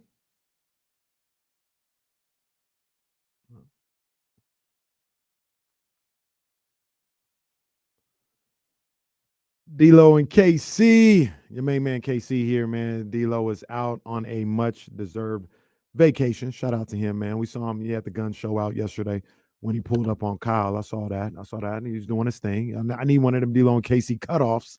You know what I'm saying? I need one of them joints. But shout out to my man Damian Barling. Hopefully, he's enjoying himself, not working, just enjoying himself. So, yeah, it's just me. And it's KC and friends all throughout the rest of the week, man. Today, we've got, obviously, the DeMar DeRozan press conference going down at 1 p.m. Then we got our girl, Trista Crick. Then we got Will Z pulling up on us. Then we've got my main man, Jason Jones, a little J Street Vibes reunion coming up very soon. But right now, we've got you guys, 916-909-1320. We got my main man, Leezy, on the line. Leezy, what's good, man? Yo, Casey and Jesse, what's popping, guys? Happy DeMar DeRozan Day. Well, I don't think this is DeMar. Well, yeah, it is. Maybe it is. I mean, it is the press conference. I would say more so the signing is DeMar DeRozan Day. But go ahead, cook, HAL, cook. Yes, I'm ready. I got the recipe. I'm ready to cook. Hey, before I get into my call, can I give a quick birthday shout out to my little bro, Deuce Mason? It was his birthday over the weekend. Wait a minute. Your little bro?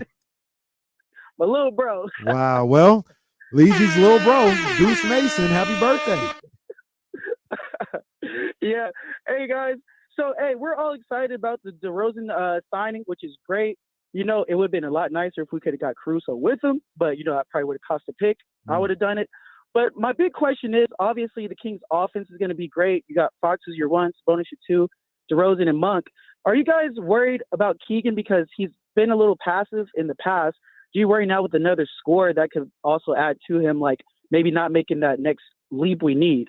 And I'm not trying to pile on Keegan because he's great for defense, but offensively, do you think his game will improve maybe now or not? Worried, appreciate you, Leezy, by the way. Worried is a little, it's a little extra. So I don't want to say I'm worried about it, but I am monitoring it, Jesse. I am monitoring how he keeps up his level of aggression in this particular situation where, you know, he may have to find different ways to get involved in the offense and, you know, maybe plays aren't run for him. So I am monitoring it. I will say that. I wouldn't say I'm worried. I'd say it just gives him more time to become the player he needs to be. Like, you don't have to be the third guy of the season anymore. We got DeMar DeRozan here and all that. So, like, just more so develop as an NBA player. Like, you're not, like I said, don't take less than 15, 13 shots or however much. a game. Like that still needs to be, you still need to be aggressive and all that, but it's less pressure on him. It just gives him more time to develop, I think. So I think I see this as a good thing for Keegan Murray. Yeah, I'm with you. I'm with you on that one. I want to see how he develops in this situation, and he's a guy that can be a dead eye. He could end up being top 5 in 3-point shooting this year. Like I said, he's going to get a bunch of. He's going to have all the opportunities in the world this season. Man. Yeah, absolutely. Let's talk to our guy. Let's go to Chi-Town. I had a layover in Chicago. I had never been to Chicago. I still technically never been. I was just in the airport. I didn't get out of the airport. I was in Midway, but the king of Chicago, Serial Connection, Manny, what's going on, dog? What's up? I'm just glad to see you and Jesse there united. Nobody taking each other's jobs. You guys look good together. Well, thank you. Yeah, thanks, thank Manny. You, Manny. Thank you. I don't know if this is one of those jobs, though, but okay. Either one of them. I don't know. Well, you're both great at your job, so that's all that matters, right? Thank you, my dog. Thank you. So, look, man, the great, and you just kind of touched on the Keegan part of it. I think DeRozan is going to be one of the best things that's ever happened to Keegan. He is really good at taking players under his wing, a la Kobe White and Ayu, who he went to when they retired his jersey at Illinois. He was there to support him, be there. It's a great video. So he's one of those guys, and I think Keegan can take a lot from him in his game. Obviously, I think they're similar in a lot of ways and can be in positionally wise. And I think, like I said, being under his wing, I think is going to do a lot for him. It might be an adjustment at first. And like Jesse said, he does need to stay aggressive. And that might be, I think he's going to feel it out at first. But I think in the long term, year and a half down the line, he's going to grow this dude's game. And I think that's one of the most underrated things about this pickup is what he's going to be capable of doing for the guy. I'm with you on that, Manny. I appreciate that. And you guys know Manny watched all of DeMar DeRozan's games with Chicago. So he Bulls insider right there. That Bulls insider right there, man. So he saw it up close and personal. And I like that aspect of DeRozan. I think that's a little overlooked. He is a leader. He is somebody that has seen it all, done it all in this league. And we got leaders on the team. Malik's a leader. I think De'Aaron is a leader. He showed leadership in, helping getting this deal done. But, Sabonis is a leader as well. But, you can't have too many leaders. You just added someone that you didn't have either. Like DeMar DeRozan, I don't want not that the Kings aren't, but DeMar DeRozan is more battle tested than any of these guys right now, I'd say. I agree. Like he's been deep into the playoffs or whatever. He didn't always end up great against LeBron and all that, but like he has that added experience, I think, that they don't have. Maybe that Harrison Barnes was for them the last few seasons. Yeah, I agree. Remind me, I'm going to talk about Harrison as well. We're getting ready for the start of the DeMar DeRozan press conference coming up really, really soon. DeMar DeRozan getting introduced here in Sacramento. Before we do that, though, I do want to cash in on a tease. All right, and people have been buzzing over this for the last 24 hours or whatever the case may be. And excuse me, Jesse. I'm going to go solo box real quick. Excuse me. I'm going to go solo box because I got something to say.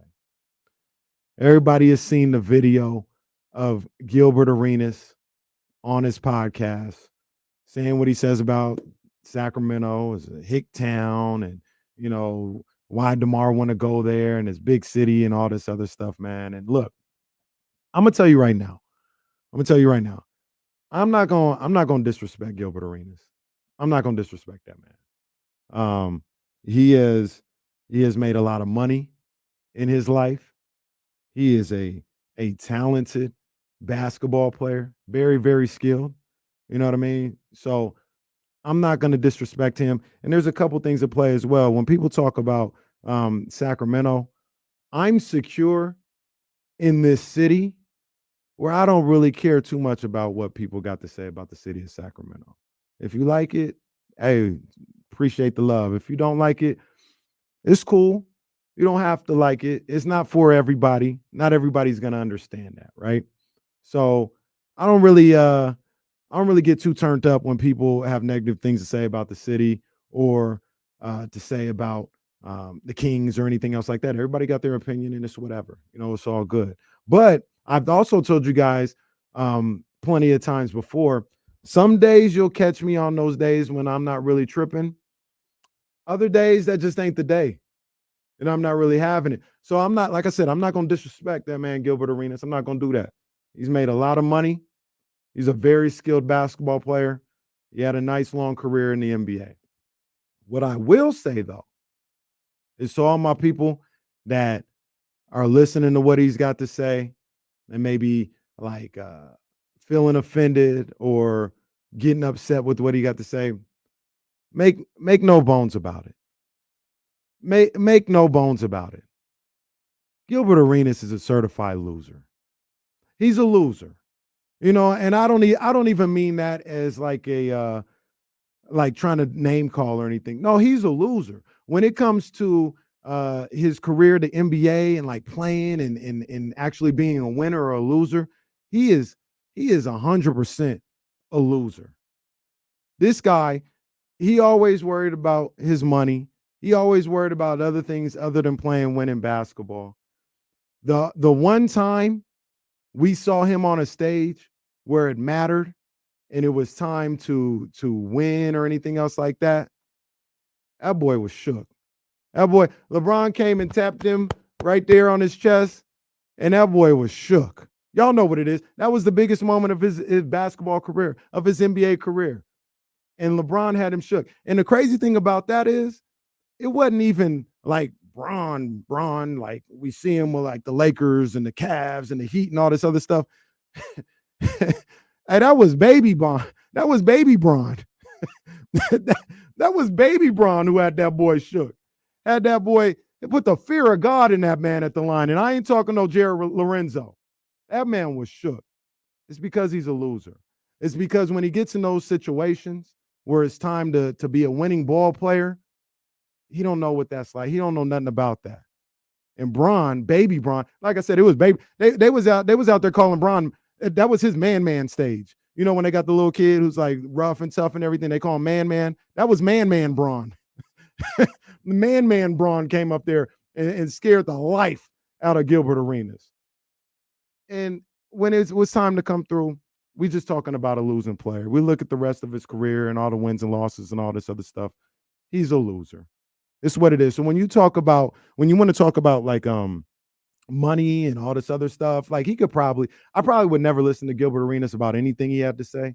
But for those who wanted like, oh, he told you how to get a bag and all this other stuff, or maybe like how to shoot a jump shot, maybe you listen to that. But when it comes to talking about what an NBA player should do if they want to win, ain't no way in hell you should listen to that certified loser, Gilbert Arenas, because, hey, that's a loser. That's a loser. And you know what? It's not even just a loser because he didn't win, because there's a lot of people who didn't win games or win championships or whatever who aren't losers. It's his mindset. It's his mentality. It's not about winning. It's about chasing a bag. It's about chasing the honeys. It's about everything other than winning. He's a loser. So when he speaks about basketball and trying to talk about somebody winning and doing all this other stuff, no, you're not qualified. You're not qualified, my G. You're not qualified to talk about that. He's a certified loser. Now, like I said, hey, very talented, made a lot of money. If he wants to give advice on that, then maybe you listen. I wouldn't, but maybe you would listen. But when it comes to what a player should do, when it comes to playing winning basketball, like I said, he ain't got no G14 classification on that one. He's not qualified. Not qualified. That's all I had to say. Jesse, your thoughts on on Gilbert Arenas, or you don't even have to have any thoughts if you don't care no way about him. I mean, it's whatever. It's Gilbert Arenas, like whatever. Like I don't know. It's Gilbert Arenas. Well, it is what it is, man. But like I said, I do feel at this point and where this city is at, just as a city, because like I said, like Big Papi once said, and I won't curse, this is my effing city. All right, you know what I'm saying? Like Big Papi once said, I'm gonna protect my city. at all times. But if you don't Throwing like out it, Cowtown and all that, like, all right, bro, you just clearly like you're not around. Like, say what you gotta say and whatever. and that's it's cool. It's all good. Like I'm secure in this city. I'm secure in how it's grown and what they're doing here and how it is. That don't bother me. If anything, if we're being honest, do not give a ringing endorsement for Sacramento. We don't need more people coming here thinking that this is the spot. It's facts. Stop raising my rent, please. All right. We got enough. We got enough of the Bay Area people coming here. We got enough of the rents raising and all this other stuff. Please tell people it ain't no good here. It ain't no good. It's boring. I just saw a cow the other day. It's boring. Don't come That's over. facts. Yeah, I saw one of those. What do they call the little hay things that roll across? Yeah. One of those tumbleweed. I just saw the tumbleweed. Yeah. Don't come out here, man. Don't come out here. But like I said, even with all that, I'm fine. Gilbert Arenas having his opinion on the city of Sacramento. It don't move me none. It's whatever. I just, when he talks about like basketball and he tries to give advice about like basketball and what you should do as a basketball player, that's where I'm like, boom, slow down, baby, as Jay-Z once said. Like, you're not qualified for that. When you want to talk about somebody should do this and that for winning, that's not your bag, because you don't know a damn thing about that. No, nothing about that, as Kendrick once said. You don't know about that. He's always got an attitude too, I feel like. Yeah, man. And happy Gilbert. And Gilbert, I've never been a fan of Gilbert just in general, because that's like kind of his it's just, I don't want to say his shtick, but he's just not my type of guy, like the way he moves and the way he talks and stuff like that. But I'm not here to hate on nobody. He got a show. He's doing his thing with his show. He's got his opinions. Who am I to say my opinions are better than anybody else? That's just his opinion, or whatever the case may be. I just know that I don't put any stock in that. I don't think a lot of people should put any stock in what he's got to say when it comes to telling somebody about what they should do if they want to win. Because that, like I said, he's certified loser when it comes to NBA basketball. You know what I'm saying? He's certified loser. So, yeah, that's that. Jesse, I am trying to find my page that had all the reads that I need to read right now. Ah, there it is. Don't worry about it. I'm back. I'm here. I'm in there. Don't worry about it. You listening now? Oh, here's the thing. I don't know if I updated it. We'll see. You're listening to ESPN 1320 KIFM West Sacramento, an Odyssey station. And D-Lo and KC is brought to you by Sky River Casino. I got everything in there, huh? Yeah, sounds right. There we go. See, I did update it. I did my homework. I know what I'm doing, man. It's D-Lo and KC. We're waiting for DeMar DeRozan to show up. Not show up, but for him and Monty to address the media for the press conference they've got today. You'll be able to hear that live right here on D-Lo and KC on ESPN 1320. We're going to pull it up in the background. They're getting all situated right now. I'll start in a few minutes. You think DeMar is a cusser? Yeah, I've heard him curse. Do you think? Is he going to curse today? Like Darren comes to the podium, like, all right, we don't know if we could play this, James. See if it's good for us, and we'll play the clips that we can. Like, we can't play Darren presser just because we never know. Yeah, I don't think DeMar's we're good with DeMar. I think we're good with DeMar. I think we're good with DeMar. If De'Aaron Fox was signing a $250 million extension, I don't know if we will run you the replay of that conference later on after we edit it, if it needs to be edited. Hey, Malik is kind of like that too. Watch out for Malik. Yeah, Malik he'll let one fly too. But I think DeMar in this setting will not to say those other guys aren't professional, but it's not professional. He'll be buttoned up themselves. Yeah, he'll be a little more buttoned up, man. But say it goes from like Domas being like the most safe to De'Aaron. I'd say he's closer to Domas. It would be Domas, Keegan, DeMar, Malik, De'Aaron. That sounds right. Yeah. So I think we're good. One thing while we wait that I did want to bring up is I want to give a shout out to Harrison Barnes. Harrison Barnes was a really good Sacramento King. And I know I was hard on the guy a couple of times because I thought I believe he was better than what the numbers he was putting up. I still do. I don't take none of that back, because him getting one rebound and shooting one or two shots, that's unacceptable from a guy that talented, that skilled. And I was like, no, he's got to be better than that. but he was a really good Sacramento King on the court. He was a really good king in the community and just being the face and an ambassador for this team, man. And I know people may not believe it or feel this way. Some people may not feel this way. I wish we could have got the trade done without Harrison. You know what I'm saying? Like, I would love for Harrison to be on this team and, coming off the bench and being part of this roster or something like that. I wish that would have happened. Unfortunately, you had to give up something to get something. But, man, just a consummate professional. And one of the biggest compliments I could pay to a guy like Harrison Barnes is I would teach my son to behave and carry himself the way Harrison Barnes does. Guys like Harrison Barnes always last in the league. Huh? I said guys like Harrison Barnes always last in the league. Absolutely. And they get the bags and all this other stuff, man. And they just treat people the right way, man. They treat people the way they want to be treated.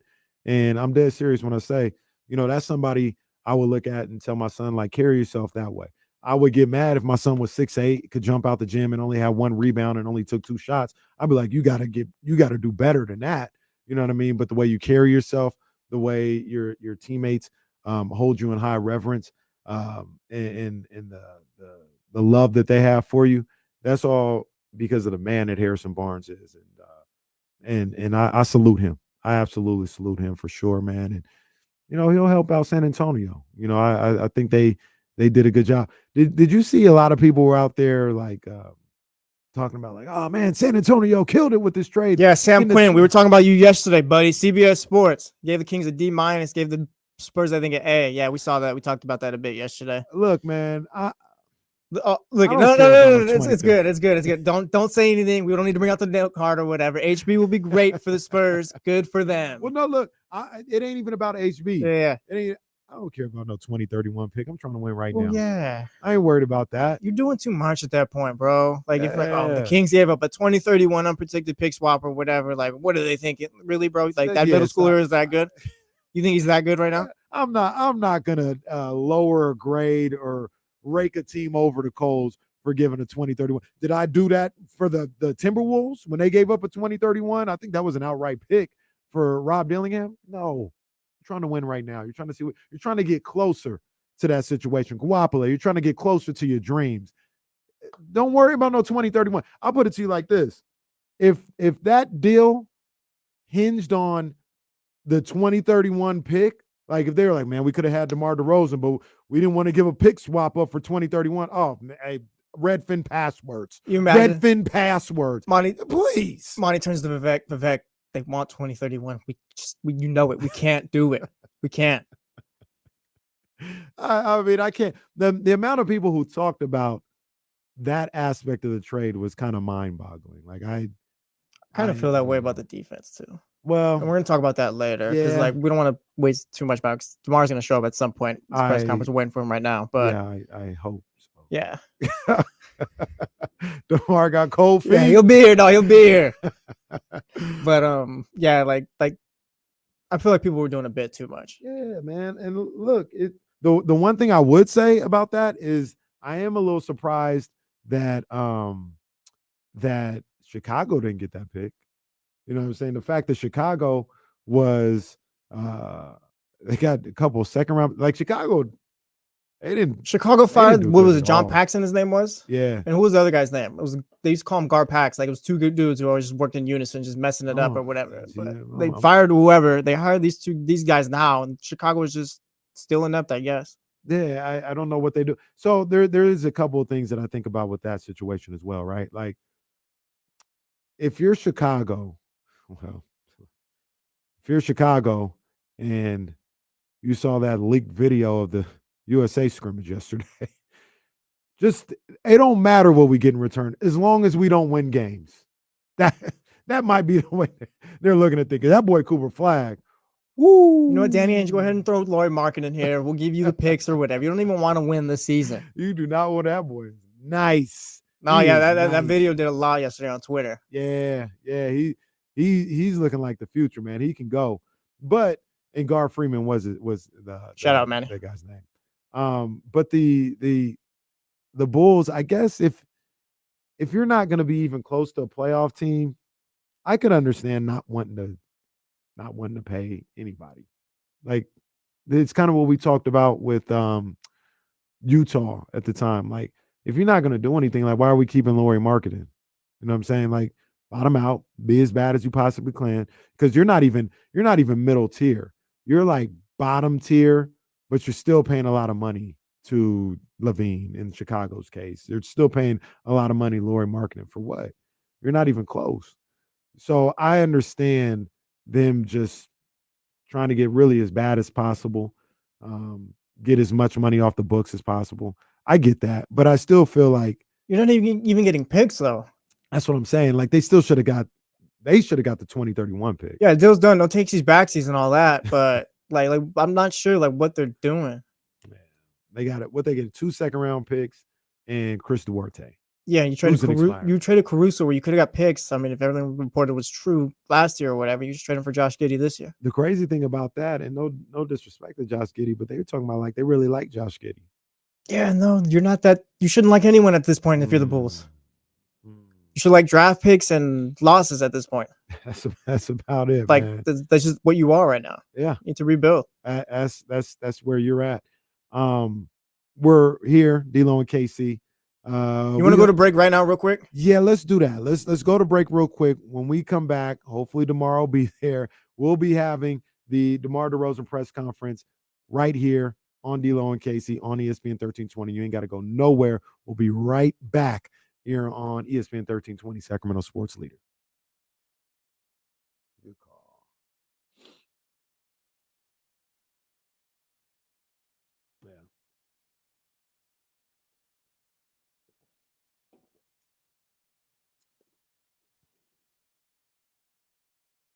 You my everything.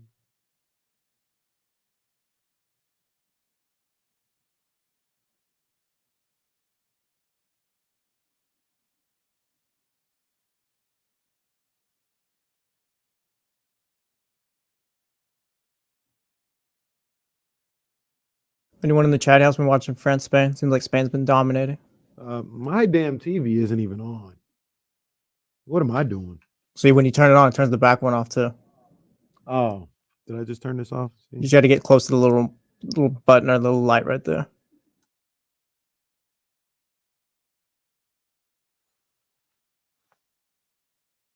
But you know what? Well, I think we should have. We should have YouTube. Oh, whoa! No, don't do that. Don't do that.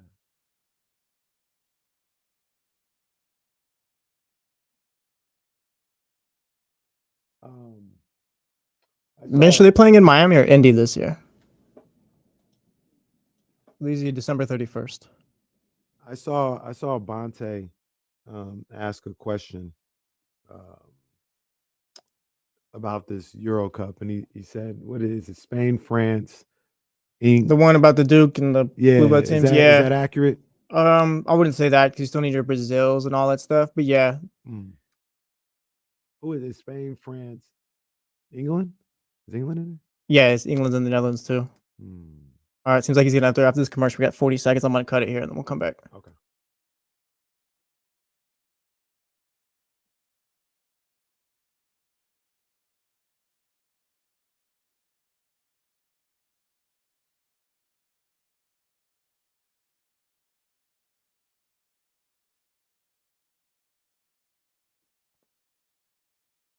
For sure.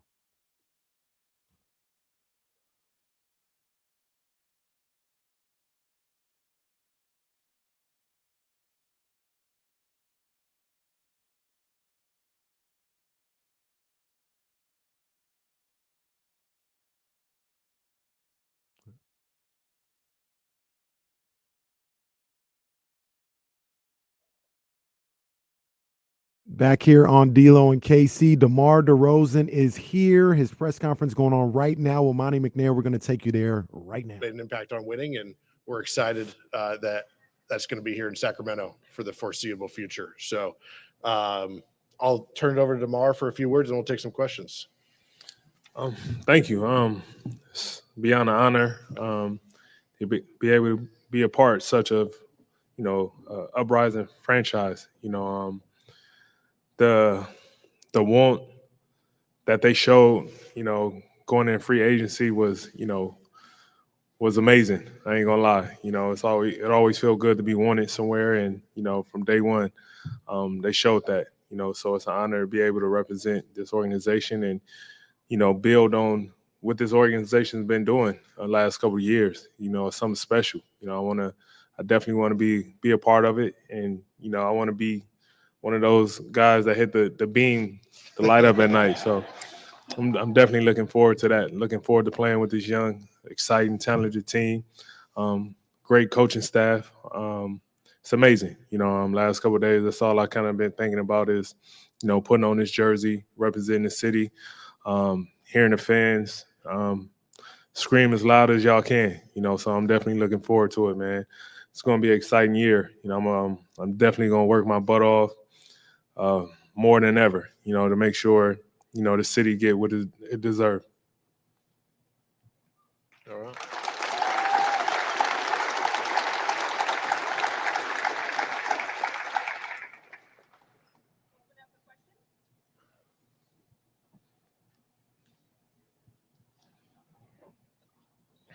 Hey, y'all, can you hear me?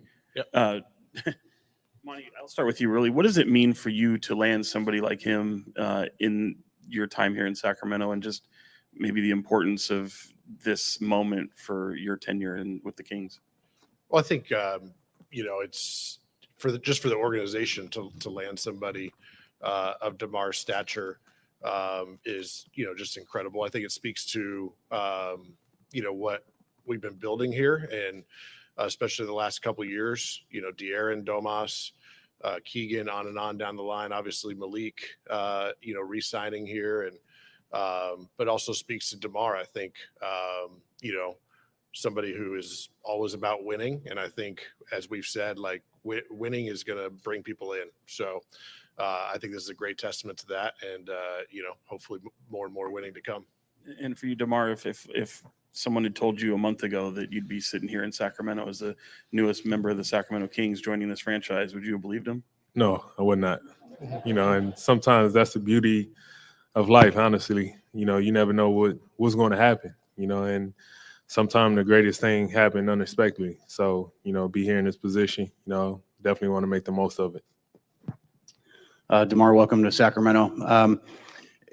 I just wonder what you kind of heard over the years about this city, Kings fans, the way they embrace the team and the players, and how it felt to walk out here the other night and receive that ovation. I remember playing at the old arena, when they had the cowbells and all that. But still got them. Yeah, still got them. All right, cool. But to get the reception I got the other night was amazing. Like I said, over the last couple of years playing against the Kings, it's been tough coming in this building. You feel it. It's not many arenas in this league where when you walk in, you feel the atmosphere, you feel the tension in the air, feeling like you are on the road when you're a road team. So to be able to get that reception the other night, it's amazing. It's the respect, the love that's already shown. Had me hungry. I think I left there that night and went straight to the gym when I got back home. So just the drive, the hunger, the passion that the fans show, you definitely just want to give it back. Couple for you here, Demar. Welcome to Sacramento, first off. Thank you. Can you walk us through whatever you can your Saturday as a whole, from arriving to getting to the moment of with the fans? Yeah, it was big. I just wanted to come here more so than anything and just check out the facility, meet the staff, meet front office, just kind of get a feel, instead of, just going back and forth, talking with my agent. I just want to get a feel for myself of everything, so I flew here, sat Coach Brown office, we watched a little of the G League game, sat there and talked. De'Aaron came in, we sat there and talked. Doug Christie came in and we sat there and talked. So everybody just kept coming in the room. We just sat there and talked. So, but it was a great feel. Everything was genuine. Everything was real, and everything was about the betterment of how we can make this franchise grow. And I left middle of the day. I just wanted to get it done, and kind of get the relief off my shoulders, and that's what happened. Everything was just genuine from that day. And, we was in the back eating, and all of a sudden I just heard, let's go outside, the fans out there. Next thing you know, when we walked out and got the reception that we got, and that was kind of like the icing on the cake, for me. That just made me feel like I made the right decision. And then yourself and De'Aaron have been battling back and forth for Clutch Player of the Year over the last couple of seasons. Yeah, I told him I was mad 2 years ago that he got it and I didn't get it. But yeah, we definitely been battling. And, just with that there, me being the competitor that I am, I sit and watch, a lot of those moments. And I think even in Chicago, I remember he had a game winner on us in Chicago. And I kind of made it a thing. This past season when we played here, I think we was losing by like 20. I made it a thing in the fourth quarter to make sure we won, just in case we was head to head and in that battle again. But to see someone as special as him, I've been following him since he was in college. See the amazing things he's able to do. Just being a part of that could be special. Demar, you just mentioned that you didn't know if this would be a possibility a month ago. When did the light go off? When you just like, yes, I'm going to do this. I'm going to be part of the Sacramento Kings. Like I said, just the want, just the expression of being wanted, needed, to do something bigger than just me. And then at the end of the day, I'm all for winning. I just want to win at the highest of levels. And me being able to be a part of something a team may be missing to help them take them over that hump. That's all I needed to see, and that was what was expressed to me from day one. And as a competitor, that's all you need. Demar over here, welcome to Sacramento. This team's really had an uprising over the past couple of years. You're being talked about as somebody that can help propel this team into contention, and obviously a really stacked Western Conference. How flattering is that for a person of your caliber to perhaps be that catalyst for a young team on the rise?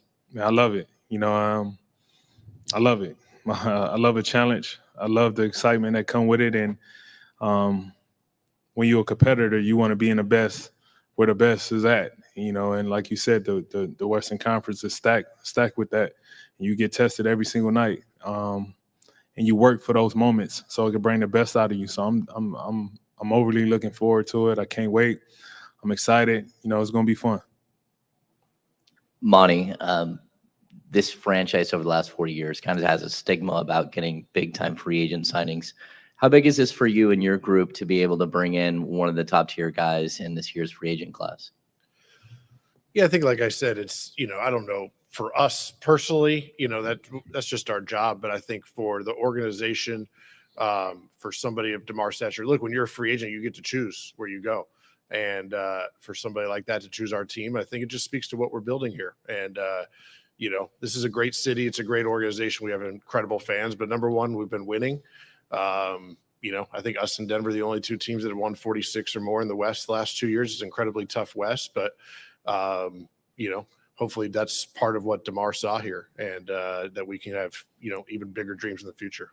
Yeah, Demar, sort of the same question. Just what is it about this fit that you felt like, okay, I'm willing to take a gamble where so many other players in the past haven't?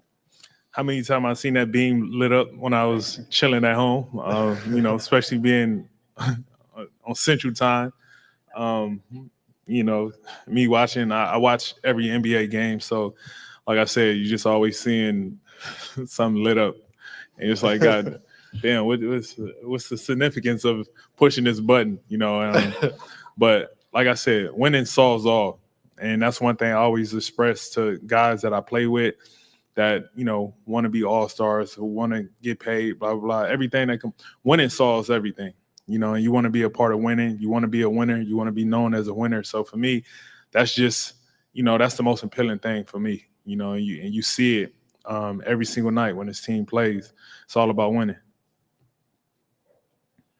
Monty, obviously the excitement with the excitement with bringing in Demar, also some sadness with letting HB have to leave this organization. What was that conversation like when you told him that he was going to be the other part of this trade?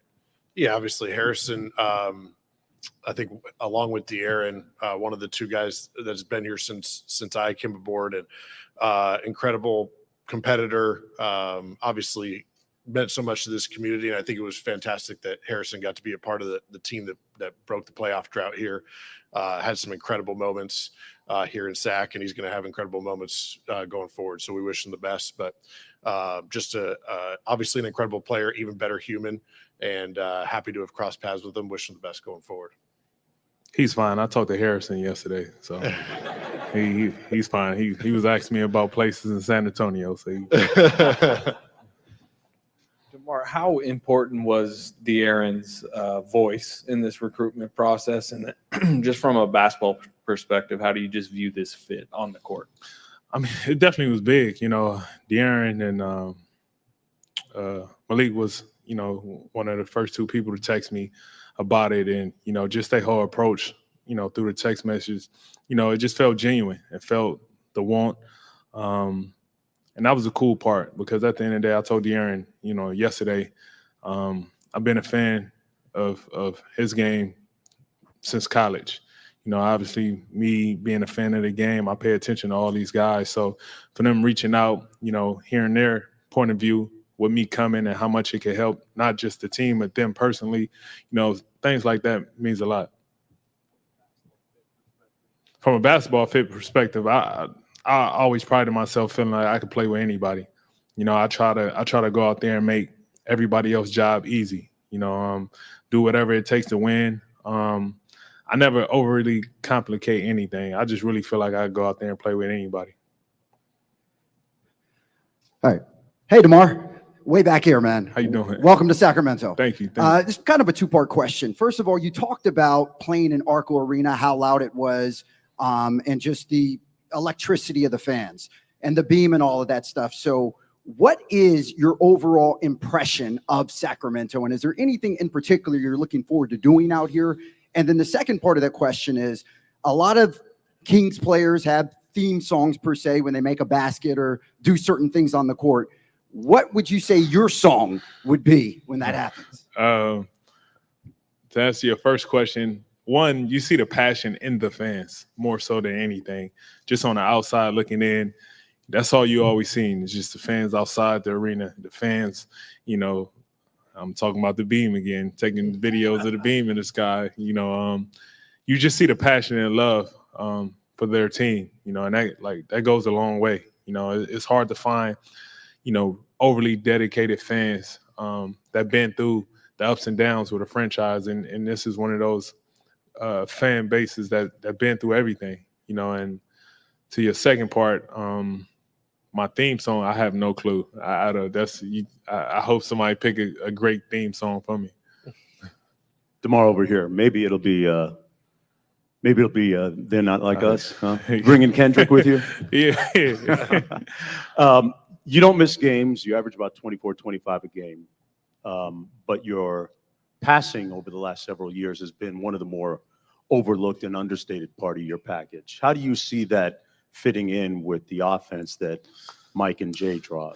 I mean, when you got a young shooter like Murray, the way he shoots the ball is incredible.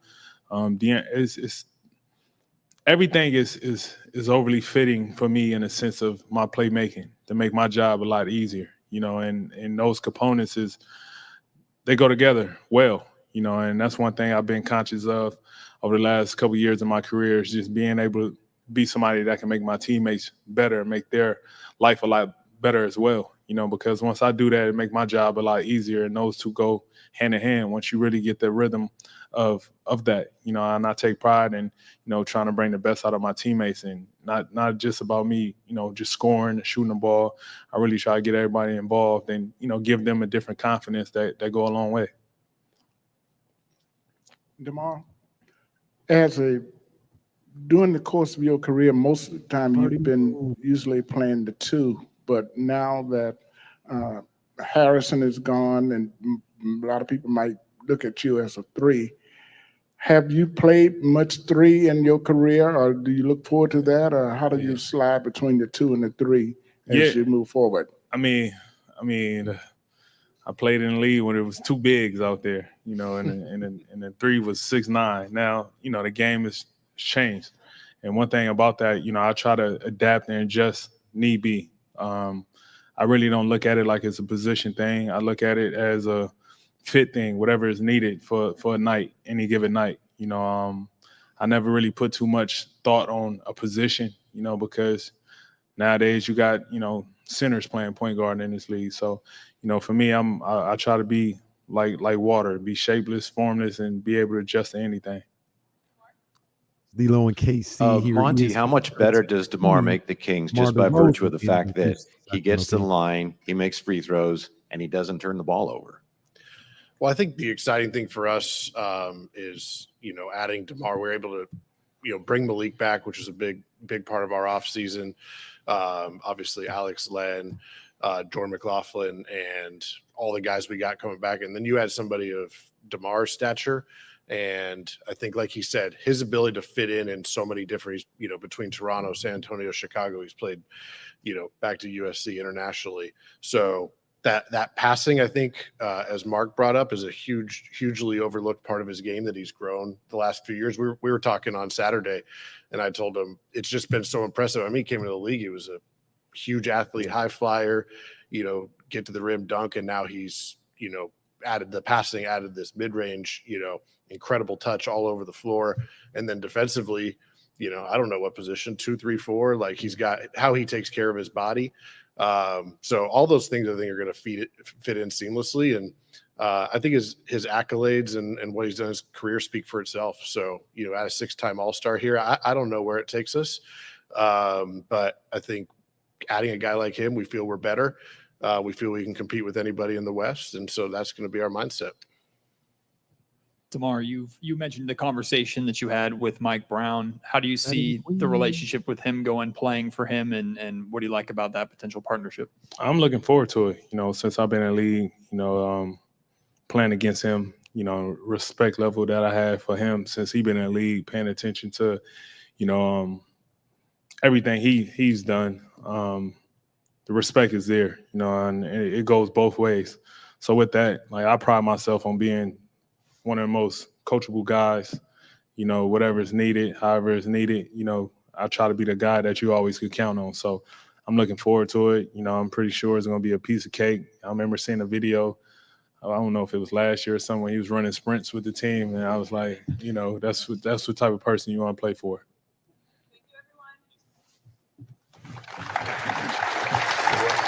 That's it. DeMar DeRozan, your newest Sacramento King. It's gonna work, Kenny. I think so too, man. I think so. So there's something that I was already kind of thinking about DeMar and watching a press conference, hearing him speak. It just accentuated even more. Is with this Drake Kendrick rap battle that just happened. One of the reasons why Kendrick was able to win and why he was able to kind of just dominate the situation the way he did, as far as like all the strategic moves and stuff like that, is Kendrick is an extremely disciplined person. He's just a disciplined person. And when he got into this situation with Drake, he said, that's my focus, to dismantle this man, to stay on that path, and to every bar that I put out there is going to be towards beating this guy in this battle or in his, whatever he was thinking. But his level of discipline to be able to stay on task, no matter what Drake was saying or anything else like that, was to me the difference between the two, right? Like, because I think they both can rap, they both make hits, they're both great, all this other stuff. But Drake doesn't seem at this point right now to have the discipline that Kendrick Lamar has. I bring that all back to DeMar DeRozan. You can hear the discipline in how he answers questions. He is an extremely disciplined man when it comes to his profession. And I thought that. I heard other things that made me think that. But hearing him at length just now, it gets me even more hyped up, because this is a guy who's going to come in here and he not only himself is going to stay on task with what the goal is. But he's going to be that example and that leader for the entire team. Not saying De'Aaron needs a leader or Sabonis. Not saying that. Just saying that this guy is going to be there and he is going to, like I said, they're just going to stay on point with what the task is at all time and have a level of discipline that is going to lead them to great things. That's the main thing that came away from me hearing him speak. And like I said, I had heard some other stuff in the past, just hearing him talk, and it stuck out like a sore thumb in that press conference. He is an extremely disciplined individual, athlete, and I think that's gonna just spread across the entire locker room.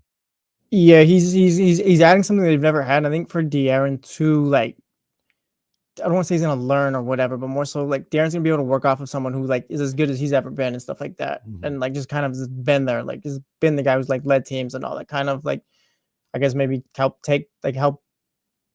go with De'Aaron over to that next like that next tier, I guess. Yeah, and Manny talked about it earlier. You know, some of the guys that DeMar was with in Chicago, Kobe White and Iso, you know what I mean, and how he took them under their wing, under his wing, and just kind of helped them. He didn't show them. I don't want to disrespect De'Aaron or those other guys, but he helped them understand what it means to be a professional. You know what it means to be a guy that lasts a long time in this league, and I think he's gonna help that out with De'Aaron. And look, Lauri Markkanen, Kyle Kuzma, they would be great additions to this team by themselves. Like if it came down to, hey, you can get Brandon Ingram, DeMar DeRozan, Lauri Markkanen, Kyle Kuzma, you couldn't really go wrong. You know what I mean? All those guys bring different things to the table, and I love having them here if they were here. But it kind of feels like this is the perfect guy for where this team is at right now. Maybe I don't know. Maybe I'm just talking myself into it because he's here now. But the extras, you know what I mean? Everything else that goes into trying to build a winning culture and a winning team, it feels like he's the perfect guy. Miss P threw it in the chat. Like when she says that Monty like nailed the personality he's looking for, and that like DeMar's gonna fit on this team multiple levels. Like I don't know, like we don't know DeMar DeRozan or whatever, but judging off that press conference, he doesn't seem like a guy who really has an ego. Like he's not coming in, all right, I need however many shots or whatever. Like this is what I do, blah blah blah. It seems like he's coming in here. It's like more so like helping this team, helping take this team to the next level. Like he's gonna be DeMar DeRozan now. He's gonna do his thing, but more so like he's gonna fit in rather than like you guys fit around me or something. He said it. He said it in the interview, and I don't mean to keep bringing this guy's name up or to take more shots or anything like that. But I mean, he's the anti-Gilbert Arenas. He said it. It's about winning. That's what it's about. You know what I mean? And whatever we have to do to get to a point where we're a winning team and we're doing what we're supposed to do, so we're stacking up these wins, he's going to do it. He's going to make sure his teammates stay on task. That's where the discipline comes into play, where they stay disciplined and they stay focused on the task at hand, which is winning. And like Miss P said, like you just mentioned, like I alluded to, they couldn't have brought in a better guy for what was out there, what was available and everything. They couldn't have brought in a better guy. I feel like to a certain degree, you get a guy like DeMar in here, and I know they already got things lined up, but I'll figure out the basketball stuff later. I need that type of individual in this locker room with that talent level. We'll figure this thing out. We'll figure this thing out. And you know they got a situation. I'm not trying to crap on the guy or anything else like that, but you look at some of the stuff that they did offensively last year. You look at people talk about DeMar's defense and all this other stuff. I mean, essentially, he's a better version of Harrison Barnes. Yeah, I don't get the defensive stuff, honestly. Like from this deal, like, oh, like how's he gonna help the defense and all that? Like if you look at Lauri Markkanen or Kyle Kuzma or whoever they were gonna bring in, who was gonna help the defense? Yeah, I mean, and you didn't downgrade either. No, not at all, man. And look, like I said, I'm not trying to talk crazy about the guy or anything else like that on his way out, but there got to a point last year when Harrison Barnes, I said a number of different times, was food to some of these elite scorers, DeMar included. I saw some of the highlights from that game.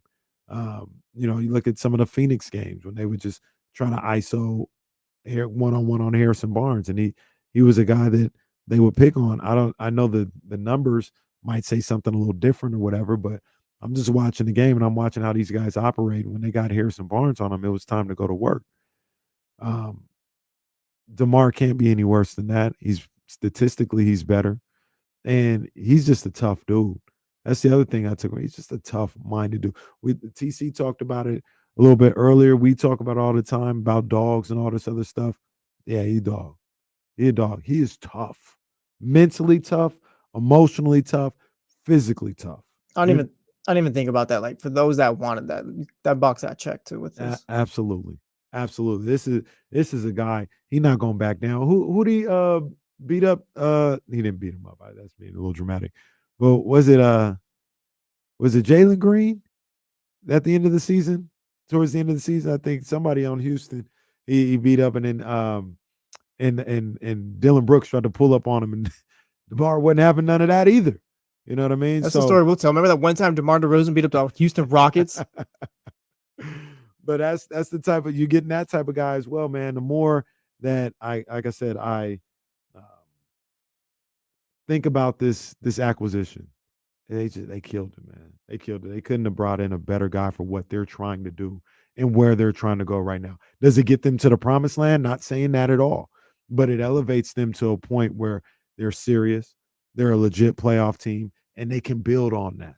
They can build on that, whether they do it internally with Keegan's growth, with De'Aaron's growth, with Malik Monk or whatever, or they're able to go get another piece. You know what I mean? But he is great for what they're trying to do. Props to Monty too, because this one, like, we don't know what the front office is looking like when they're talking and all that, but this one feels like it came out of left field a bit, and he had to work around to make this happen too. Yeah. Hey, Monty got it done. He was catching some heat. Yeah, he was catching some heat. Man. Monty Whether got it's it from done, me though. or whoever else, he was catching heat. Monty got it done. Got to salute him because he got Malik Monk back here, and he got a big piece back to this roster. He upgraded the roster so far this summer, and I don't know what's going to happen after that, but there's talk that he's not done. He's still working. If he can do more, that would be great. But if they end right now, he upgraded this roster.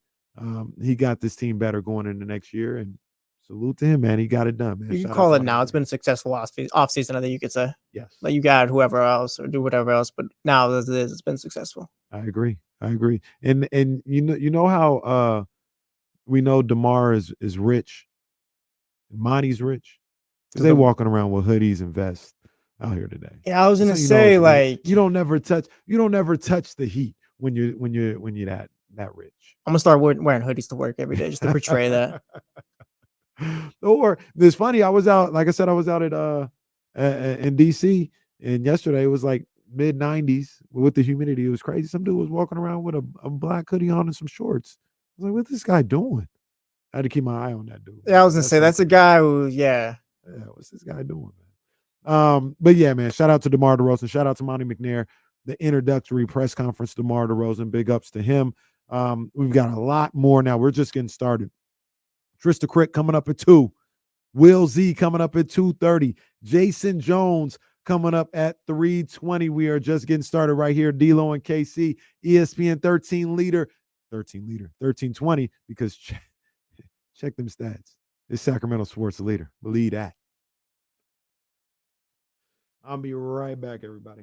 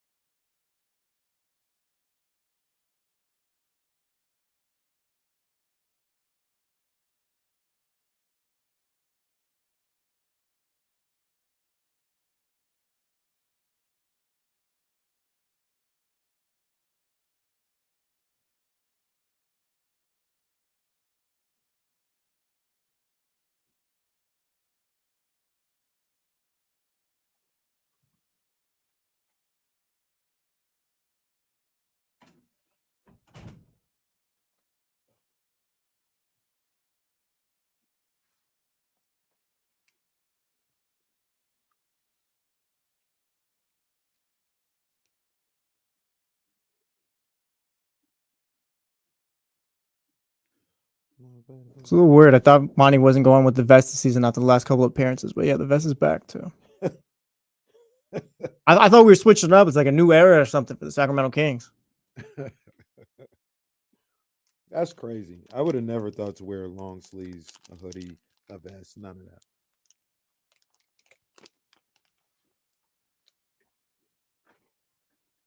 Drew down, there's money to be made with the vest, man.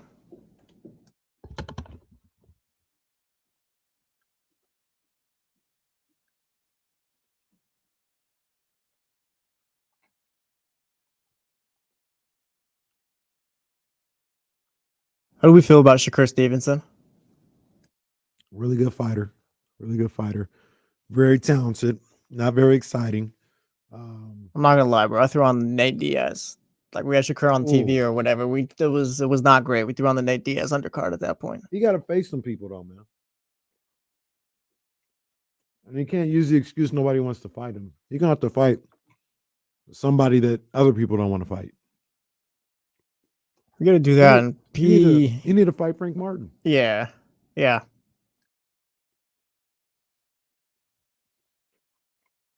But Shakur boring, man. Yeah, I tried to root for him and stuff like that, but I just can't watch his fights anymore. No, I will watch his fights, but they're just not, like you said, they're not entertaining. Yeah, I like the guy. I like his talent or whatever, but he's boring.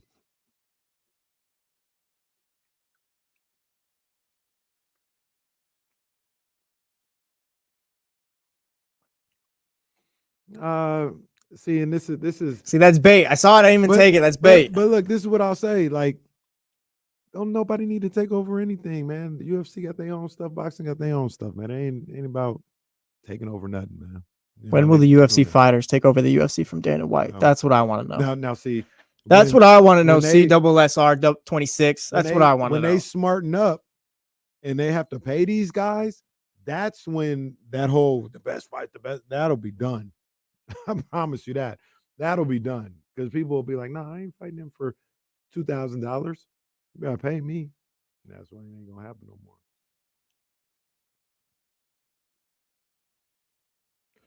more. Ramsey, I know exactly what you're saying. Floyd was so much more entertaining. Even at this point in his career, Pretty Boy Floyd, he was knocking people out. He was knocking Chico Corrales down 5 times. Floyd was so much more entertaining than Shakur Stevenson. Shakur is, like I said, super skilled, but it's like watching paint dry. It's disrespectful to paint dry. My boy Canelo too. Just retire, bro. Well, you got just Malenka. Retire. No, just retire. Why? I get it. I just retire. Like there's no one out there for him, I guess. Well, what? Excuse me. If he's not going to fight the guy, then there say, isn't. Excuse me. At this point, just retire. I like the Berlanga fight for what it could be. Mexico versus Puerto Rico. He's gonna beat the brakes off. That's what I'm saying. Knock him out, but.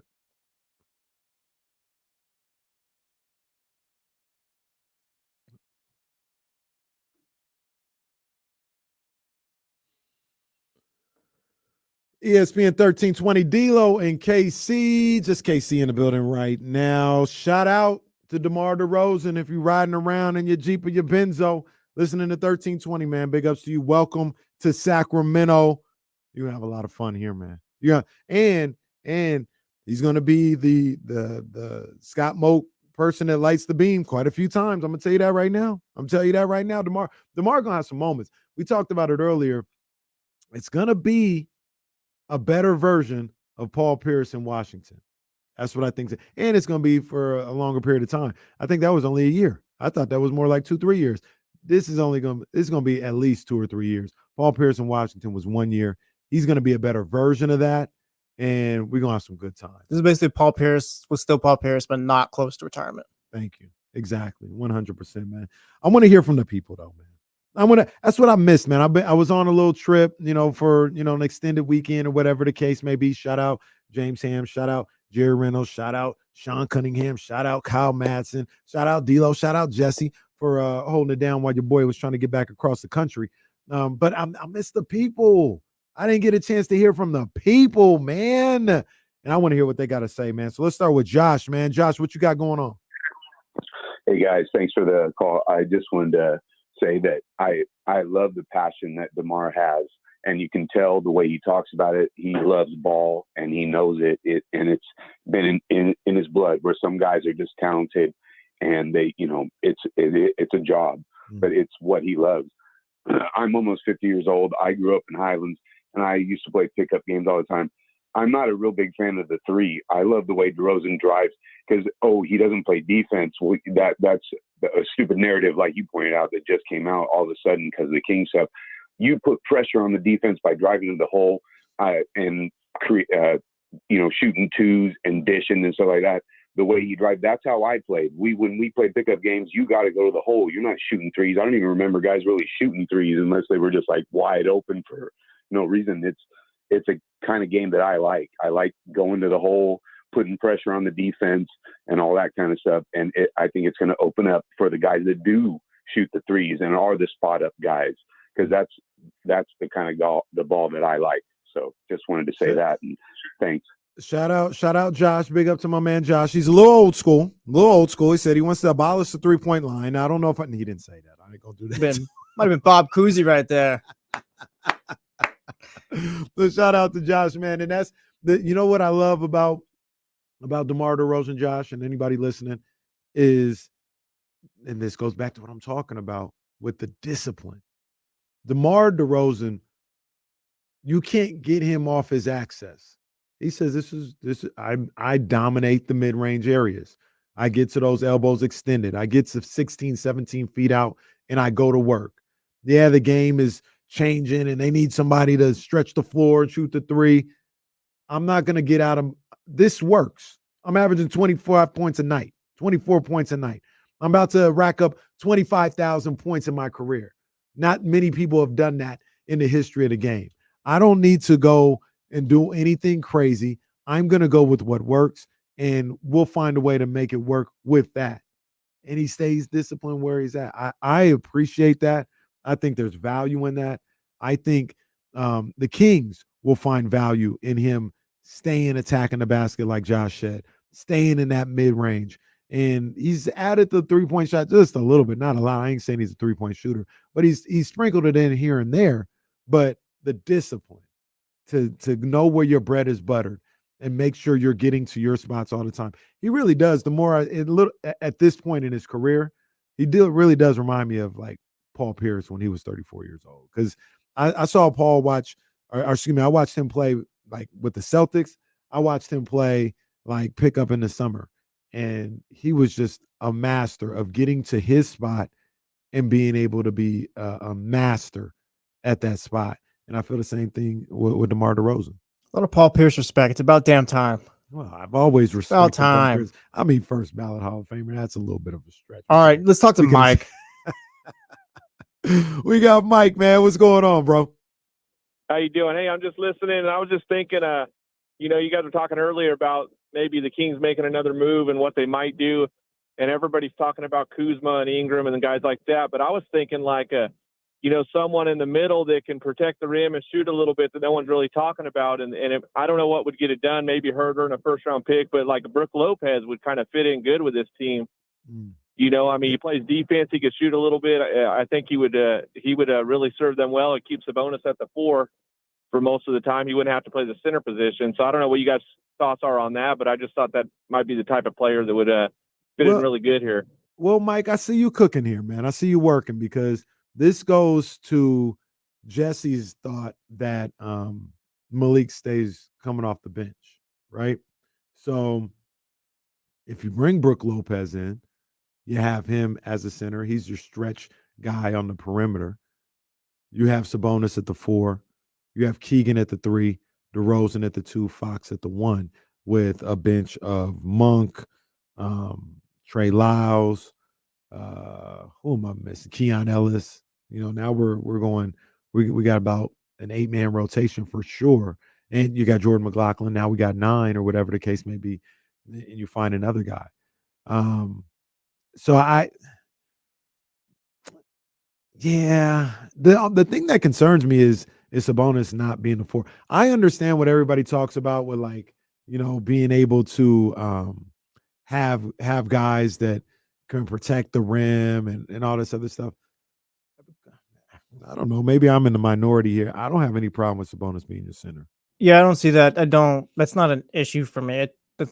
I don't see it. I don't know. Kevin O'Connell always talks about that. And that's, what are they going to do? Sabonis too small. Sabonis does fine against Jokic. You know what I'm saying? The centers don't get, bigger and taller than that. Yeah, You know what I mean? Sabonis doesn't get bullied. He averages like 14 rebounds a game. Yeah, Maybe he doesn't block shots, but like as much as you'd want him to. But I don't think the Kings have an issue there. I'm fine with Alex Len being the backup, and Sabonis plays 33 minutes and figure it out elsewhere. Yeah, I don't think see they're an fine. issue either. I mean, obviously, Porzingis is a problem. Porzingis is a problem for everybody. 7'4". Okay, Wemby's a problem for everybody. He's 7'3". Like, yes, obviously. Joel Embiid, he's a problem for everybody. He's the MVP. That's the thing. 7'1", You don't. like, it's whatever. You don't guard those guys. No. Like not once of the Celtics because they played the Sixers however many times in the playoffs have they stopped Joel Embiid. Joel No. Embiid averages 30 because it's Joel Embiid, and those guys average 30 because it's them. But Sabonis does perfectly fine against Rudy Gobert. Does perfectly fine against Chet Holmgren. You know what I mean? Does perfectly fine against whoever the Mavericks center is at that time or whatever the case may be.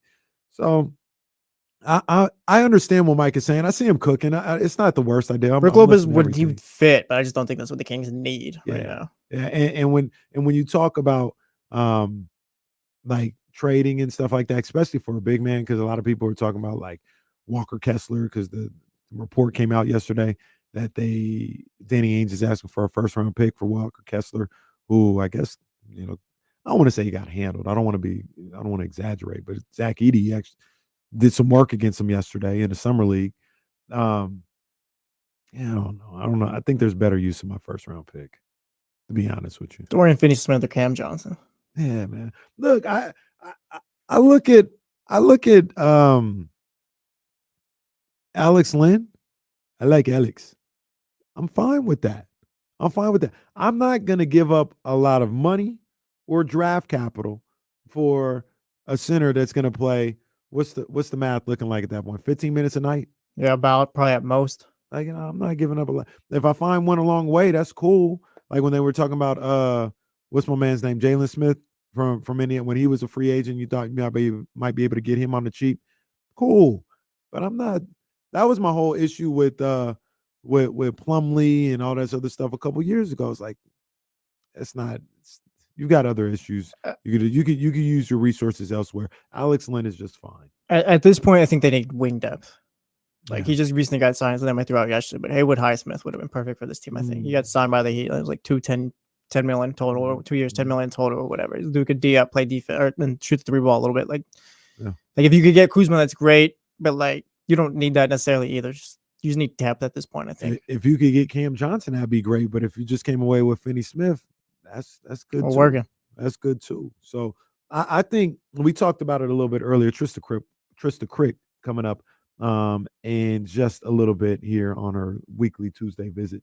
But if the Kings stayed as they were, I think they could push for a top four team in the Western Conference. Like we talking about Derozan coming in, but we also not accounting for a possible better season this year from Keegan Murray. You know what I mean? And just a better feel, health, all this other stuff. If they were healthy last year, I thought they probably would have won 48 games. On paper, where do the Kings stack up with the Mavs right now? I think they're even. I think so too. I think they're even with the Mavs. I look at Denver, Minnesota, and OKC as potentially being ahead of them. Just showing respect to those teams, that being ahead of them. Dallas, it did get Klay Thompson, but that doesn't move the needle for me necessarily. Especially when you talk about losing Derrick Jones Jr. He was a big part of what they were doing defensively. And too, like, did PJ Washington play above it, like what he usually does and all that, or is that what he's going to be? Right. I see if Derek Lively takes the jump that they want him to take and all that. I like him, but yeah. So I look right now. I think they're about even. You look at Phoenix. I think the Kings are a better team than Phoenix right now. Yeah. I think they're a better team than the Clippers, the Lakers, and the Warriors. I think they're better than them. Monty Poole doesn't think so, but that's okay. That's okay. Did you see that? That was crazy. That was crazy. I'm not gonna lie. Like I Sure. Let's go check in with the homegirl all the way on the East Coast. I was in her land. Trista Crick, what's going on at Bet MGM tonight? You were in some places that you felt like you shouldn't have been. Well, I had to get through there. I said, you know what? Let me get on through there. That's not where the wedding was, but we had to get through there to get to the wedding and then to get back home. So it was great. I enjoyed my time out there. I always do. I love the DMV. I ended up going to I went to the National Harbor yesterday. Oh, you did? That's literally Yeah. 8 minutes from me. Really? Oh, well, you high rolling. You should have then. told me. You high rolling. Yeah, I didn't. My aunt, she took us there. We didn't know where we was going or whatever. Yep. But because we flew out of Dulles, so we did a little time in DC. But the National Harbor is phenomenal. That MGM casino is phenomenal. And oh man, Trista, man. So this is crazy. Me and my aunt, we play some bets. I can't imagine. Somebody's got to explain something to me here in the great state of California. How we don't have this situation. I just walked up to that Bet MGM little sportsbook area. I said, "Oh, the Guardians and the Rockies and the Reds, and I want to take the over." And boom, boom, boom, boom. We was in there. How? Look, man, there's got to be so much money to be made. How did they punt on this situation? I don't know. Is it up this November or is it up on about? I haven't seen anything, so I doubt it. But how does California not have that situation? I think the main reason, and I'm glad that you got to experience that, because when you see it, you're like, it's just that's easy. It's just No, we it's just just bet. there. Just go in, get your cash. Everything's Yes. legit. It's all on the up and up. Oh man, no The CD Yeah. offshore site, put your picks in .cu, you know what I Yeah. mean? I don't have to do that. Like, oh man, it was crazy. It was crazy. You don't have to worry about like multiple people Venmoing you. Jorge Posada sends you $37. James Bragg sends I you don't need to go through $27. AliExpress to get Yeah. my money. Yeah, I don't need to do all that. It was right there. I can imagine what that place looks like on a Saturday or Sunday for football. It's just, Well, and we do shows from there every Monday Oh. during the NFL season. man. So that's where Man. we are, right in that kind of VIP zone where that big bar is. Yeah. All the TVs are. It's That's very where nice too. Yeah. That's a it's nice really casino. Yeah. Really nice. And it's obviously I've been to Vegas, so I know what that's like going to Vegas. But it just feels different when it feels like you're not in Vegas and you can do that. Yep. That was my biggest that might have been my biggest takeaway the whole weekend is how did we not let this happen? We got to come together, California. We got to make this happen. Well, and the problem is that there's like a bunch of Native American contingencies that don't want to lose the revenue from going to the casinos on the reservation, and so you got to pass out the guap, baby, and let them have some of that. I can't imagine. There's so much money. There's so much. I just $15. Just whatever. It took about 2 minutes. $15. We put a little parlay here, a little parlay there. $15. It's whatever. It's just right there. How much money is being made on a daily, on a weekly basis? So And much. This was July. I can't imagine. Like I said, when football started. Oh my goodness. Yeah. It's enough to get you to want to come out for a weekend. I know. I gotta next time I'm out there because I was all over the DMV. Next time I'm out there, I gotta link up with my girl Trista Quick. We got to do it. We got to do it. But there was big news out here in Sac. While I was gone, I was following the whole thing. Our guy Damian Barling was on it from the start. He was locked in the whole time, and then it finally happened. Demar Derozan going to the Sacramento Kings. Just your initial thoughts. I think what I said when it first broke, which is this is just huge for the city because there were so many teams that DeMar could have gone to. He could have gone back and stayed with Chicago. And he at one point said that's what he wanted to do. The Clippers were right there. They obviously need to continue to build up their coffers, go back home, back to LA. You've got the Lakers who have been sort of knocking on the door for a while to try to make that partnership happen. And he thought he was going to be a Laker before the Bulls deal went down. So the fact that those options were all there and that it was him choosing the Kings and saying, this is where I want to be, and getting the full deal done and knowing that he's going to be there for 3 years. That's just huge for the culture of the town, huge for the franchise, and it shows that people want to play there. Right. Nah, facts, 100%. We just at the introductory press conference live on the show, and there's something that, you know, I started to like watch different interviews with DeMar DeRozan and just hear him talk. He was on the Pivot. He was on Paul George's podcast, and just get more familiar with him, right? And one of the takeaways I got from just listening to him speak, very, very disciplined athlete, man. You know what I'm saying? And then he got into this press conference and he was talking, and it just, you could see it on full display, just discipline. And I'm big on that, right? Like I strive to be as disciplined in my professional career and my personal life as DeMar DeRozan. I use the example of Kendrick Lamar, how disciplined he is. And I feel like the whole time we were talking about Kuzma, who I really like, Lauri Markkanen, who I really like, Brandon Ingram, who I like those guys as players, but it feels like what DeMar DeRozan can bring to this franchise, and you mentioned bring to the city as far as the toughness, the discipline, and everything, it kind of feels like a perfect fit for what the Kings are looking to do.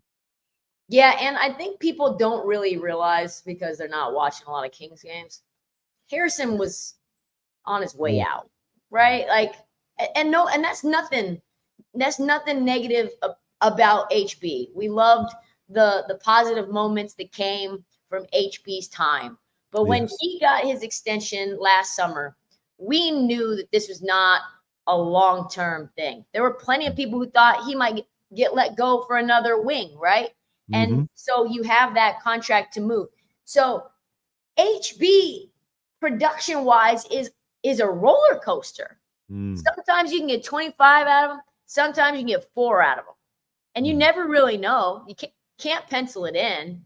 But with DeMar, you can. So regardless of DeMar's lack of three-point shooting, which is the reason that I think that the trade and the deal is getting somewhat killed, is because of that. And they're like worried about spacing. I think it's been clutch time shooting when De'Aaron Fox is getting blitzed and double team that's been lacking. And like, we love Malik. We're so happy to have Malik back.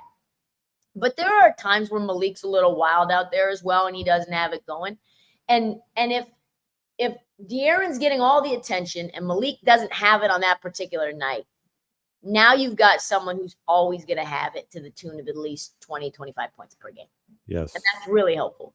Yeah. And one of the things that I look at in that situation is, you know, that usually I just use the OKC, for example, right? Like, there you go, got to get back in focus. Now she's not in focus. Now she got to get back in focus.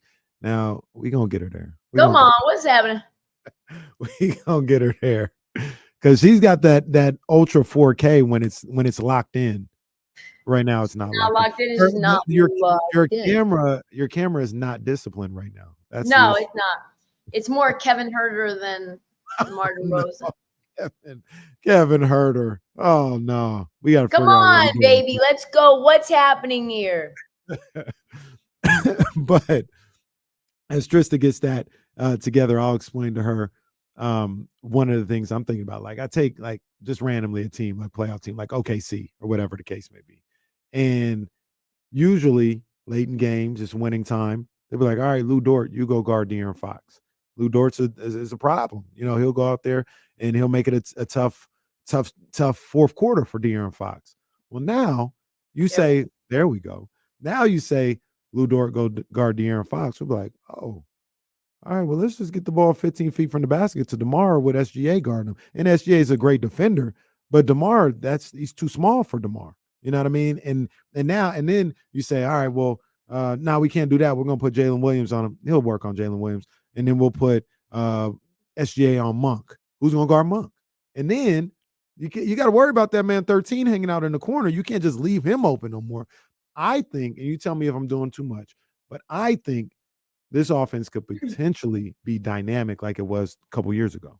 Yeah, I think that's right. I also think that people don't really see what DeMar has done for even a team like San Antonio, he was playing 4 on small 4. He was playing small ball 5 in San Antonio. Not saying that that's what he's going to do on a night-to-night basis, but he can operate in the post. He can play all over the floor. He can play 2 through 5, really, and he's a really good playmaker. So I think that versatility offensively is going to really help. And you're right, having 4 guys in winning time that you need to put your best defender on is huge. The big question mark is when the league is getting big and jumbo, right? We've got teams like Minnesota where everybody's 6'7" and above and multiple 7-footers. Same thing with Dallas. How will the Kings defensively hold up? Because if you're like second in the league in offense and 12th, 10th in the league in defense, I think you're fine. But if you're like 7th in the league in offense and like 22nd in defense, then we're kind of in the similar spot that we were last year. And then you have to hope for everyone to be completely healthy and to have no lapses at any points in time during the season where we've got those little moments of like, oh, this is a bad slump. Trista Crick, the Heat Check podcast, the real Heat Check podcast. Bet MGM tonight. You hear that right here on ESPN 1320 every night as well. I feel you on that. But see, I feel like Minnesota, obviously Boston. I think New York is kind of trending towards that way. But those are the only teams that are kind of there right now as far as like, man, this super big lineup. Like, how do you match up or whatever? As well. Denver, yes. What are they gonna do without KCP? That's a big one. That's a big loss. They're probably going to get Russ. I like that for Russ. I don't like. I like Russ a lot. You know, that's my guy or whatever. I got 2 eyes now. I got glasses. I see the deficiency. Are those glasses like for real, or are those glasses for show? No, they for show. You know, I found some specs that look good. The crazy thing about it, Trista, is I need glasses. But I got the little fake glasses first. But I'm going to get my I'm going to my optometrist. I'm going to get my my appointment, and then I think I'm going to get like the Malcolm X glasses, like the black with the clear underneath. You know, that's what I'm going to go with right now. Okay. The sophisticated look. I can help with yeah, but I got 2 eyes. I see Russ hitting the side of the backboard. I see him hitting the top of the backboard. I see all that. I understand, but I still feel like he can bring a lot to a team like Denver. So I think that'd be a good look. I don't know what that defense is going to look like with Russ, though. Yeah, that's a big. I mean, Russ had one of his best defensive seasons last year. And yeah, he's undersized. He could probably operate a little like Bruce Brown. That's kind of how I bet they want to use him. He's stocky. He's versatile. He's not a great shooter. Bruce Brown was a very streaky shooter. Yeah, I'm interested to see how this West looks. Like Memphis has gotten better. I think they're going to be fascinating to watch. What did you think about Zach Edey last night?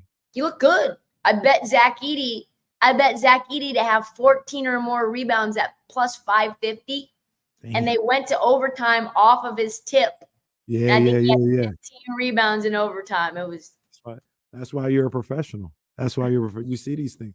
I bet because I can talk about it. I bet I was right there. Me and my Aunt Cheryl, big ups to her, man. We said Sixers to win, and then I went under on the points, and they obliterated the over on that. Yeah, there's a lot of points. Under. So what are these G Leaguers doing scoring this amount of points? Ricky Council looks good. I missed the game. I don't know. Ricky, who he's for? Who he play for? Plays for the Sixers. Ricky Council, the 4th. He played for Arkansas 2 years ago. And he was balling. He had 29 points. I saw my boy Jerry McCain doing his thing too, man. Sacramento, he had 15. He was doing well. I'm about to get locked into summer league though. I was stuck in the Denver airport, so I didn't get a chance to see a whole lot of stuff. But so you're flying back. Yes, I was flying back. Check this out. I want to know what you think about this. I talked to Jesse about it earlier, and I said DeMar DeRozan to the Sacramento Kings could be a better version of when Paul Pierce went to the Wizards.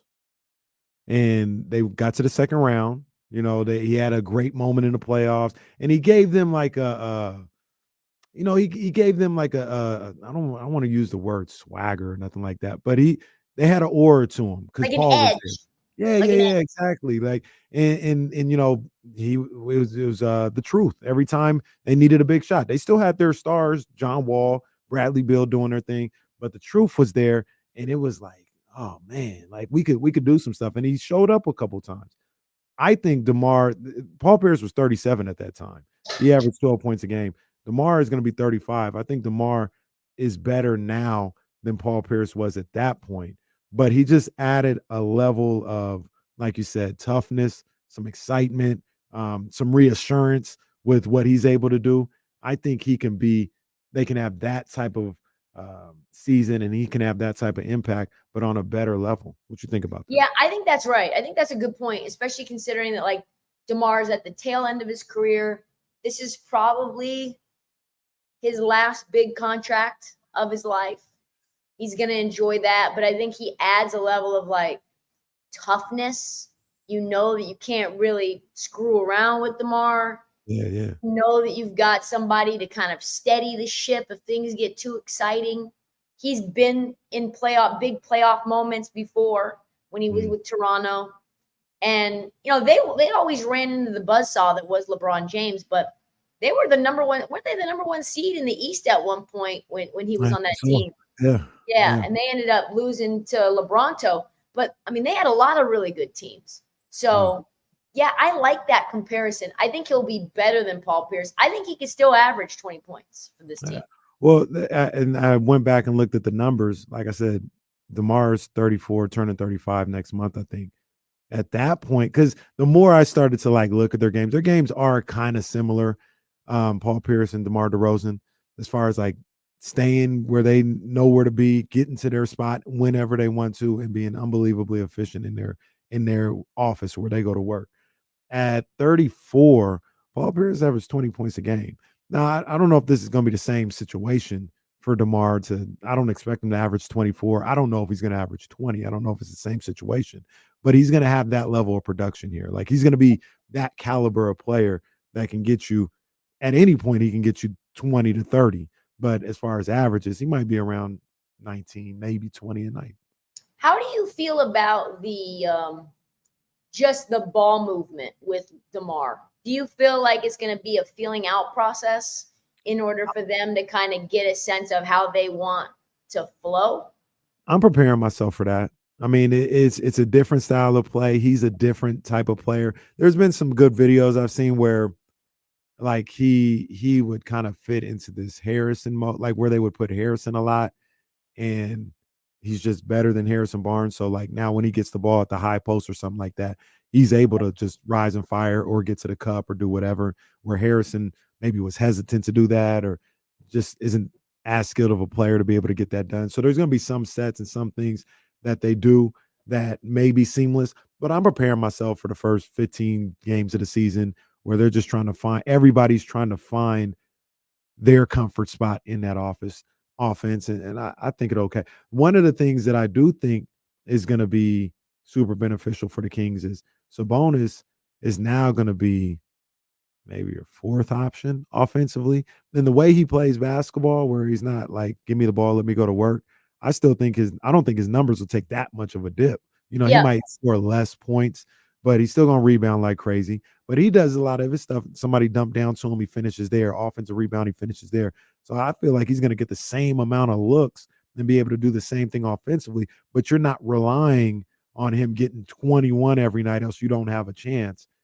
And that's just going to help out Sabonis, and it's going to help out the Kings, where you got two guys. I know I'll ask you about this too. What you think about the starting lineup? I think Malik Monk and De'Aaron Fox should start. So I say that to say you can get the starting lineup. Sabonis might be your fifth option. Yeah, I think you're going to need some defense. And so part of me thinks that Keon will be a better fit in the starting lineup. I think you have to talk to Malik about it, honestly, because I don't think he imagined, a world where DeMar was going to be here. And it came on so fast. You know, I was listening to Tim Legler right before I came on, and he said it shocked the hell out of him. So I don't know that anyone saw it coming. So you gotta talk to him and see how he's feeling about the fact that he just did Sacramento a solid. He took less money to stay here. And he wants to start, and now maybe he's back to the 6-man role. Yeah. I kind of think he'd be down with it. He's going to close games. That's the thing. Is Malik's always going to be a closer? I think really what you have to do is find a way to stagger some variation of Malik and Demar, Malik and De'Aaron and Demar, so that you've got that level of offensive potency along the way. And maybe when De'Aaron comes out at like the 5-minute mark, maybe Demar stays in for the rest of the quarter. And so the rotations are going to be really interesting, but the defense is definitely going to be a question mark because you know that Sabonis is a negative defender, pretty much. Yeah. I think he's better than people give him credit for, but he's not a cone, but he's not like a tough inside presence, you know? So he's not going to rim protect like some other guys are going to rim protect if you get cooked on the perimeter. So you need some level of like perimeter fortification in order for it not just to be like a show of hoops, you know? I think De'Aaron is a much, much improved defender. Absolutely. Led the league for most of it. I think at the end of the season, he led the league. Right? Yeah. And I put Keegan in that category too. Yeah, Keegan's not like a super plus defender. He's not like particularly his foot speed's not crazy. He's not like a guy who is gonna lock you down at the point of attack, but he's a decent stand your ground defender. I like him on the perimeter. He's kind of surprised me. He took a big leap last year with what he was able to do on the defensive end, and we'll see what he's able to do this year on the defensive end for sure. So somebody posed a trade to ship out Kayvon for probably and maybe a pick for Isaiah Stewart. But Isaiah Stewart to me feels way too close body type to Rashawn Holmes. Like just way too close. What do you like? What's the missing piece? I don't think it's Kuz. I don't think it's BI, but like to you, what's that? Maybe it's not even a player, but what's a player type that you think helps sort of fill in the holes of this roster? It's probably an athletic wing, right? Which is a little bit of a conundrum, right? Because I'm sold on Fox and Monk starting in the backcourt, right? But even if they don't, I think at this point in his career, DeMar DeRozan is a 3 more times than not. He's pretty like he can play 2 or 3 or defend 2 and 3 or whatever. In some cases, 4s like you talked about. But if I just had to like put him in a box real quick, I'd say 3 at this point in his career. So do you go get just a defensive minded 2 that, you know, is like 6'6" or something like that? I think Keon Ellis has the opportunity to be that type of defender, right? And be an all league type defender. I've seen the light with him, but I'm with you where I look at closing games and whoever you go out there and get, I don't know if they're cracking that 5 closing lineup of Fox, Monk, DeRozan, Keegan, and Sabonis. So because of that, you probably get like maybe a little lower level guy. I've been looking at Finney Smith. You know, I feel like he's the type of guy that you can go get.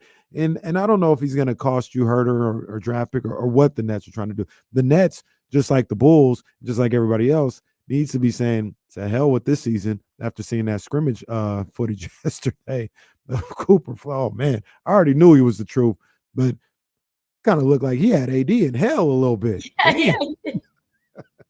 He had him in hell. So there ain't no need to win no games if you're Brooklyn, and they may just take whatever they want to get a guy like Finney Smith. But that's what I'm thinking about. A guy in a pinch, in a crunch, can close a game for you. But if you have all your guys there, it's not going to be an issue that he doesn't close the game. Yeah, and if you need somebody more defensive minded, at the 4, sort of 3-4 combo spot. He's there. What do you think about Cam Johnson? Oh, I love Cam Johnson. I love Cam Johnson, but see, I was talking about this with Jesse. As much as I love offense, I don't want to get like have too many offensive guys Right. here. My idea situation, I think Finney Smith kind of fits this. If we're talking about the corner 3, I want like a knockdown shooter and a hard, grimy working guy on the defensive end. You know what I mean? And, yeah.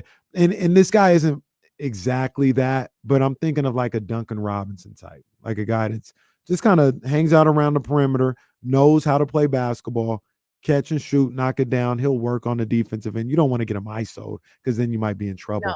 But he works on, he's a good team defender, right? He understands team defense principles. So not necessarily Duncan Robinson, but a guy like that. Finney Smith, I think, fits that pretty good. Yeah, that's a good call. I'm fascinated to see if anything else transpires. They said Money's still making calls. I would love Cam Johnson. You think Cam Johnson will be all right coming off the bench? Yes. I have it on good authority that Cam Johnson would love to live in a small town, like to live in more of a, I was told literally yesterday, all the places that free agents want to go, Miami, New York, LA, Dallas, Houston. Cam is like, I am not about that. I do not want 5-lane freeways. I do not want all these damn people. I do not want all this damn attention. I just want to do normal stuff and live in like a kind of a small town. Come on, man. Come on. We here in Sacramento. Like I said, we're already advocating for less and less people to come here because we don't want people are getting upset about Gilbert Arenas or whatever. I was like, no, Gilbert, continue to say that this place stinks. So people don't come here. We already got too many people coming here. So I don't even understand that comment either. It just feels like a guy who is salty because his baby mama, like it had some real like the energy of it was way too aggressive for that not to be personal. He did. He was like kicking the ground when he said he's stomping his feet. Like he was upset. I chalked it up, Trista. Gil is just a loser when it comes to basketball. Very skilled. You could say he's a winner at life because he's very rich. You played in the NBA and all this other stuff. I'm not talking about him personally. I'm talking about basketball. He's just a loser. He's a loser. He was never like you never looked at Gilbert and said, yo, this guy, he's trying to win. No. No, he was trying to get his bread. Have you ever seen, I'm sure you've seen this. I know you've never done it because it's a loser move. When like a guy tries to holler at a girl and she's not paying him any mind. And he's like, hey, girl, what's your name? And then she walks away and he's like, F you, bitch. Oh, that's I didn't want you anyway, you ugly ass hoe. And you're like, that's Gilbert Arenas to Sacramento. That's facts. That's perfect. You're like, what happened to you in Sacramento? He's like, all the girls there are ugly. And you're like, did they all reject you? What happened? That is perfect. He had a bad experience here in Sacramento. That's exactly what happened. TK, after the experience that I had over the yesterday, I'm definitely got the Venmo. I know I'm like, I'm gonna need you to go to the MGM real quick. You look like you got a little DMV tan too. Your chocolate level went up. That's what Miss P said. I guess so. You know what I'm saying? I'm just out here doing what I got to do out here, on D-Lo in KC. That's all I'm doing. Where is D-Lo anyway? Where you go? He's on vacation. Champagne yeah. camping. Yeah, it's just me. Just TK, got his toes in the beach. That's it, man. Champagne with a nice drink in his hand, I'm sure. Yeah. Nice. Well, I'll see y'all next Tuesday. I'll be in Vegas. I was about to ask you going to Summer League, so you'll be there next week. Yep, I'm leaving tomorrow morning. I'm going to go see Team USA, Team Canada tomorrow night. Oh, they play each other tomorrow night? Tomorrow night, Team Canada plays Team USA. Yes, sir. Lit. It is lit. Okay. All right. Well, I know you're going to see everybody while you're out there, so we definitely going to have to know what's going on in Vegas. I'll let you know. Kill him. Take care, TK. Just a quick bet MGM tonight and the Heat Check podcast, the real Heat Check podcast. We got Will Z. He's going to be coming up on the other side. Damian wouldn't like that, but I got to do what I got to do. It's D-Lo and KC, ESPN 1320, Sacramento sports leader.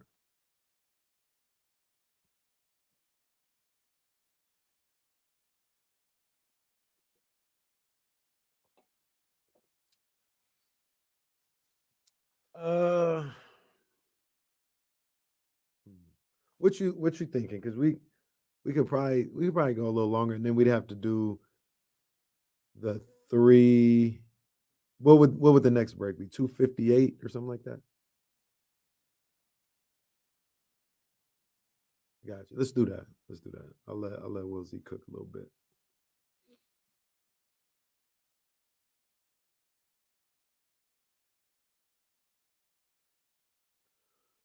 There he is. Will Z. What's up, Kenny? Oh, How you doing? I'm good, man. How you doing? Great. Appreciate you being flexible here. Oh no, I didn't. Oh, of course. Let's go back. I'm just so excited for the season now at this point. I know. It can't get here soon enough. Right? We still have so long to wait. We aren't even on like the like just the dead time. It's still popping off right now. I know. Is this live? No, this is from the other day. They played the other day. The Kings and the Spurs. Mm-hmm. Kings Hornets tonight. Is Brandon Miller playing? I heard he was playing. Oh, that's a good question. And the Hornets rookie too should be playing. Oh yeah, that reminds me, Justin. When we come back, I gotta ask you. I don't want to forget. We could do a Will Z here as well. Save it.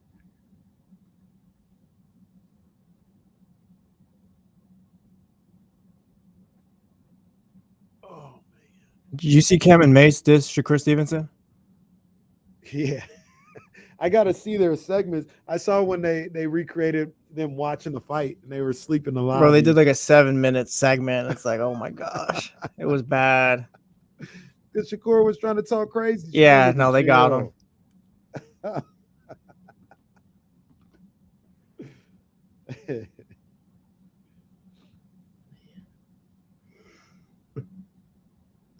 Your voice holding up, Kenny? It's a lot of talking. Huh?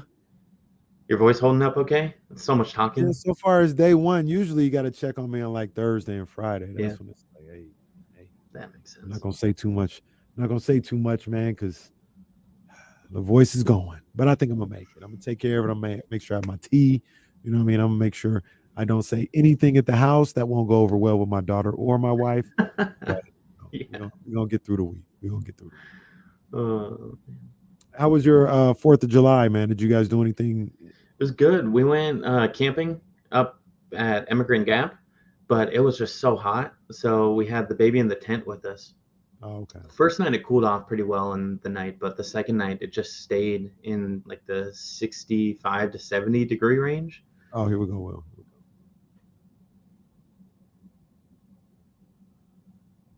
Back here, D-Lo and KC. Got my main man, Will Z, rocking with me right now. And Will was telling me something about how he went camping for 4th of July. Mm-hmm. And I just got to ask a question. So, like, are you, like, really camping? Like, I pinched the tent, and on the bottom of the tent is, like, the dirt, right? Like, underneath it, I mean, not like you're sleeping on the dirt. But you don't go glamping? See, that's what I would do, man. I can't sleep. We still do the tent. RV. Yeah, we do the tent. This time we were with Hannah's parents, who they have an RV. So it's kind of nice because we don't have to bring the whole like stove and the whole setup. But we do tent. We have a sleeping pad that we throw down. And especially with the baby, we have to get a little creative, but we just put her in the middle between us. And generally she loves it. But this time it was a little too warm for her. So it was hot out there, even like in those, situations where like assuming like you're close to some water or river or something like that. It was still pretty hot out there, huh? Yeah, it just never cooled down as much as it should have. I should have taken the rain cover off and just had it open, but I'm not going out to do that at 3 o'clock in the morning. I ain't mad at you on that one. I ain't doing that. I ain't trying to do nothing at 3 o'clock in the morning but sleep. That's all I'm trying to do. Will Z in the building. I asked Jesse to remind me of something, and Will, I have you here as well. We'll get into the DeMar DeRozan situation, but look, I'm a nice guy.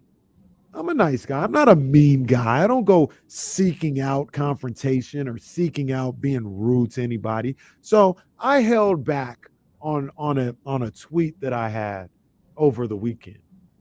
And I just need to know, before I say anything, did it get better?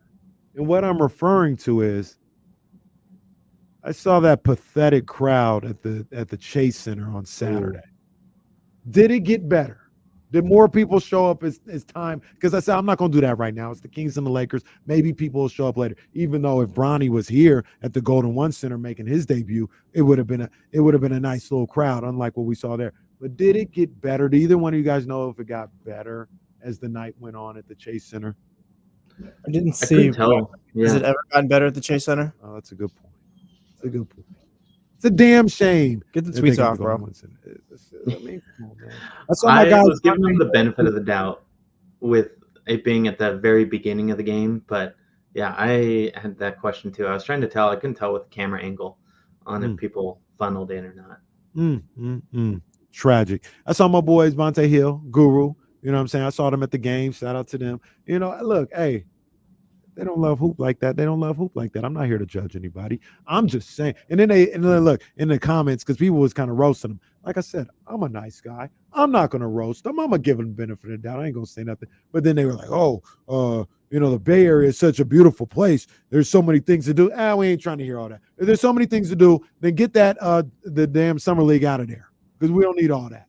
All right, we need basketball and basketball fans. So look, I don't know if it got any better or not. I'm just saying I observed it, and I did not press send on my tweet. I gave them grace. Don't say I never did nothing. That's incredible. So, Will Z, let's get down to the nuts and bolts. And DeMar DeRozan is a Sacramento King. Just take me through your initial thoughts when it happened, like how you felt about DeMar when it went down. So the whole time I've been doing the graphics with all the stats and the wish list stuff for pretty much all off season. And the first thing I do is I'll put everything together in a spreadsheet, of course, but then I'll go through and mark who I think is a good fit for the Kings. And generally I leave off the best of the best free agents. And to me, DeMar was one of those. I just don't see that as a realistic option. So I'm not going to put out numbers and talk about it as a realistic option. So that to me right there is the fact that the Kings were able to get someone in that top tier of free agency is just so huge. And something where I think a lot of Kings fans, I didn't know about the fit. I just bringing him in with the team that they have. I think we were all kind of thinking more of a defensive-minded, taller wing, like a Kyle Kuzma, or just someone with that size. But when you look at DeMar and what he's done in his career, and just even last year, he's just so good at what he does, and he fills so many gaps that the Kings have on their roster that the more I thought about it, the more excited I got. And going to bed on Friday night before the news broke, on Saturday, I think is how the days went down, was so hard because I was amped up at that point. I was like, let's do it. Let's go. I'm hyped. Man, I had some of the same concerns. I thought maybe, they're universal as far as I wanted to make sure that they kept their identity of being a three-point shooter. And even the way the game is played nowadays, being able to have a starting lineup full of three-point shooters, I think is just beneficial to a guy like De'Aaron Fox. But the more that I saw DeMar DeRozan play and highlights and stuff like that, and started to think about his potential fit with this team, I feel like it's going to work magically. And some of the things I saw, and let me know if it's some of the things that you saw as well, Will, is he is going to kind of fit into the Harrison role maybe, but be a better version of what Harrison was able to execute last year. And I talk about some of the stuff that they do in the mid post, they do at the high post, and 15, 16, 17 feet away. And he's going to be right there. And that's his office right there. That wasn't necessarily Harrison's office. Maybe if he was wide open, but DeMar, he can do these things with a guy on him, a guy draped on him. He can post them up, fade away, do whatever, rise and fire, get to the cup. There's so many things he could do from his office. And I just think that's going to make the Kings potentially lethal on the offensive end. Yeah, because we saw it with everyone says it when Monk went down, we saw that they needed that, and some numbers to back it up on why they needed it. So NBA.com, they have assisted and unassisted field goals. So if you look at DeMar DeRozan last season, 65.2% of his field goals were unassisted. Compared to every other player in the Kings, the only person who had more, to no surprise, is De'Aaron Fox at 67.5%. When you do the math, which I did for everyone, I don't expect you all to do math. I'll do it Thank for you.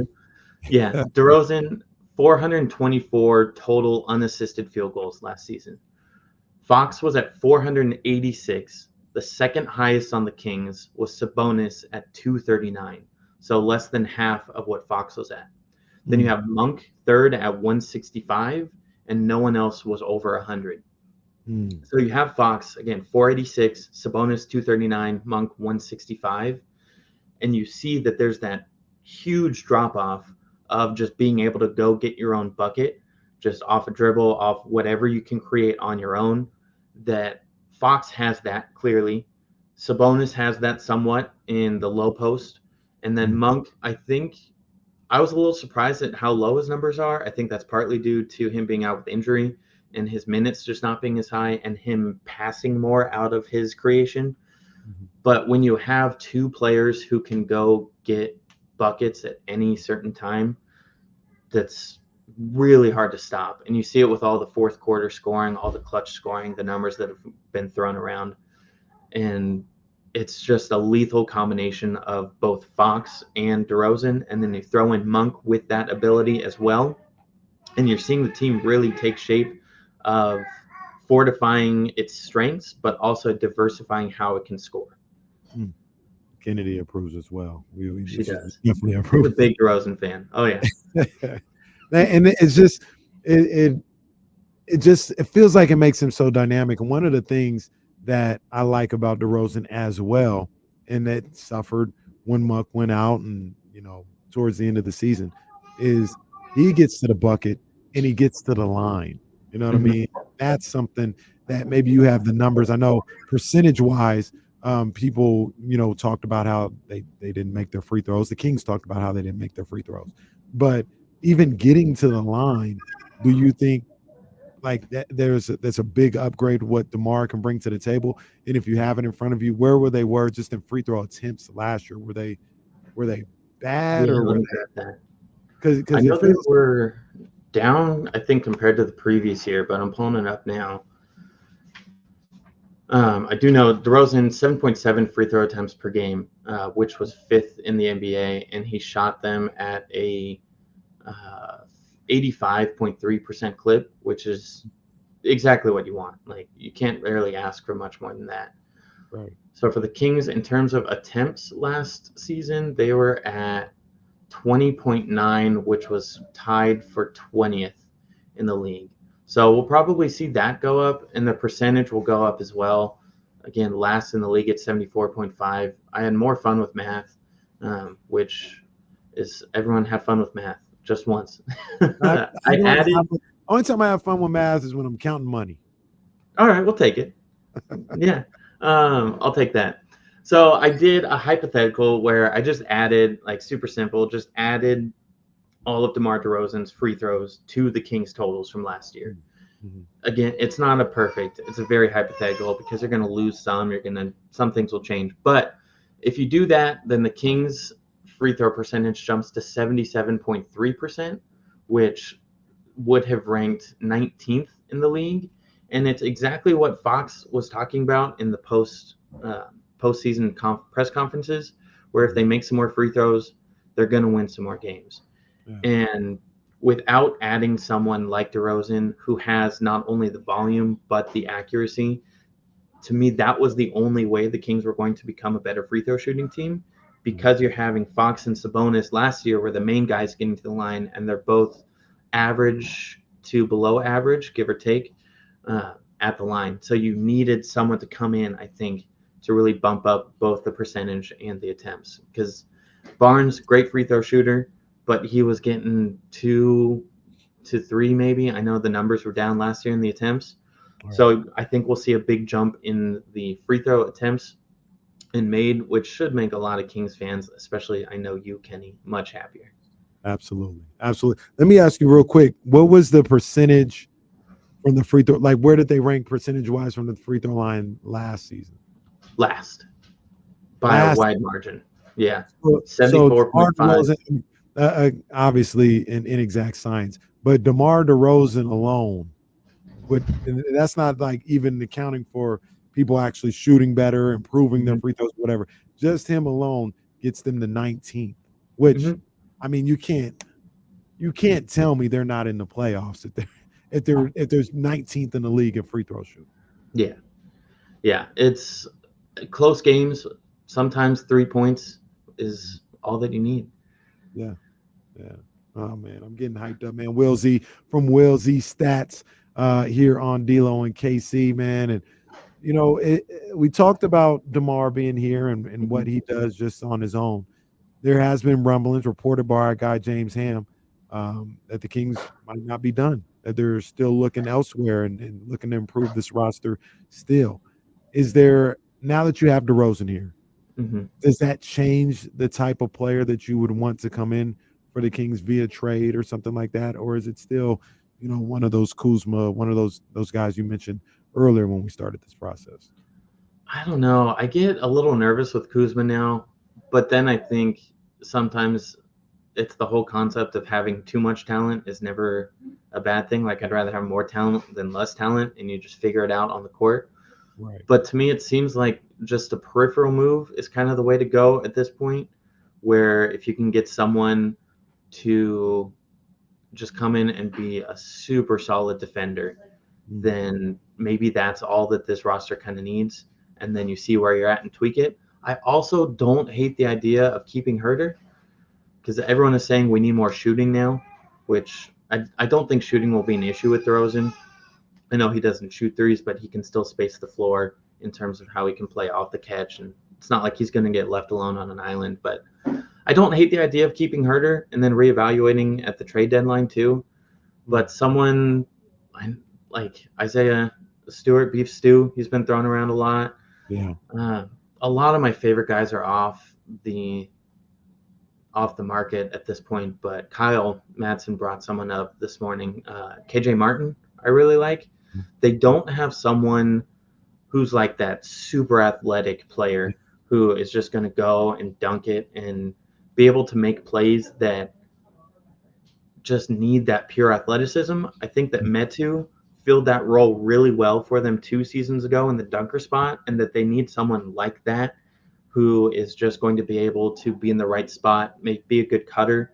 KJ Martin 2 years ago had 173 dunks. That was 7th in the league. So like, he can get up.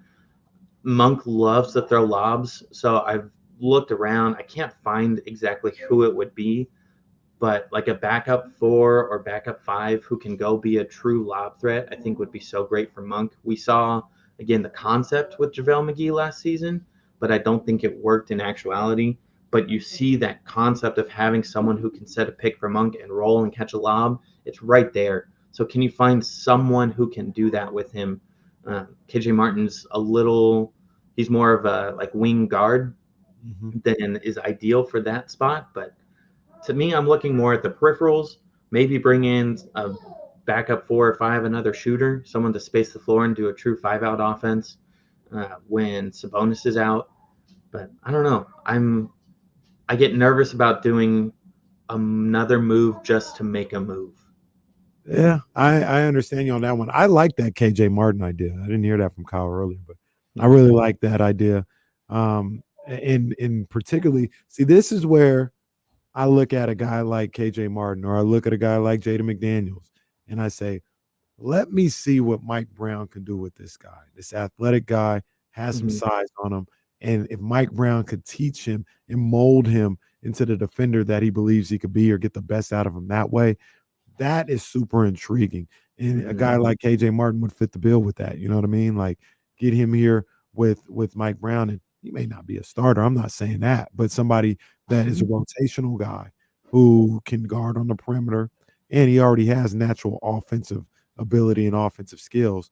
You may find a diamond in the rough. I mean, I think this guy is more skilled than either one of those two players, but that's kind of what we're talking about. What they did with Andrew Wiggins the year they won a championship. How Mike Brown, and he just kind of molded him into the defender that team needed. And I would love to see Mike Brown take that challenge with KJ Martin or Jaden McDaniels. Yeah. Both. And McDaniels is someone else who really intrigues me. I'm trying not to get my hopes up. It feels kind of like Duarte last year, maybe a little less. But he's another one where if it works, great. If not, you're not really losing anything because they use the space accordingly. But it's another player you kind of just throw some options out there. And if it works, it's a bit of a steal because everyone's looking for those lengthy defenders. And if he can be anything close to what he was 2 years ago in Charlotte, then that's a heck of a get. Yeah, for sure. What's your thoughts on, and I think it could be a little bit of an underrated signing. What's your thoughts on Jordan McLaughlin, man? I like Minnesota. Yeah. And I like him as a backup point guard. I felt this thing. Everybody's talking about, oh, no more guards, no more guards. It's like, nah, I think you need a backup point guard, and that's an interesting get. I don't know how it's going to turn out, but I've liked this game when I've seen him when he was with Minnesota. Yeah, I like him a lot. I didn't know as much about his game as I probably should have, but I ran some numbers when they signed him. And of the 354 players who played at least 40 games last season, his defensive rating of 100.1 ranked first. So he was one of, if not the most impactful defenders in the league last year. Fun fact, the second ranked player was Alex Len. So it's when you're looking at backup point guards or backup centers, I know James Ham was saying this too. You want someone who's going to be impactful in a small amount of minutes. He played 11 minutes per game last year, but clearly had an impact when he was on the court. Shot 47.2% from three, which is phenomenal. That was a career year for him by far. So I don't know if he'll be up in that range again, but if he can be around like 38 to 40 even, I'd take that. And just someone 1.2 deflections per 11 minutes, which is an incredible rate. And just someone who's going to play hard. I think play a little bit bigger. He's 6 foot, but just looking at the numbers, and it feels like he plays bigger than that. So I really like it. It made more sense after the Devin Carter injury was announced and the surgery. But I'm cool with Jordan McLaughlin being the backup point guard going into the season. I wouldn't hate them bringing in another guard just to kind of shore up that position. But at the same time, you have Monk, who I think could be a de facto point guard if needed. And Kennedy said, look, we're not done. We need more. Yeah, more. We need more. I almost threw this graphic out. Kyle Lowry is still a free agent. Be interesting to reunite him and Derozan, but it would be interesting. I don't know. I think Kyle Lowry's cooked, but backup point guard or third, fourth guard, you never know. I really want to take a deeper look this summer and possibly in preseason at Mason Jones and Boogie Ellis.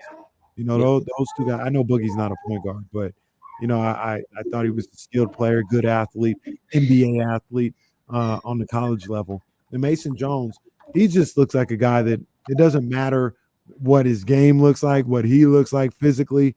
You put him on a basketball court, he's doing work.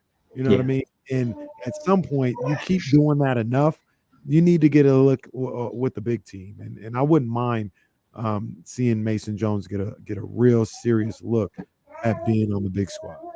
Yeah, he fits exactly what they need. Another wing, 6'7" wingspan, who Monty's had this track record. It didn't quite work out with Kessler Edwards, but of looking for guys who can come in and make a big impact on small contracts. And that's especially in this new apron of the NBA. Those guys are going to be so huge. Like Keon Ellis has one of the best contracts in the league right now. And if Mason Jones works out where he can even just be a rotational player, like we don't need him to be a starter, just can you come in, give 15 minutes? And I loved what he's done in Summer League so far. His body transformation is incredible and just great energy, great vibes guy. We all saw it last year, him jumping around on the bench. Like, absolutely. I love Mason Jones. I think that I'm really interested. He's the one I'll be watching probably the most, other than the new rookies on the summer league team.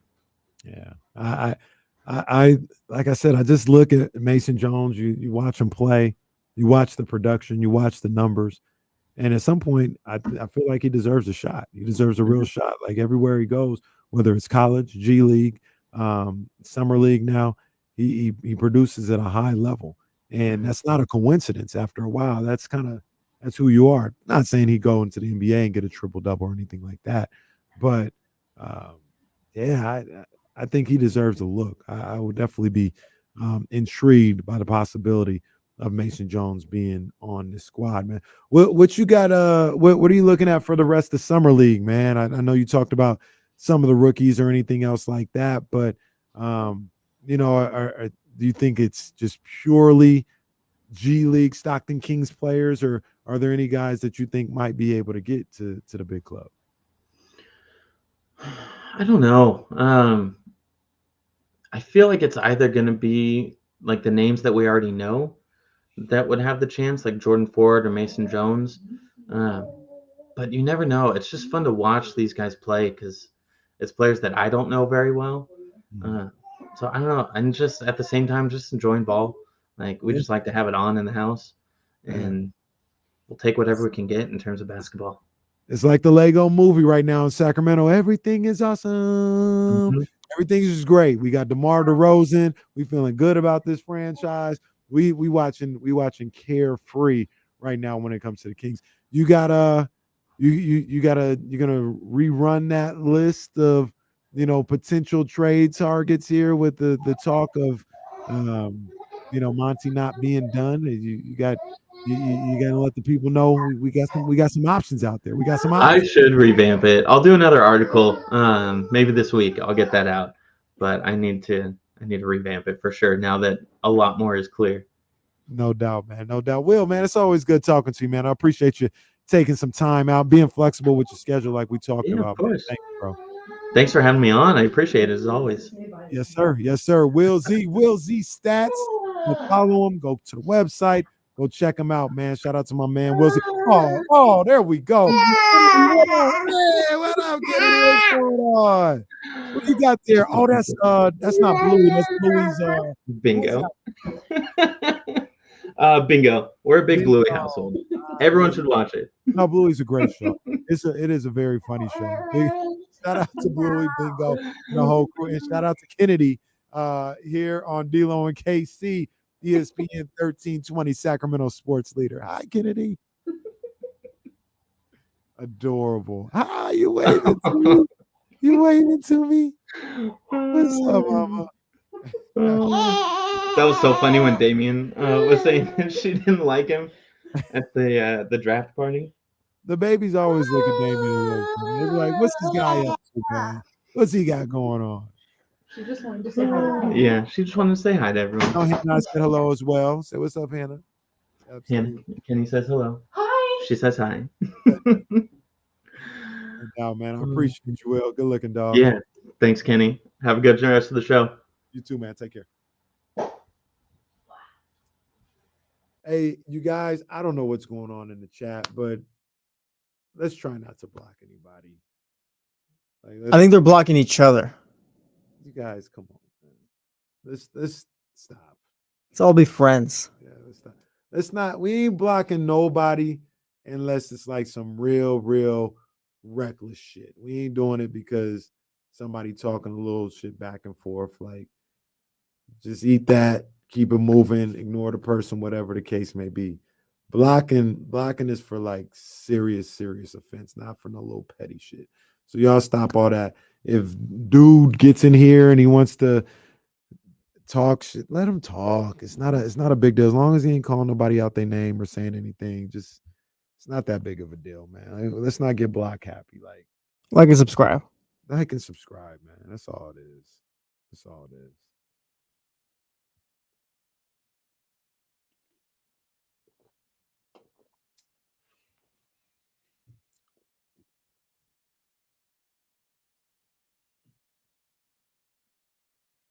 Anybody going to the games tonight? I'm tired. I'm going home. I'm going to get my legs under me. So I don't think I'm going. Yeah, Giddy. I was going to talk about that too, man. I was definitely going to talk about that. That's big time. That's big time. So where? Okay. I'll ask when I talk to Ramsey. Yeah. I'll ask when I talk to Ramsey. I'm looking at obviously it's the Kings, so it's a little different than like the Spurs versus the Hornets, but look like a nice little crowd on Sunday night at the Golden One Center. Filled up a lot of the lower bowl. This is actually a really good crowd considering there's no rookies anybody really wants to see.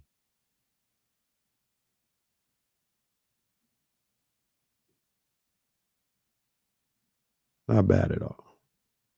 They should have suited up Demar in that game that they introduced him right before.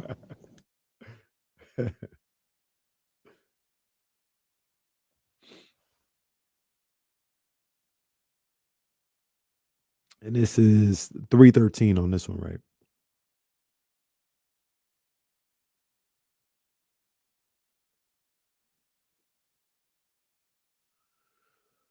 Oh man, sports never stop, Dr. David. Sports never stops, ever. So, yeah, man, it's like that. It's like that. Wouldn't trade it for anything though, man. I enjoyed. It's not as fun when there's nothing going on as far as their sports and everything. I enjoy it. I have a good time. Dog, that situation going to the MGM Grand out there, it was crazy to just walk into the casino, put that money down on the game. Couldn't imagine. Damn. Okay. Hey, my boy, boss man D-Lo. Bad in school. Now I'm trying to dodge the sins. That's my song right there. That's song of the summer right there. Well, one of not the song, not like us is the song of the summer, but that's one of the other joints right there as well. Here on D-Lo and KC, ESPN 1320, not 102.5 KSFM, as I was just talking about music. We talking all things DeMar DeRozan. There's another question I wanted to ask you about the Kings.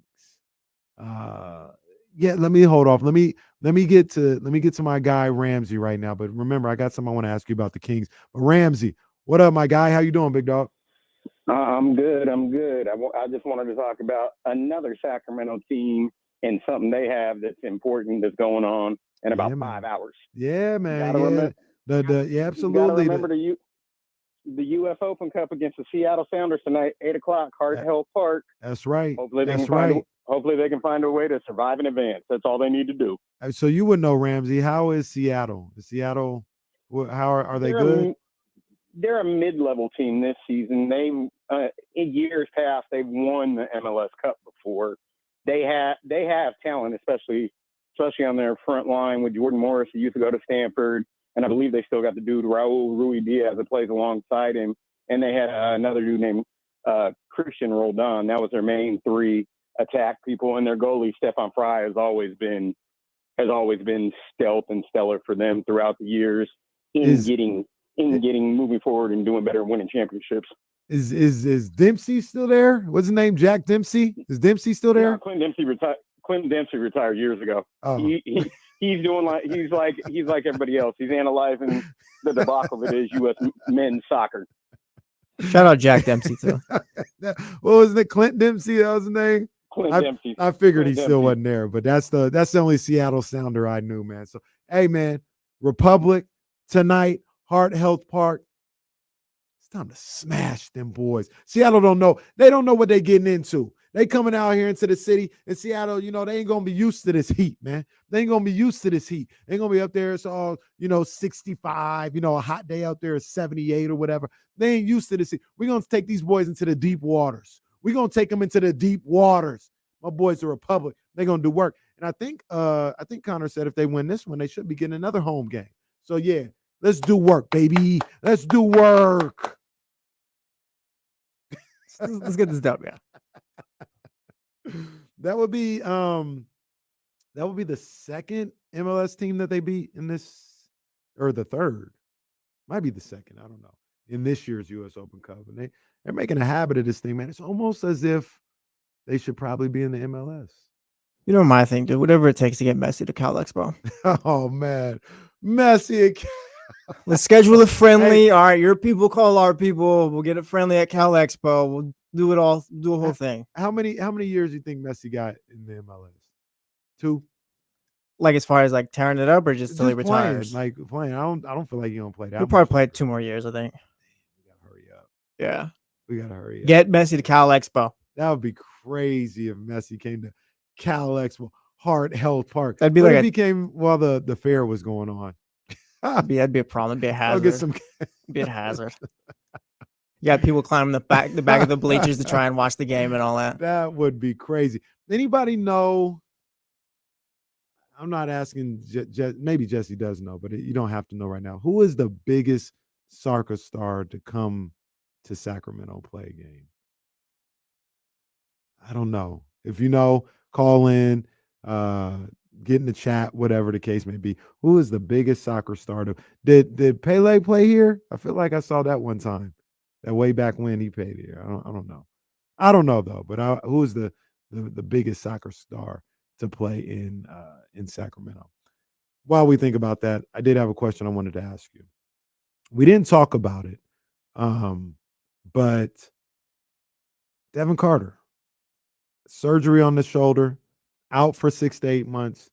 I'll ask you, do you feel differently about the draft pick with that happening? I don't know. Like if they're winning games to start the season, I guess it's no harm, no foul. But I don't know. It just depends on what their plan is for him. Like, did they know ahead of time that he was going to miss time if he does? Like, I guess it kind of just depends on that. Because if you drafted a guy like, you're like, oh, he's got shoulder issues or whatever, wait, he's got to get surgery now. Like, that's a problem. But if you kind of had a plan going into it, I guess it's fine. But I mean, I don't know. I figured you probably could have drafted someone who contributed right away. But I don't know. It just depends on what their plan is, I guess.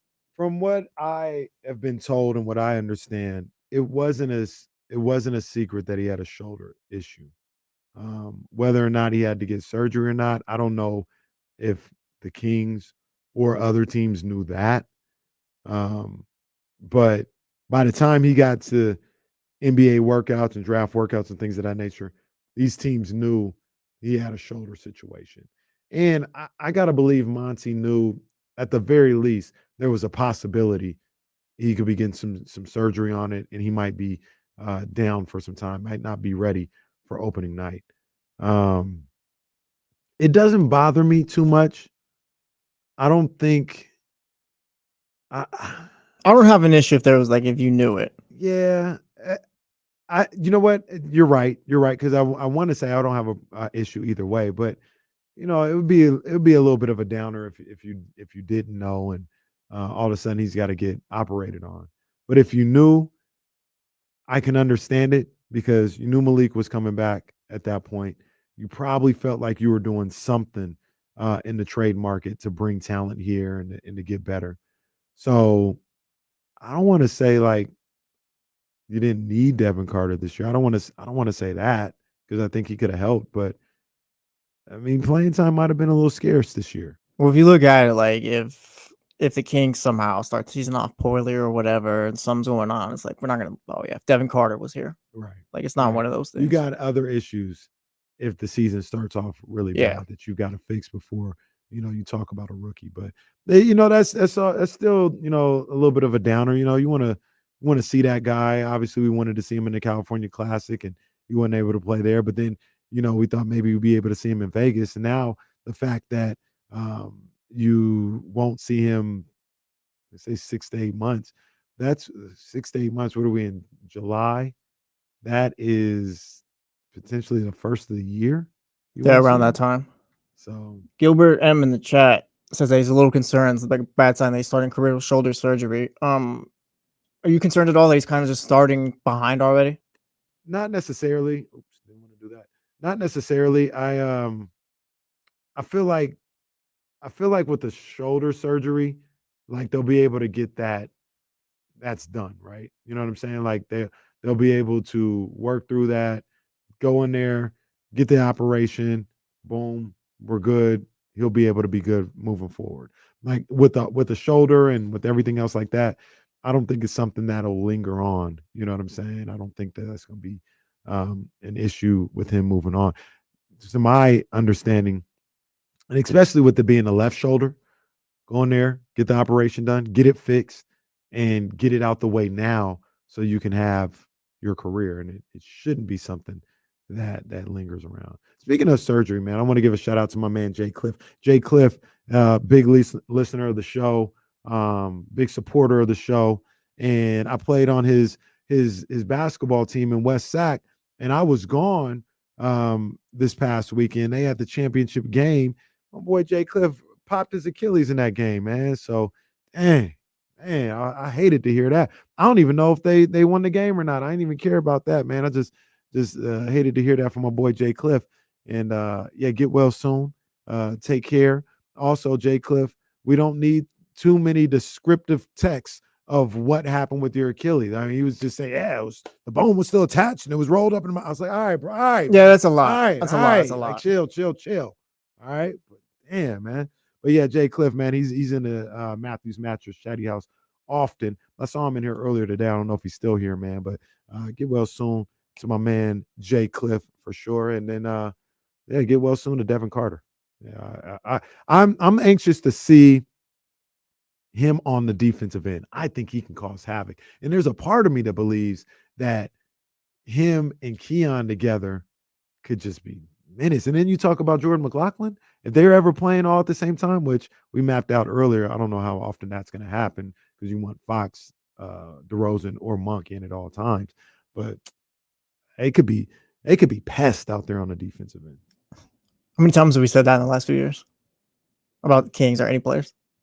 Never. Just when Keon came around. Yeah, Monty's been cooking lightweight. No, Monty does one more thing. He might need the extension right now. I think I'm slowly talking myself out of Kuzma too now. Yeah, I think that's too much. Maybe. I feel like the move might be Finney Smith. Finney Smith or a guy like Cam Johnson. I mean, just to kind of round it out. I don't want to dismiss Cam Johnson because that's one of my favorites. But I almost feel the same way about Kuz about Cam. Like, would he fit if he needed to? I don't know if he needs to, but if he needed to, would he come off the bench? Would he be good with that? If he is, and he just wants to be Cam's a small forward, right? Small forward, yeah. See, could maybe a 3-4 in certain situations. I don't know. I'm just I'm not on board yet with Malik starting yet. Not on board yet. I think we can do better coming off the bench as 6 man. I'm ready. Let's go, Kentucky Connection. Let's get it popping, baby. Let's get it popping with my man Jason Jones, man. A little J Street Vibes reunion. He's gonna be joining us when we return right here on D-Lo and KC on ESPN 1320, Sacramento's #1 sports station. I'll be right back, guys.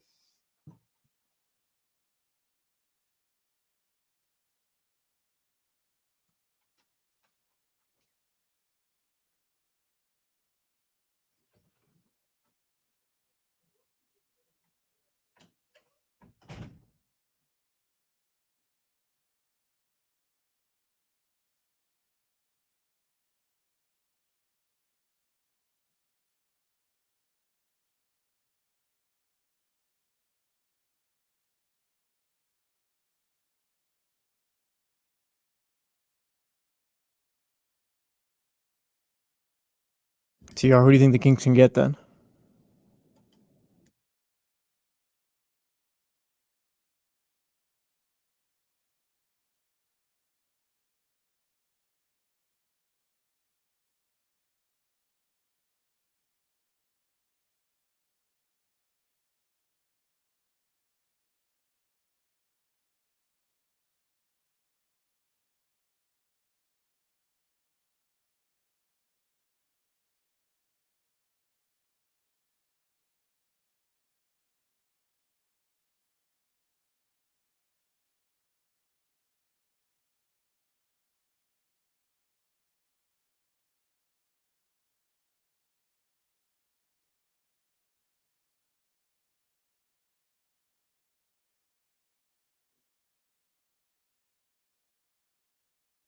Say what's up, Charlie, guys.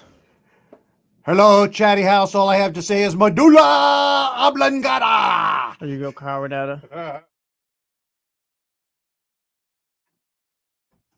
David, this was hilarious too.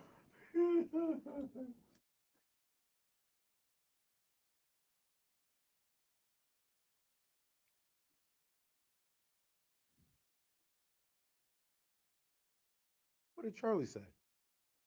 He said medulla oblongata. Have you seen The Waterboy? No. No? Yeah, you gotta watch it.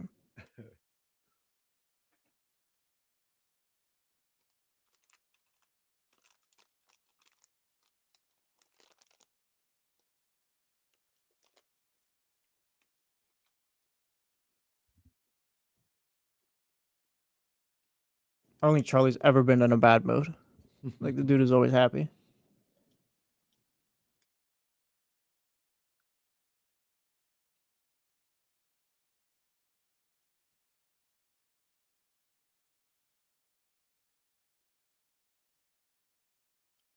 I was bad in school. Now I'm trying to dodge the sentence.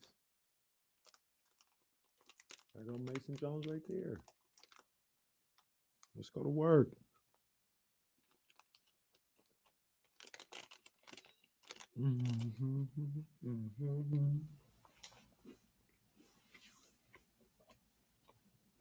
Always, John Paul, as always.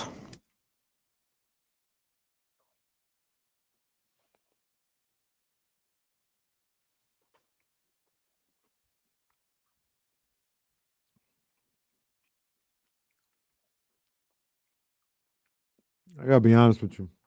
I probably never will. It's a classic. I don't like his little stupid voice. Come on. I'll watch Blank Man again.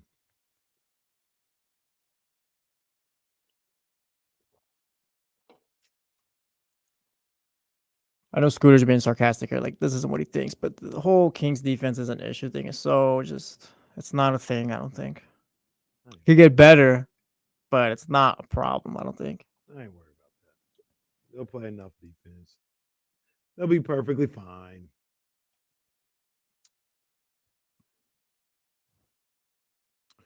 I don't know, maybe. He might go to China, bro. Now, see, that's being disrespectful. Nobody wants him. They're trying to attach picks, and there's nobody wants him. Oh, man.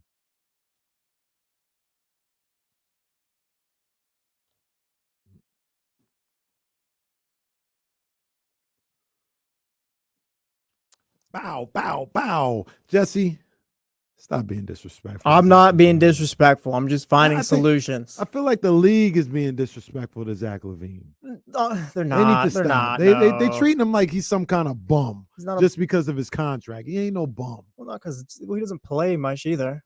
Leezy in the Matthews Mattress Chatty House asked, do I think Zach LaVine is going to the Lakers? And I mean, Shanghai Sharks. He don't do that. Don't do that. He's not going to None get. of you I guys don't do even know that. if he gets traded this offseason, though. I don't think he does get traded this offseason. No, yeah, he does. He's going to go to the Lakers. They're going to be desperate. LeBron's going to go up to Jeannie Buss. Hey, I think we can do this. They are kind of desperate. A lot of people got upset with the fact that, like on Around the Horn, they were talking about what the movement said about the Lakers not being able to get DeMar DeRozan. They're like, Yeah, so oh, that was why we always got to bring in the Lakers? Courtney Cronin talking about him. Yeah, I mean, look, that is a story that everybody keeps saying no to the Lakers. They got no cachet anymore. We'll call it. Matter of fact, they're saying no to LeBron too. That's the crazy thing about it. People don't want to play with LeBron, I guess. They need to stop. But with that clip too, like, I don't know, like, does Around the Horn really that top 10 with the Kings? No. Like, of course they're gonna say that. Like, Yeah, they can't talk about the Kings. No, they can't talk about what it does. The people who do watch the Kings, like a Tim Legler, I saw a little bit of what Tristan was talking about. They like the trade for the Kings. They like it as is. They like the squad as is. He said, I think Tim Legler said they top 14, with Zach LaVine. Legler likes it, then I love it. That's the one guy at ESPN they haven't gotten to yet. Yeah, man. Stay strong, Legs. What's his name? Like the two, my man. Oh man, what's the coach's name? Used to be in Toronto. Casey. Dwayne Casey. He liked the trade too. He said they getting a dog. You know what I mean? Like this, I'm preparing myself right now for nothing else to happen. I know Monty's trying. I know they're going to be active and all this other stuff, but I'm preparing myself for nothing else to happen. And if that's the case, I still think they're perfectly fine. I think something else happens, but I don't think it's something big. Like I said, he'll just add depth at the fourth spot or something like that. I liked KJ Martin.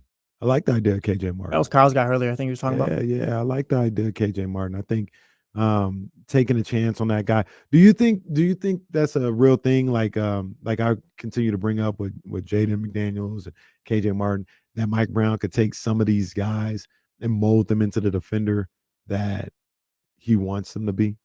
Yeah, I think it's possible. I mean, he kind of did that. I'll give Keon Ellis like himself credit, but like I feel like he kind of did that with Keon Ellis. Good point. Like the Kings now are developing guys a bit. Like Keon Ellis is the one where you kind of point to the most, but I feel like they've gotten better at that. Where guys, the guys like they're not where they want to be and all that. Like you're not one of the best teams in the league at developing players and all that. But now it's just more so like guys are coming out of Stockton, like you're able to develop a lot more. So I think it's possible now more than it was a couple of years ago.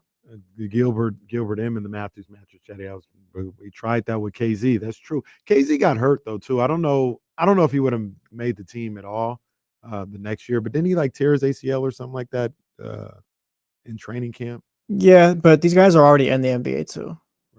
Right. KZ, you were trying to get in and stuff like that. Like Right. McDaniels, like they don't play much, but they've been around. Right. No, that's for sure, man. So I really look at this team without any other moves. I'm with you. I think they're on par with Dallas. You know what I mean? I think they're slightly below. I think Minnesota is going to be the number 1 seed next year. I think Minnesota is going to be like really, really good. I'm sticking with OKC. Right now, OKC is my pick to get out the West this next season. I really like what they've done. They got Hartenstein. They got Caruso.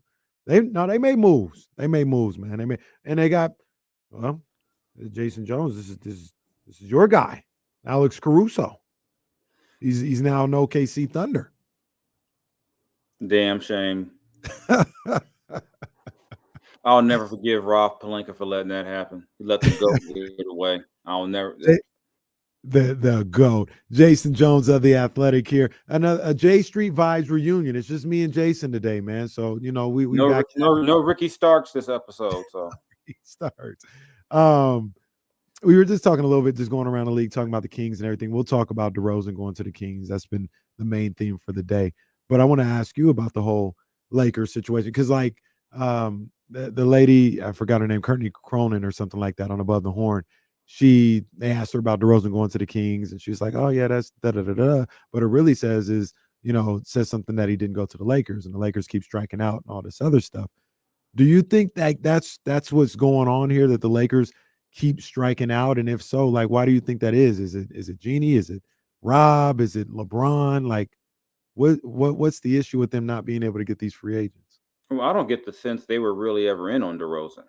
I didn't think they had enough money for DeRozan. Yeah. So I mean, they couldn't pay anybody $25 million if that was the asking price. And I think there's this perception especially amongst media who really aren't around LA or California, that the Lakers, like almost like it's baseball and you just have unlimited money, you can go over after you want. I mean, not once did I ever think going into the offseason the Lakers are going to make a play for DeMar DeRozan. And even with that, I don't think that's a great fit for them. I mean, people talk about fit and that just made no sense given the way the roster is now, especially once D'Angelo opts back in. It's a weird obsession that people will hear a transaction and somehow relate it to the Lakers no matter what. I'm like, what do the Lakers have to do with this? You think that's a Lakers thing or a LeBron thing right now? I think it's a mixture of both. I think a lot of it is a Lakers thing, but you look at it outside of LeBron, the last major guy they got was what, Shaq? Yeah, I mean, be a bunch of time. I remember in those last couple years in trades, and I mean, like I said, basketball is not like baseball where you can go out and get whoever you want. Right. So that was just a weird thing. Like, it says more about the Lakers. Like, what does it say? I mean, no, what does it say? I don't know. That was just a very weird. They don't have cap space. That's what it said. Yeah, that was just a very weird parallel to make. It's like, oh, screw Sacramento. What it really says is the Lakers didn't do anything. It's like, what? I think sometimes, especially amongst like national media, they have a tendency to make teams like the Lakers and the Cowboys and the Yankees and the Dodgers part of a discourse they were never even part of. I mean, I haven't seen one credible report where it says it came down to the Lakers and the Kings. Nah, it was always So just to even throw that out is just weird. Right. And it also goes back to, and I don't mean to disparage this young lady at all or anything, but I mean, how many Kings games do you think she watched? She probably can't name 4 players on the Kings. Right. Probably De'Aaron and Sabonis, and that's it. Probably says De'Aaron, Sabonis, Chris Webber, you know. Right. De'Aaron, Sabonis. They got Tiny Archibald too, so it's a logjam at the point guard spot. Yeah, you know, Rick Adelman's done a great job with that squad the last couple of years. Yeah, man. Do you think the Lakers end up with Zach LaVine? As a fan, I kind of hope not. You out on Zach LaVine too? Jesse just for the salary and the injury history, I just have questions. Like, is he healthy? Is he ever gonna be like when's the last time you had a healthy Zach LaVine season? 2 years ago when they were like the 5th seed. They cooked. It just feels like it's been way longer. He was an all-star. That's when him and Demar were cooking. Wasn't that long ago. It feels like it's been 10 years. It feels like it was Minnesota. Oh, damn. I wonder what you would have to give up to get him. And, you know, if you could get him like it feels like just be willing to take on the contract. That's what it seems. And the problem, if you're the Lakers, that means you got to give up probably something you like to take on that contract. Now, if they had cap space, you could bring them on for relatively nothing. That'd be great. But yeah, I mean, I'm all for the Zach LaVine talent. It's just how do you get him? Well, enough for the 3rd best team in California. Let's talk about probably the best team in the state. It is what it is. It is what it is, Jason. The best team in the state. The Clippers are on their way down. We're ranking teams in July. The Clippers are on their way down. The Warriors, they're definitely on their way down. Unless you're talking to Monty Poole, then they're higher than you think. And then we just talked about the Lakers. Just who knows what's going on with them. Let's talk about the Sacramento Kings. DeMar DeRozan. They not like us. They're nothing like us, as Vivek would say. He's here. He's here in Sacramento. Your thoughts on the Kings' acquisition of DeMar DeRozan? My first thought is I need to get a hold of DeMar and tell him whose side you really on. Like I told Jesse, hey, I'm the most unbiased person in this whole thing. I like Drake. I like Kendrick Lamar. We got Kendrick bars this season, though, just to keep you going to have Kendrick bars. Nah, I don't think. Well, I can't do a Kendrick imitation. I could do a Drake. Like Drake is easy to pick out with how he raps and he gets emotional and stuff like that. I don't think I could do that with Kendrick. I can't. Oh, I can't do that. So you gotta start practicing. I better start practicing. But DeMar, no, I got love for DeMar. Allegedly, had love for both of them. I mean, video surface from him talking about how much he loved Drake, and then he shows up in the video. That was a little bizarre, but that's neither here nor there. But I got love for both of those guys, man. Hey, family matters. Not like us. Euphoria, salute. They gave us great side. I'm the only unbiased one around here. I'm riding with the home team no matter what. So yeah. I mean, just in terms of, I think if you to be able to get DeMar, basically to swap out DeMar DeRozan for Harrison Barnes, you got that's a win for the Kings. Mm-hmm. To get him on a some people were saying, well, my God, $25 million. You got to also take into account today's NBA market.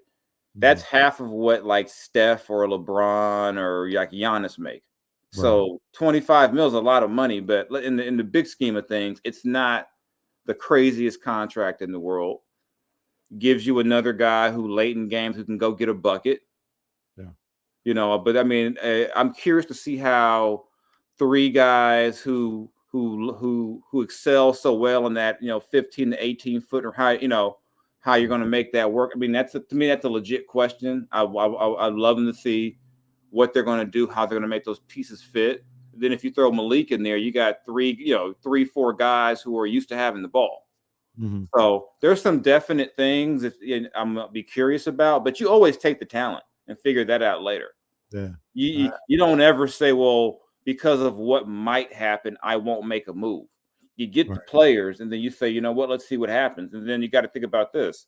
Odds are somebody will get hurt during an 82-game season.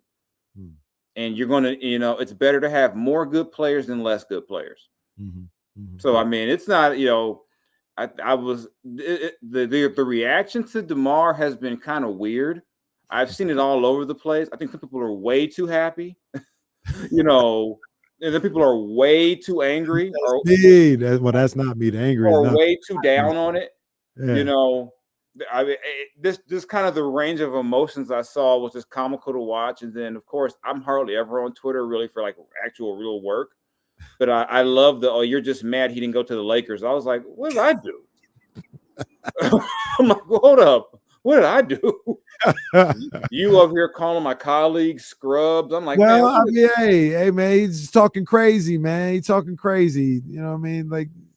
Like I said, I left him alone. I turned my attention towards Gil for a second today. And now I'm good. I was a little mad at Gil because I know some beautiful women in Sacramento. Yeah, what's he talking about? Didn't he meet one of his women? Isn't she from Sacramento or something like that? His main squeeze is from his former main squeeze. Gloria that's Laura. Laura. Yeah.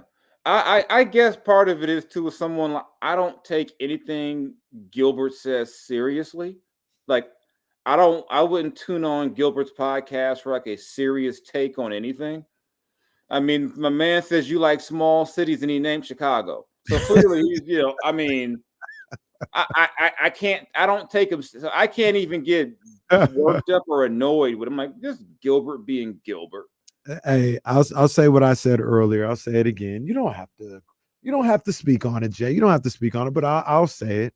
Gilbert Arenas, like I said, I'm not going to disrespect that man. He made a lot of money. He played in the NBA for a long time. He's a very talented player in the NBA. Mm-hmm. But he's a loser. When we're talking about the NBA, since maybe he wanted life, I'm not going to. He got great kids. He's got money to support him or whatever. He may have wanted life, but in the NBA, Gilbert was a loser in the NBA. I don't know if I call him a loser. What did he ever win? A lot of guys who ain't never won. I mean, if we get out of a ring, but see, that's what I said. You cannot win and not be a loser. But Gilbert's mentality is what made him a loser. He didn't care about. He the same guy said, "I'd trade in $50 million for a championship." He's like, "Would you take a championship or $50 million?" He said, "I'm taking $50 million." Well, I agree.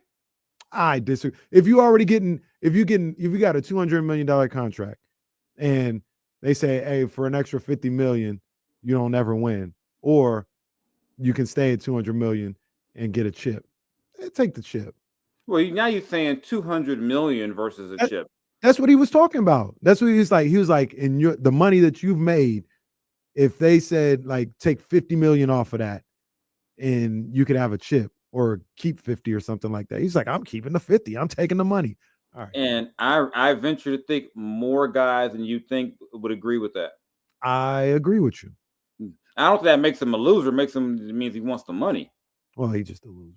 Okay. NBA why he's just a loser. The only time we seen him in a winning situation, baby LeBron tapped on his chest a little bit, and Gilbert was shook. Baby LeBron. That's not even my favorite Gilbert Arenas shook story though. What you got? The one he's told it, the one where it came out that Shaq was texting his ex. I didn't know. And he's at the free throw line, and these like little kids started teasing him about it. He said, "Man, he missed the whole rim damn near on that free throw." Not the little kids teasing. No. Yeah, I mean the clip is out there. Yeah, he was like, they were just like just heckling him because like, oh, Shaq got at your woman. Yeah, he's told the story. Yeah, that's my favorite Gilbert Arenas being shook story. That is hilarious. Yeah. Yeah, but And yeah, shout out to all the beautiful, non-ugly people in yeah, Sacramento. and he got that stat wrong as well. And it's an old stat when he said the ugliest people in the country are in Sacramento. That was from like 5-6 years ago. And Sacramento was second. Baltimore was first. And I actually disagree with both of them. I've seen a lot of lovely people in Baltimore, seen a lot of lovely people in Sacramento. I don't know who came up with this study. Yeah. Hey, for what it's worth, I've never dumped on Sacramento like that. But hey, I'm still a hater, right? I'm still a hater. Yeah, that was wild when he went into the ugly people. I was like, dang. No, he was hurt. I was like, wow, that's just a hell of an angle to take. Why did you go there? The people are ugly. It's like, what? I'm like, okay. And that's like I said, and you look at who's talking, like Rashad McCants, like you can't take that panel seriously. Nah. I seen Josiah out here the other day, or a couple weeks ago. I say he was at one of these AAU tournaments or something. Oh, okay. Yeah, so he been a Sac. He knew it is going down. So I don't know where he frequents when he comes to Sac. Yeah, but he wasn't the one talking. That was Agent Zero. Yeah, and Brandon said a couple things. Brandon, we got mutual people. So I ain't gonna say nothing about Brandon because we got mutual people that we associate with, and those are my people. I don't want to say nothing about their people, so I'm gonna just let that be. But don't do that, Brandon. Don't do that. I think we should be. I mean, especially in 2024 with technology. I mean, we should be well past the that city is small, you can't have fun. Now, I just kind of figure it's not like 1988. It's not 19. Yeah, I mean, we're past the Sacramento. I just had a great time with them in May in Sacramento. So I mean, but then again, I'm a little different. I've worked out there for many years. I don't see the city that maybe other people do. I know at least once a year, some beat writer for my company gets online and calls Sacramento the worst road spot in the league. Which I'm just waiting. Like, it's still early in the summer. I'm waiting for that. I vehemently disagree. I'm like, so y'all like Oklahoma City? That's what I say. I don't want to. I've never been to Oklahoma City, so I don't want to say nothing crazy about it. But it doesn't seem like the funnest. It's Oklahoma City. I mean, like I said, I don't get it. There's a few road spots like outside. I've never been to Disney World, but when I've gone to Orlando, I've never been like, well, yeah, I'm on Orlando. I'm like, Orlando reminds me of Sacramento. My favorite part of Orlando was going to the outlets. Well, I mean, I like I said, I don't want to make let's take shots at every other city, but I mean, to say Sacramento was the worst when there's some cities where I'm like, if the job had told me you can skip this part of the trip, I'd have been like, cool, all right, let's skip it, let's go. Detroit got better when they moved the arena from Auburn Hills to actual Detroit. Yeah, downtown. And I was like, my God, this is terrible. Drew Down brings up a good point. Well, I don't want to say this is a good point, but because he says Cleveland is horrible. I'm not going to co-sign that, but Cleveland can't be popping.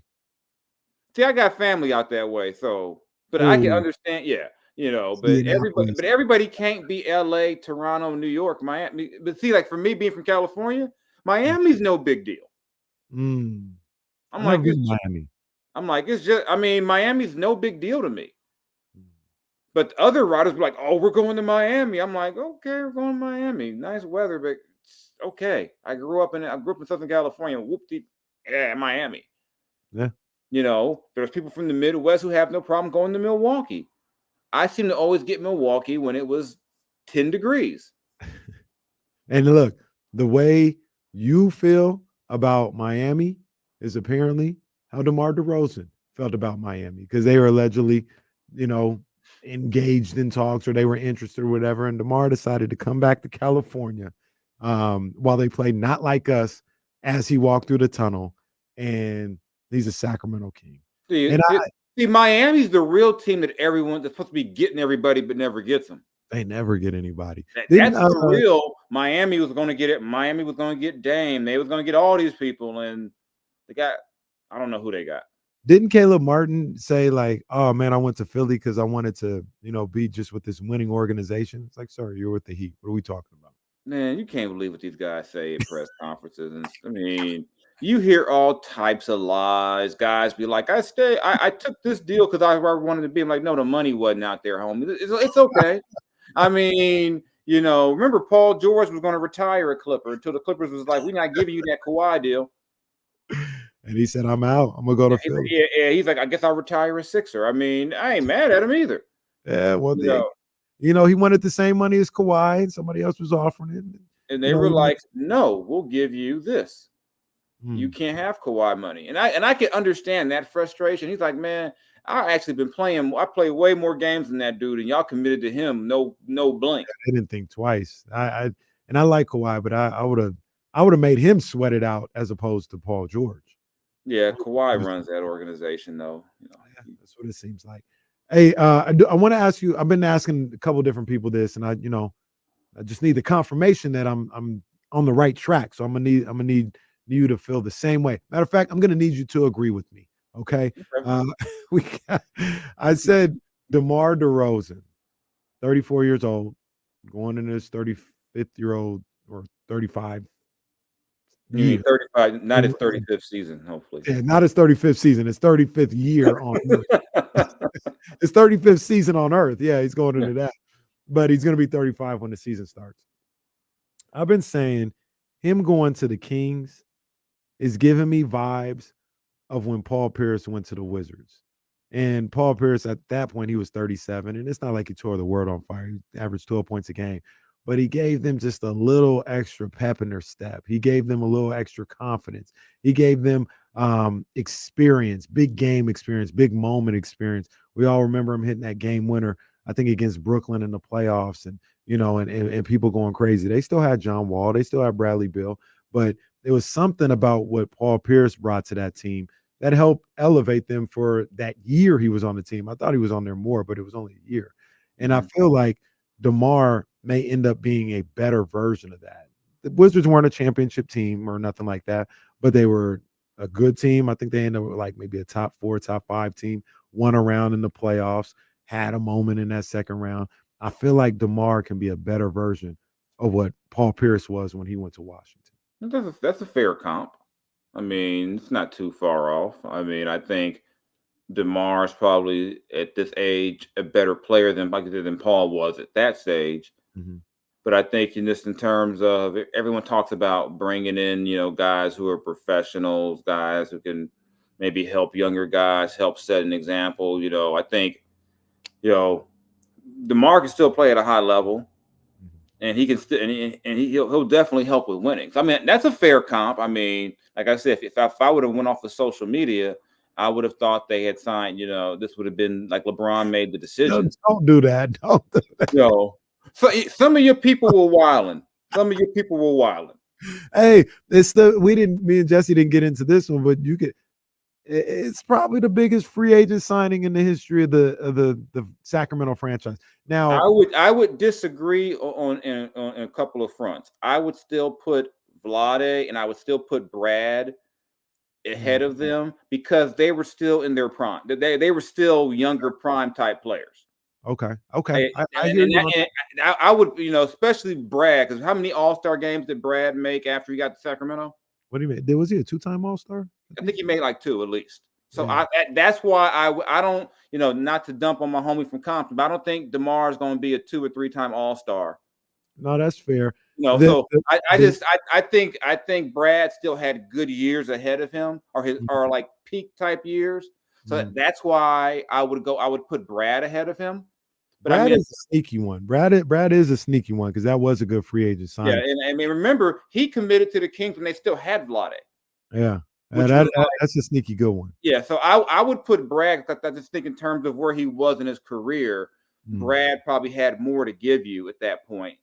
But in terms of accomplishments, DeMar's right up there. I just think if you're going to rank them, I would probably put Brad ahead of him, and then in terms of just overall changing Vlade came to the team when the team wasn't good. So that's where I put in, it makes me think about DeMar over Vlade, because the outcome of what you got from Vlade is one of the best moments this franchise, maybe the best moment the franchise has ever seen. But at the time of the signing, it was just another random signing, at least to the fans. Like maybe Petrie had a plan and all this other stuff, but it was a bad team who just signed this random player in Vlade Divac, no expectations. With Well, I DeMar, wouldn't say he was a random player. well, he was a little better than that, but you He get what I'm was saying? he was still, I would say he was still one of the, he was one of the better centers in the NBA. Absolutely, absolutely. But nobody here expected it to lead to something, right? Well, I don't think, DeMar, yeah, I don't think DeMar is a Vlade guy that himself they led to anything, but I think you look at he ended up being the glue of what became what it became. absolutely, And I absolutely. still think you're not going to be asking DeMar to do that. No, you're not. But this is what I say about DeMar though, and this signing is the Kings. Whether they're it's true or not, they feel like they're going places. They feel like they're on the upswing, and they need somebody to elevate them and take them to the next level. Mhm. They haven't been in that situation and gotten a guy like that until now. You bringing up Brad Miller, that's a good comp, because they were good when Brad got there. They were probably trying to elevate, so that's a good one. I forgot about Brad, but I think that's the difference between DeMar and Vlade.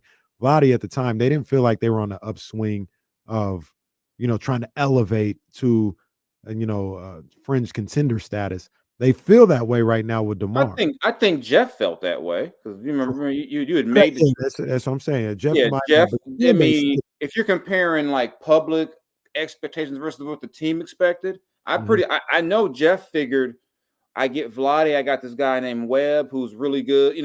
I think Jeff saw that as a elevation to the next level.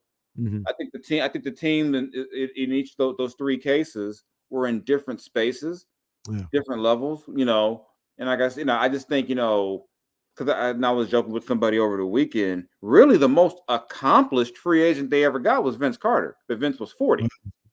I mean, come on, accomplished. It was Vince. Going around on his rocking chair tour at that point, like Yeah, but I think in terms, I think DeMar is up there because in terms of the impact he will have. It's just hard for, when I make the comp, knowing DeMar will be 35, and I don't know how old Brad was. I'm pretty sure Brad wasn't 35. Yeah, I think he was under 30. I think So to me, that's the difference, and that's no knock on DeMar, even though he went to. I mean, I've actually talked and joked him about that. He played for a rival high school from my league, so. Rival high school in your league. Brad from LA? No, DeMar, not Brad. Oh, DeMar. Oh, yeah. Not Brad. They're Brad they're the Tar Bays, right? Yeah, the Compton Tar Babes. He the reason why after I was out of high school for a few years, all of a sudden Compton was could beat Poly. It was we had a nice conversation about that one day. Me, him, and DeMarcus Cousins at Summer League. Oh man, just in the stands talking, and and DeMarcus had no idea they were the Compton Tar Babes, and he's like, "What the what?" No one ever guesses that, and they always get the reason why that's the name wrong. But hey, what's the reason? I don't even know the reason. Compton College are the Tartars. So you had Compton College, and they were like the mini. They're still the most jacked up, most craziest mascot in high school sports. But I'll be sure if I get a chance to rap with DeMar again, just be the Compton Lions. Too late. There's people who are entrenched in that who were like, you will not change the name because that's what they came up on, But even in talking to DeMar over the years, I always knew how much he loved California, how much he loved Compton to this day. So the fact that he would be in the video and all that, it all lines up. So I mean, I'm glad he gets to, by being a King, he gets 50-something games in California. Yeah. Yeah, you get your home games, you get your Warrior games, your Clipper game, your Laker games, and then you got family in LA. Phoenix is a quick flight. I heard he got family here. Oh yeah. So yeah, I don't know if it's like first or second cousins or what. I don't know. I mean, either way, a good chunk of his family is a Southwest flight away. Absolutely. So I mean, I think it's always a cool story where a guy can, get a chance to play if it's not at home, close to home, and like I said, with technology, flights, and everything, he's really not that far from home. He can go home on an off day. Yeah. I knew guys in the NFL would do that who played in Oakland. They go to LA on the, if off day was Tuesday, they'd leave on Monday, come back either Tuesday night or early Wednesday morning, depending on what time meetings were. Yeah. So yeah, I mean, this is I think it's a good thing for the Kings, good for the fans, good to see the fans happy. I mean, how many off seasons have we seen them go, oh, let me get myself gassed up for this decision, and try to convince themselves they were really excited about. Leave George Hill out of this. Hey man, George Hill wasn't a bad thing. No, I wasn't even thinking about George Hill. Yeah, I wasn't even thinking about that. Who were you thinking about? Who came to mind? I'm thinking about some of those, like I said, some of those years where the guy might be like a Dwayne Dedman or a guy like, where you're trying to be like, okay, or remember, or we got Marco Bellinelli, trying to get yourself. He couldn't hit the broadside of the barn here in Sacramento. Guy was like a 77% 3-point shooter when he got here. Couldn't hit nothing when he was a Hall of Fame 3-point shooter in San Antonio. He came here and started playing ISO ball. It was the weirdest thing. It was like, what are you doing? I couldn't believe that when I saw it. I was like, wow. And I said, watch him leave here and like start making threes again. It's crazy. Yeah, it was. Yeah. So, but I mean, just in terms of, you kept Malik. You brought I think it, I understand the excitement, like I said, this is to be a very dreadful time for Kings fans because you say we're not getting anybody. No one wants to be here. And if they want to come here, you have to question their motives because they're probably getting their last payday before they're out the league. And I don't think there's that feeling anymore, at least not right now. And that's the reason to be excited. I think, you're going into a season. Even though we're still in the off season, you're going into the season. When training camp rolls around in September, there will be legit optimism. That's not like, oh my God, we just hope we're not. I don't know. We just want to be in the top 10. Like you're going to go into the season saying, yeah, we legit. After a couple of seasons ago, instead of just bringing back the status quo. We actually went out and did some things to try to upgrade. And I'll never fault a team for trying to win. Yeah. Some people say, well, you look at the numbers and then no, try to win, because I think somebody was killing the Kings over a 2031 pick swap. Yeah. Why do you care what's going to happen with the bonus is 35? Yeah, they've been on that to Spurs. They really got over on them getting that 2031. All right. So, I'm what if that's what if they have the same record? Right. I said like this.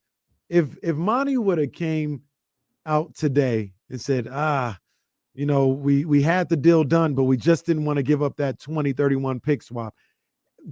Goodbye, Monty, please. I'm like, and really, how often do pick swaps turn into like a superstar? Like, I mean, the Pelicans been waiting for this pick swap with the Lakers to turn into some grand thing. Isn't I shouldn't say the only one, but isn't one of the only ones the Kings? Wasn't that Tatum? Or no, it was the next year. Was it Luka? No, it wasn't Luka. It was. I think it was Fox. I think they went from. I want to say that was. I can't remember which one it was. Yeah, there was one of them where they did, where the pick swap happened, but it wasn't like they went from like 2 to 18.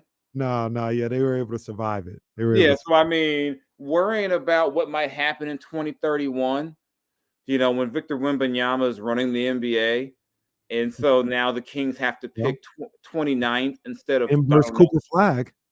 Oh yeah, I mean, yeah, that's. It kind of had. He low-key had AD in hell a little bit. No, I haven't seen anything from it. So, I mean, I legit, I ain't watching no summer league. Cooper can play. Oh, yeah, Cooper's gonna be one of them ones, but I haven't watched any summer league-esque basketball at all. No, they said tomorrow, USA versus Canada. You're gonna be out there. You going? Yeah, I'll be out there. I'm leaving tonight. Yeah, but I really maybe I'll see if they'll slide me a credential and I'll go check it out. But I'm planning to get into Vegas, go by the Raider Image store, get you some stuff and bring it back for you. That would not be necessary. Yeah, I mean, you already told me what size you need. So yeah, you could the whole family. You can go to the Aces store. You know, because those are my girls. You can go to the Aces. There's no need to go to the Raider image store. I mean, why get one? We can have both of them, you know. So yeah, either way. I got the text message. You got we're getting the whole family outfitted with Raider gear, you know. Not at all, sir. I'm gonna go by the little cigar outlet, give me a couple of cigars, you know, so we have them ready for the Raider victory party next year, you know. Stop. We know that ain't happening. Y'all trying to get Shador. That's what y'all doing. Y'all getting Shador. That's what's happening now, man. So Jason Jones of The Athletic, man. Appreciate you, Jay. All right, see you when I get back from hot Vegas.